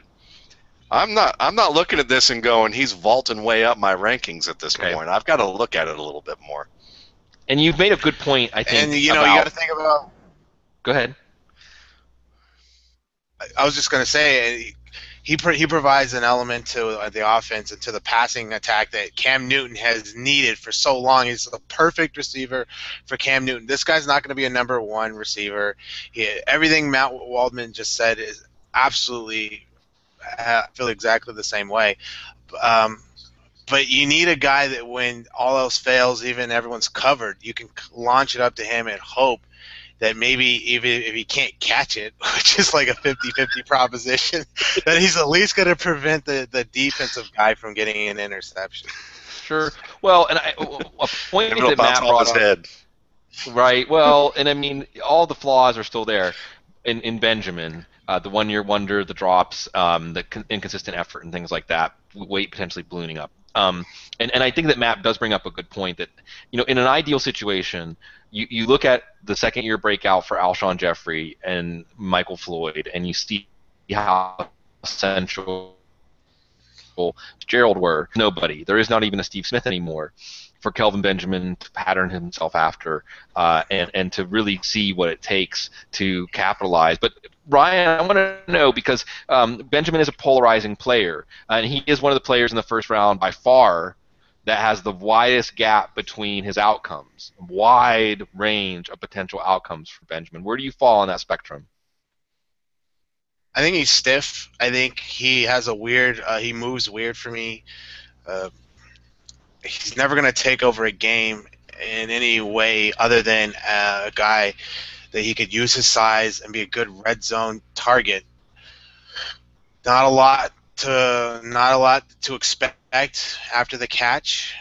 He can carry a couple of defenders for a few extra yards here and there, but he's not going to break tackles. He's not going to be elusive.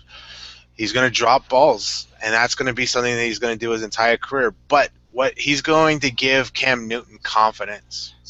Even with dropped balls, even with stiffness and all that stuff, Cam Newton's going to feel very good throwing the ball his way. He's going to feel like it's a safe thing to throw to. And you talk about that gravitational pull, and he definitely has that in some aspects. And it even is a gravitational pull to a quarterback feeling safe like they would a tight end, and he'll bring those kinds of qualities. He's not going to stretch the field with top end speed and take the top off the defense. So he's got limited assets, but those assets do have value. I don't think that they're necessarily first round value. You want to get stars. You want to get number one receivers or high caliber playmakers. And I'm telling you, Allen Robinson is that, and then can be that way more than a Kelvin Benjamin. You and I disagree on Allen Robinson, but I got to say I'm totally there with you on this pick. I mean, I like Robinson okay. I don't like him as much as you like him, but man, if the Panthers had taken out Robinson, I'd say I get that. I understand it. It's a good pick. But this one, I mean, I look at this pick and I think, it's not the same type of player or athlete, but I think Robert Meacham, Buster Davis, that's what I see at the end of this round, which is a guy that that Cam Newton's going to be really comfortable throwing to, and you're going to say feels safe until he starts to feel sick. And I think that that's one of those things that might happen with this pick. In 2 or 3 years, we're going to look at it and go, where did the Panthers go? How did they get there? They've invested all this amount of money, and they can't get out into the playoffs, or they can't get past that first game in the playoffs because they don't have another receiver. Now, maybe they pick another receiver after this. Which they need to do. Yes. And maybe they get their Robinson or they get the Latimer type of pick. And if they do that, then maybe Benjamin becomes a little bit more of an asset, and it just turns out that they flip-flopped on the value in the rounds. And when I say need to do, I don't mean necessarily the next pick, but they definitely need at least one more receiver before this draft is over. Yeah. And I don't know, I get this weird feeling like there's this weird thing about Benjamin's movements and body or something. I feel like he can't scratch the top of his helmet. It doesn't reach or something. Like there's something like he can't get up there. He's like Fred Flintstone coming off the line of scrimmage. He's not going to be that guy jumping up and reaching really high. No, you're right. I mean, and the Patriots. I'll revisit that 1 second. This is the dream. Calvin Benjamin getting off the line right there. Right. This one's me. To take Bridgewater. This one's nah. It's not. It's this not. This one's for me. Wow. It ain't happening. It could happen. It ain't happening. It's not happening. It's not happening. It is for Gene. Gene, take it. Oh my gosh! Easily, I approach the mic. No, go ahead. So I think Easley has as good a first step as anybody else in this draft, but his second and third step are stupid They are stupidly ridiculous. I mean, the first step is crazy, but the second and third is just nuts. And yes, that was before his second ACL injury with the meniscus stuff alongside. So there's some recovery that has to be done. 2 ACLs put him in a little bit higher risk stratification category. He may not have that same explosiveness, but we talked about Watt and Clowney. Really? We talked about Donald and Quinn.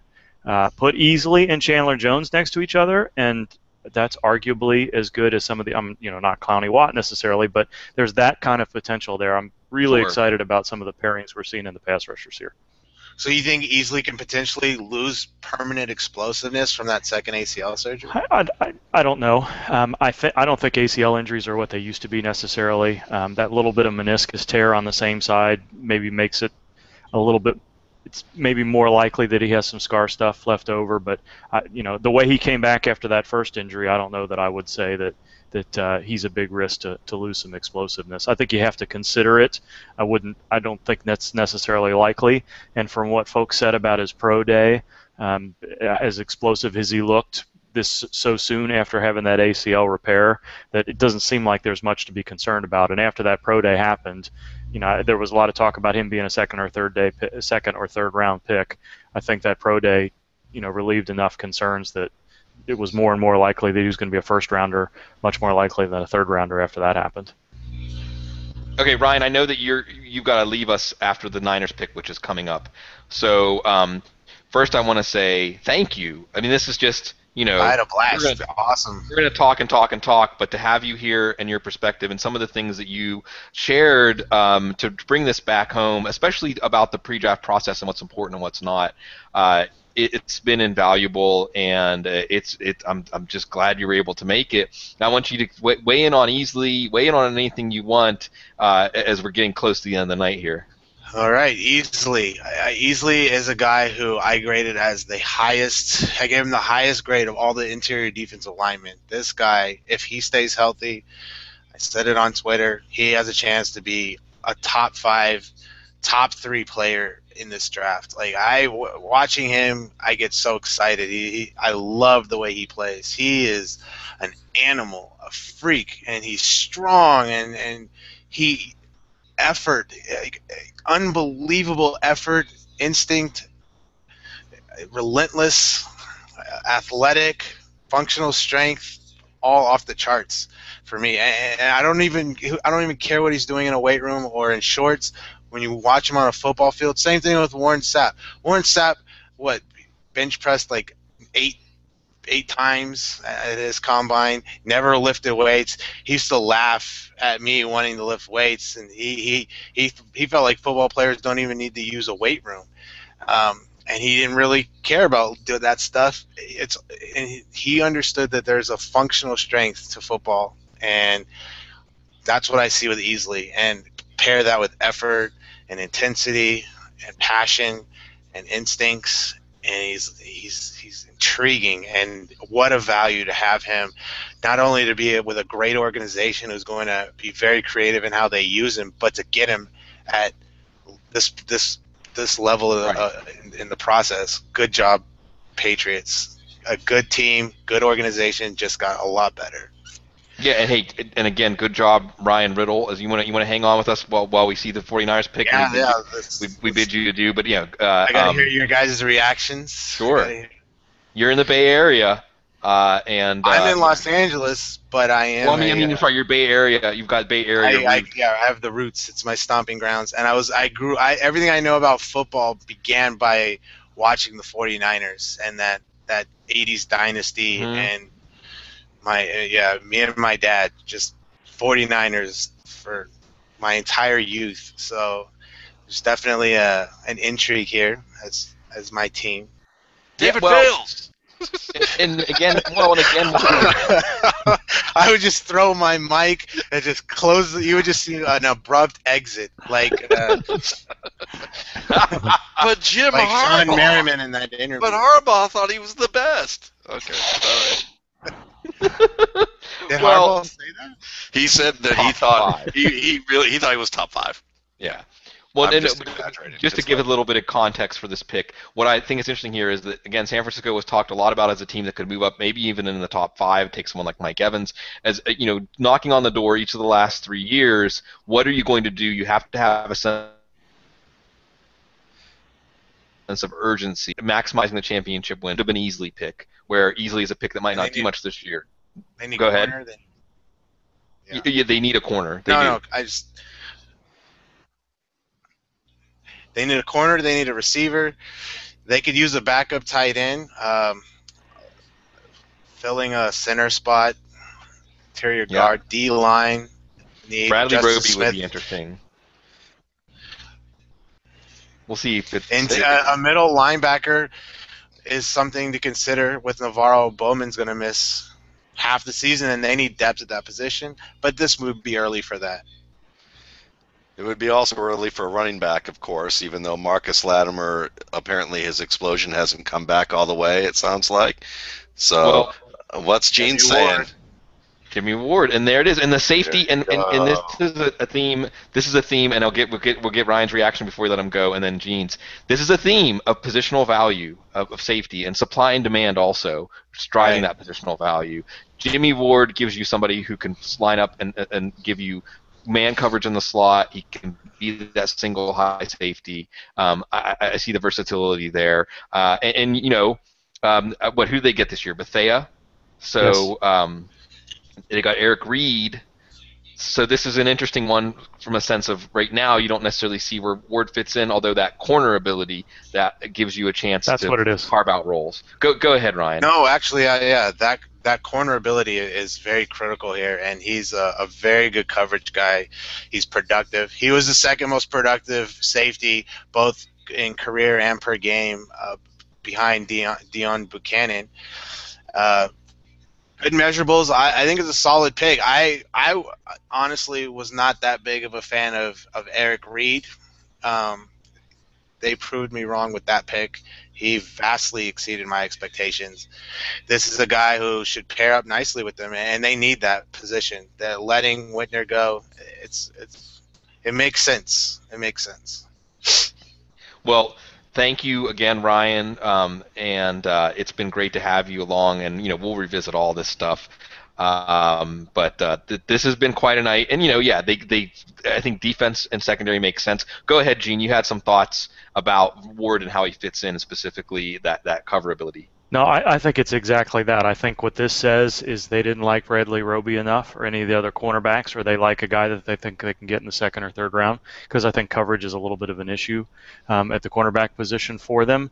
I thought Jimmy Ward, watching him move at the Senior Bowl and seeing him on tape, was arguably the best cover free safety in this draft. So I think Eric Reed is there, and they did sign Antoine Bethea, but I think this fits into the Antrell role, Tyrann Mathieu, that kind of role where he is Kenny Vaccaro type role where he's going to come down and play over the slot. And if he works himself into a role in the base defense sooner than later over Reed or Bethea, so much the better. But I think this is a situation where we're seeing more and more spread offenses, more and more teams that don't want to give up any physicality when they bring a player down to play over the slot, because it's happening on first and second down in down and distance situations where teams are going to run the ball at you if they only see 6 players in a box and a little dinky guy on the outside that's not going to be able to play the run well. That's not Jimmy Ward. He doesn't necessarily have a strong safety's body, but he's physical enough to play the run too. And, to your point, he led all safeties in career pass breakups in this draft. Yeah, evidence to his coverage and breaking on the ball abilities. Mm-hmm.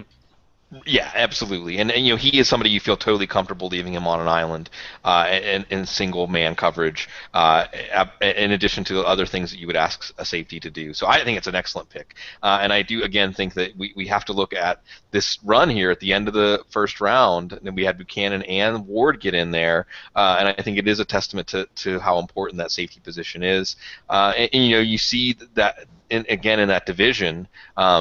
We've seen now, of course, Seattle has signature safeties. We just brought up Eric Reed. T.J. McDonald went early to St. Louis last year. Mathieu in Arizona getting Buchanan. So this is like becoming a young safety division. As we love all these defenses, and now you have this infusion of talent at a position where there just isn't that much in the NFL. So we do have Denver now. We're waiting on their pick and the two Super Bowl teams, and we're winding up.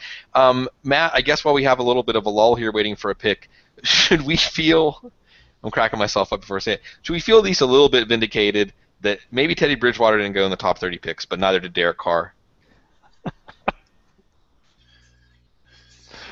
I don't know what to exactly make of that question, but I will just say that the Texans are up first in the second round, so yeah. I think either Carr or Bridgewater could end up there. They might go. Man. They might go. Texans might go. We didn't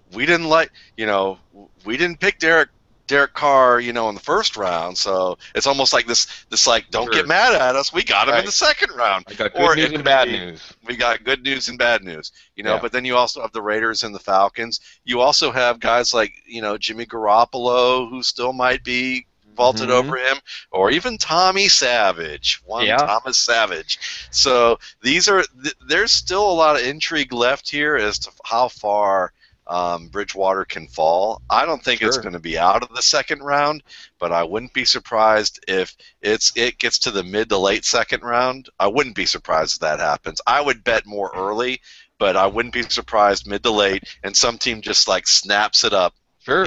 There we go. And look at it. I love it, Ryan. That is awesome. Ah, yeah. For the old Raiders. I just want to say, guys, I had a really good time, and you guys are awesome. This was the best way to spend the draft, talking to you guys and getting some great insight, non-traditional stuff, and you guys offer tons of valuable information, and love you. Yeah. Hey, thanks, Ryan. We love you too, Ryan, and awesome. Having you here tonight, added so much to the coverage that we couldn't. It's unrivaled, and I recommend everybody to check out draftmetric.com and everything Ryan Riddle has written at Bleacher Report from the player perspective. So we got a pick now. Denver. The draft rolls on. Bradley Roby, the very talented corner physically, Gene. And perhaps this is another one of these players, and some of these players are still left out there. Guys like Marquise Lee, I think qualifies as Lewis Nix qualifies as somebody that you'd say, hey, coming out of 2012, Teddy Bridgewater, not that he did anything bad in 2013, you would say we'd be talking about them as players. Ooh, if they just would have been in the 2013 draft, Bradley Roby could have went ahead of D. Millen or something like that. Did not have a great 2013. Aberdaris. Let's thank Aberdaris. Aberdaris can go. You can thank me that you're not getting that bigger bonus that you would have earlier. Eat his lunch, and now we're seeing that matchup now. But give the folks out there, Gene, an idea of Roby, and then hey, Roby and his style with DeMarcus Ware and Von Miller. If Von Miller gets all the way back, do we like it? Yeah, no, I think if the Broncos can get Roby to play to his athleticism and his potential skill set, that he might be the best corner they have. I like Aqib Talib, and I'm a big fan of Chris Harris, who is hurt, but some of the skills that we see out of Roby, from size to speed to ball skills and that sort of stuff, if he plays like that every snap, he's going to be a valuable player there. As it is, they've got room, if Harris is healthy enough, to kind of bring him along as a slot corner. He's going to get picked on opposite Talib if he's expected to start opposite there from day one. We'll see how it goes. But you're right. With Ware and Miller, assuming those guys are healthy as well, there's some durability concerns with all these guys. But I think they added T.J. Ward too, did they not?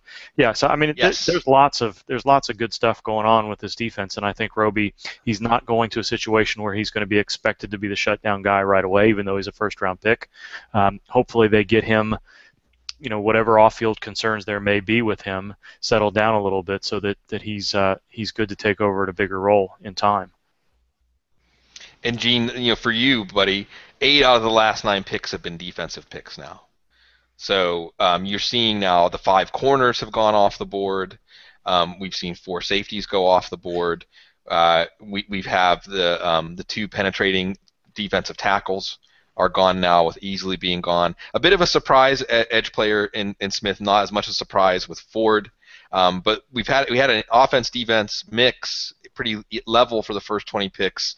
But these playoff teams, they want defense, mostly secondary. And there's more and- coming. There's a lot of these edge rushers. Just looking at the notes I have here. I mean, DeMarcus Lawrence, Kyle Van Noy, Jerry Atachu. These guys are going to come off the board soon too. Maybe even Carl Bradford. Tony Easley is not off the board yet. Rashid Hickman is still on the board. So there's, the second round is going to be. So here's your trade.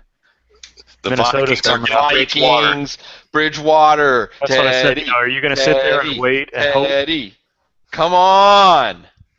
That's why we've had the purple and yellow all day. That's what it is. Now they're going to get Carr. That's probably who they're going to take because, they like the deep downfield guy. Yeah, Norv. Norv loves that, even though he can't hit a seam route to save his life. That's okay. No, Manziel. Well, this is a Manziel in Cleveland. I kind of like that because Cecil, being you and Cecil, it's going to be kind of fun if he can beat up on Pittsburgh. For the next 10 years. You almost feel like this pick might be cheaper than the first pick in the second round. Maybe Yes. Maybe because everyone has time to think about it and shuffle the boards. However, again, fifth-year option. No fifth-year option with number 33. Fifth-year option. And Rick Spielman now, this is the third time he did it with Cordero Patterson, Harrison Smith. Rick Spielman may be the only GM that has figured this out. That whatever they paid to move up from what it was 40 to 32, a third or a fourth round pick, you get savings, especially if it's a quarterback. The difference between that transition tag and the average of the third and 25th salaries, which is the 10 and 11 break point there. They didn't pay that much. Sorry, guys, about all the salary stuff, but let's talk about an angle about a player that why maybe they take Bridgewater here.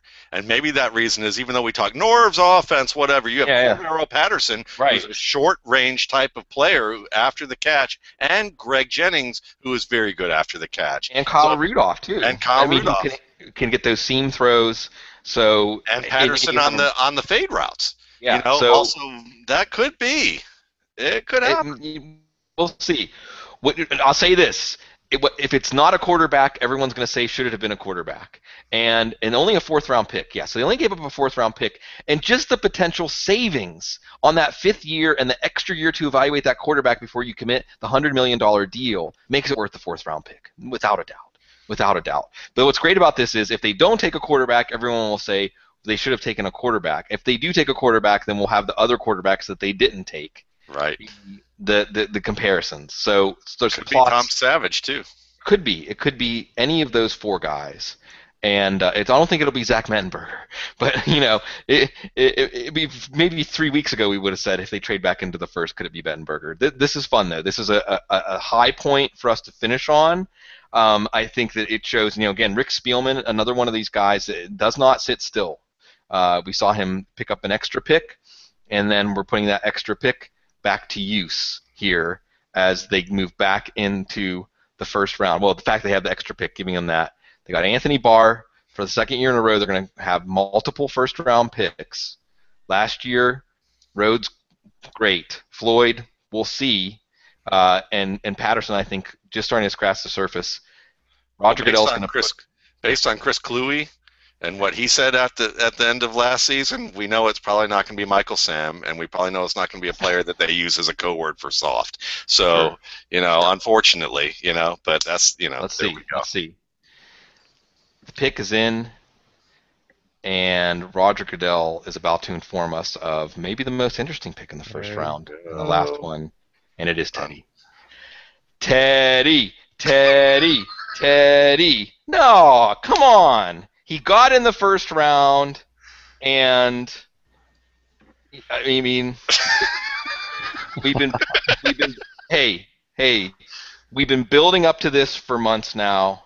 Now we can start to picture him in the NFL and to see whether he vindicates all of our defenses, our futile defenses. Well, here's Norv Turner. Norv Turner with the deep ball. Norv Turner, who likes deep ball quarterbacks, right. They get Teddy Bridgewater. Is he mad about that? Is he somebody that wasn't on board with it, or was it that he was totally on board with it? Considering the fact that he was the offensive coordinator in a new system with Zimmer, I would think he would be totally on board with it. If he's seeing the same things we're seeing, I think he's on board with it. No, it's great. It's fantastic. And I'll say this, Minnesota and Cleveland, and it's called Playing the Draft, and Rick Spielman and Ray Farmer did it to a T, because as much as Matt, we've been spending a long time bemoaning the tentative nature of the NFL with these first-round quarterbacks, concerns about size, concerns about playing style, this and that and the other, but what you do is, we're just going to blow hot air because that's what we do, but if you're actually put in a position where you have to take action on these things, you're going to incorporate it into your understanding of what you have in this draft and what you have to spend to get it. And for Cleveland and Minnesota to get Manziel and Bridgewater at 22 and 32, and also the trade-up shows you cases. It does show some conviction. I think you have to give these guys, but whatever you think about Manziel and Bridgewater's careers as they lie ahead, mission accomplished for getting the guy you wanted at a discount, because I think that we would have said, hey, if you believe in Bridgewater and Manziel, then just use the 4th pick, just use the 8th pick. Chris Brown. Yeah. Chris Brown says Teddy Bridgewater has an R. Kelly song playing right now, and it is perfect. The greatest in the world, right? And yeah. I'll tell you this. Who would you rather be? Handing the ball off to if you're a quarterback? Who would, especially as a player who can roll outside and move the pocket and be able to enact the play action game? Who better than Adrian Peterson? This is going to be the also playing indoors. Now, when are they playing outdoors yet? When's that going to happen?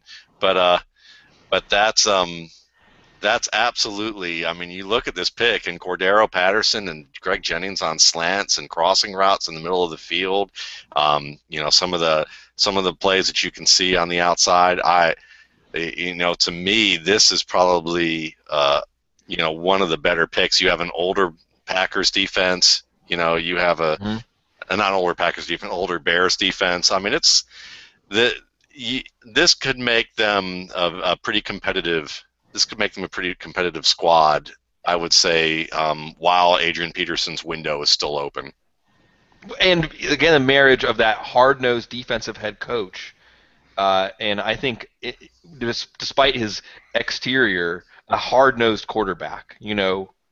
A very competitive physical quarterback, even though you don't think of him in the same terms as Manziel.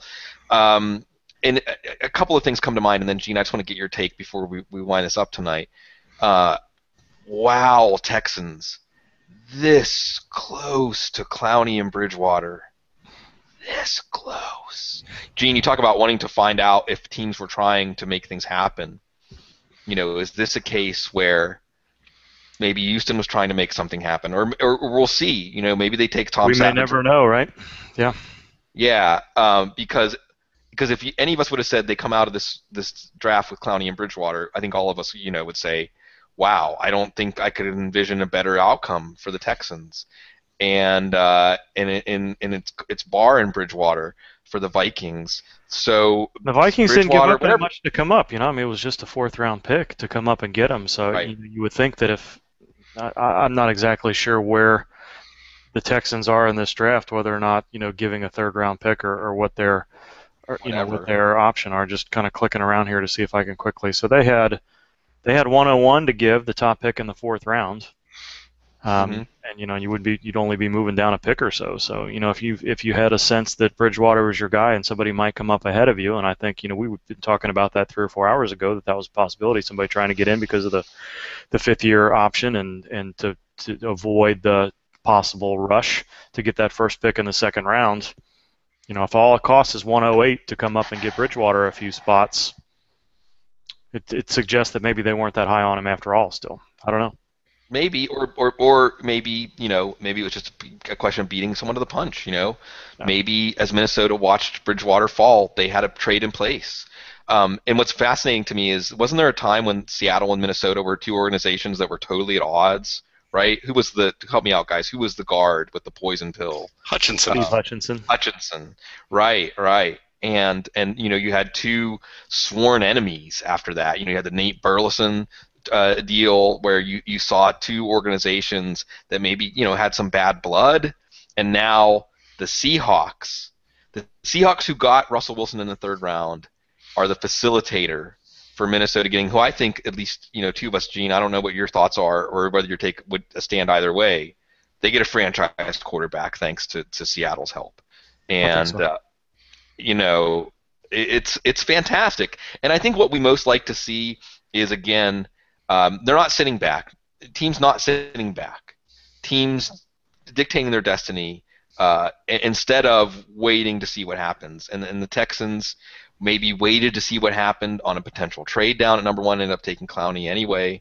They wait to see what happened. Or, I'm sure that we'll hear if they take a quarterback, it's Savage or McCarron. It says, Paul Burmeister reports that, ironic at Derek Carr's Pro Day, no less, that it was Vikings offensive coordinator Norv Turner who sung the praises of Teddy Bridgewater to me just days after a poor Pro Day. Yeah. Yeah. So that's an interest. There's a thought for you right there. Mm-hmm. So maybe, maybe some people do value the fact that the tape after all. And I would say that, one thing that Norv Turner has been good with in the past has been, developing quarterbacks at least, or from a standpoint of fitting quarterbacks to schemes. So that's maybe not development is the term, but certainly being able to fit a guy and know what he's looking for with someone, and he likes timing passers, and who better? I mean, Teddy Bridgewater had excellent anticipation.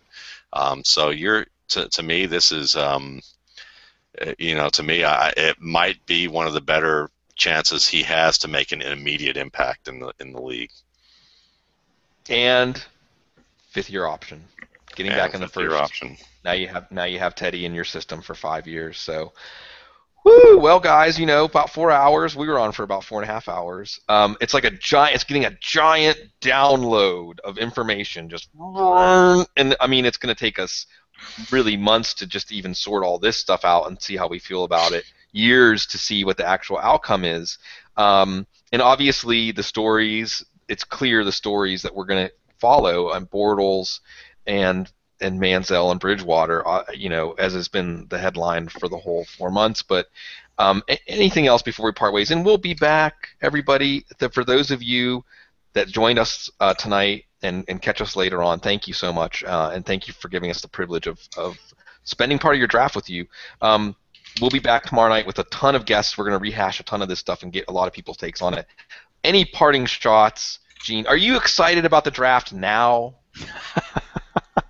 I'm always excited about the draft. I'm not so excited about the lead up to it, but this night is always a lot of fun. No, nothing other than, as you said a number of hours ago, the second round is going to be just as intriguing as the first for lots of different reasons. There's lots of good players out there. There's going to be lots more to talk about tomorrow.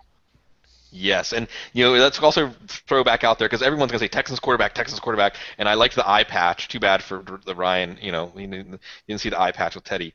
But Ryan Mallett, remember, Tom Curran. And Tom Curran is not one to just shoot from the hip. I mean, putting out there that, a deal might get done between the Patriots and Texans, and then Ian Rappaport, who, again, has Patriots connections because he used to cover the team, saying the interest is there. I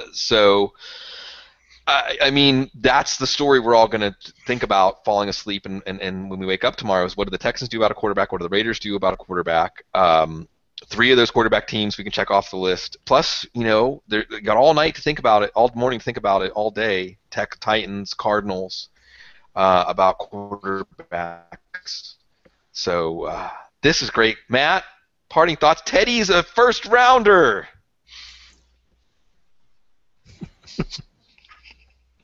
Thumbs up indeed. That's it, man.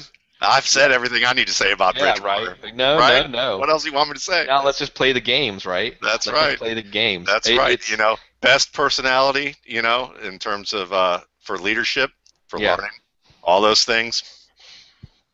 I'll just, He made it to the first round, and he made it to an organization. I think it's going to be, as you said, and I have a good friend of mine, Rob Harling, who I'm texting back and forth with right now, from Bemidji. Been watching Fargo. That's where they set Fargo, the television series. And I think that what you mentioned, Matt, is what's on the mind of Vikings fans is give us a real chance to win a Super Bowl one more time with Adrian Peterson. They had that shot, fell just short in New Orleans. One more chance. And I think that Bridgewater can give them that one more chance in a few years. He's that bridge from one era to the next. Yeah. He's that bridge. Yeah. Because that's what they needed. As long as Patterson can become the player that he has the potential to be, Bridgewater is that bridge for them. And if he isn't, that's okay too. They can find some other receivers, and I'm sure they will be looking at other receivers in this draft. It's not over yet. So, I mean, in case Patterson doesn't work out or Jennings, Jennings is on the end there. So, no, it's all good. I would say that this is it's been a terrific draft thus far when we look at what's gone on with the level of intrigue, and you can see very much so that some teams weren't aligned with the picks that they made. Yes, and go ahead. And you can tell that. I mean, I think how you can tell is when you look at somebody and go, we never thought they would be on this board. We never thought that that this was the pick. Right. I would say that gives you a hint that some of those teams weren't aligned necessarily from the top down. Maybe the top knew something that the bottom didn't, even though the bottom was doing all the work to come up with a different answer.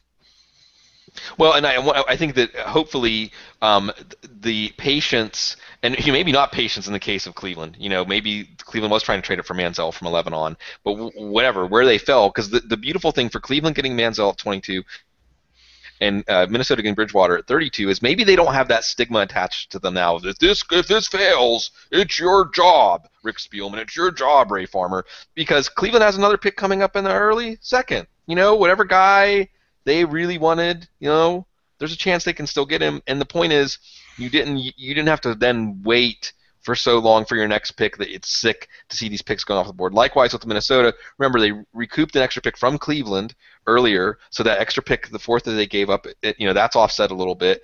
They have an extra late third this year that they got from Seattle. So they have extra picks. Again, use them. Make an outcome. Don't sit back. Don't be passive when it comes to finding your quarterback. So those two teams, hopefully, in addition to getting those quarterbacks that we think are going to work out, paid a price that the ownership is not going to say, this is it, you're married, and if they go overboard, you go overboard with them. But we like that everybody out there goes overboard with us all the time with football and the NFL. Thanks for all of your encouragement, everybody out there. And like I said, we'll be back doing this tomorrow night, and we'll be back doing this all year, every year, like we do. Thanks for encouraging us, and hope we continue to encourage you to share and love this amazing process year to year. And we always ask you to stay classy. Go Vikings.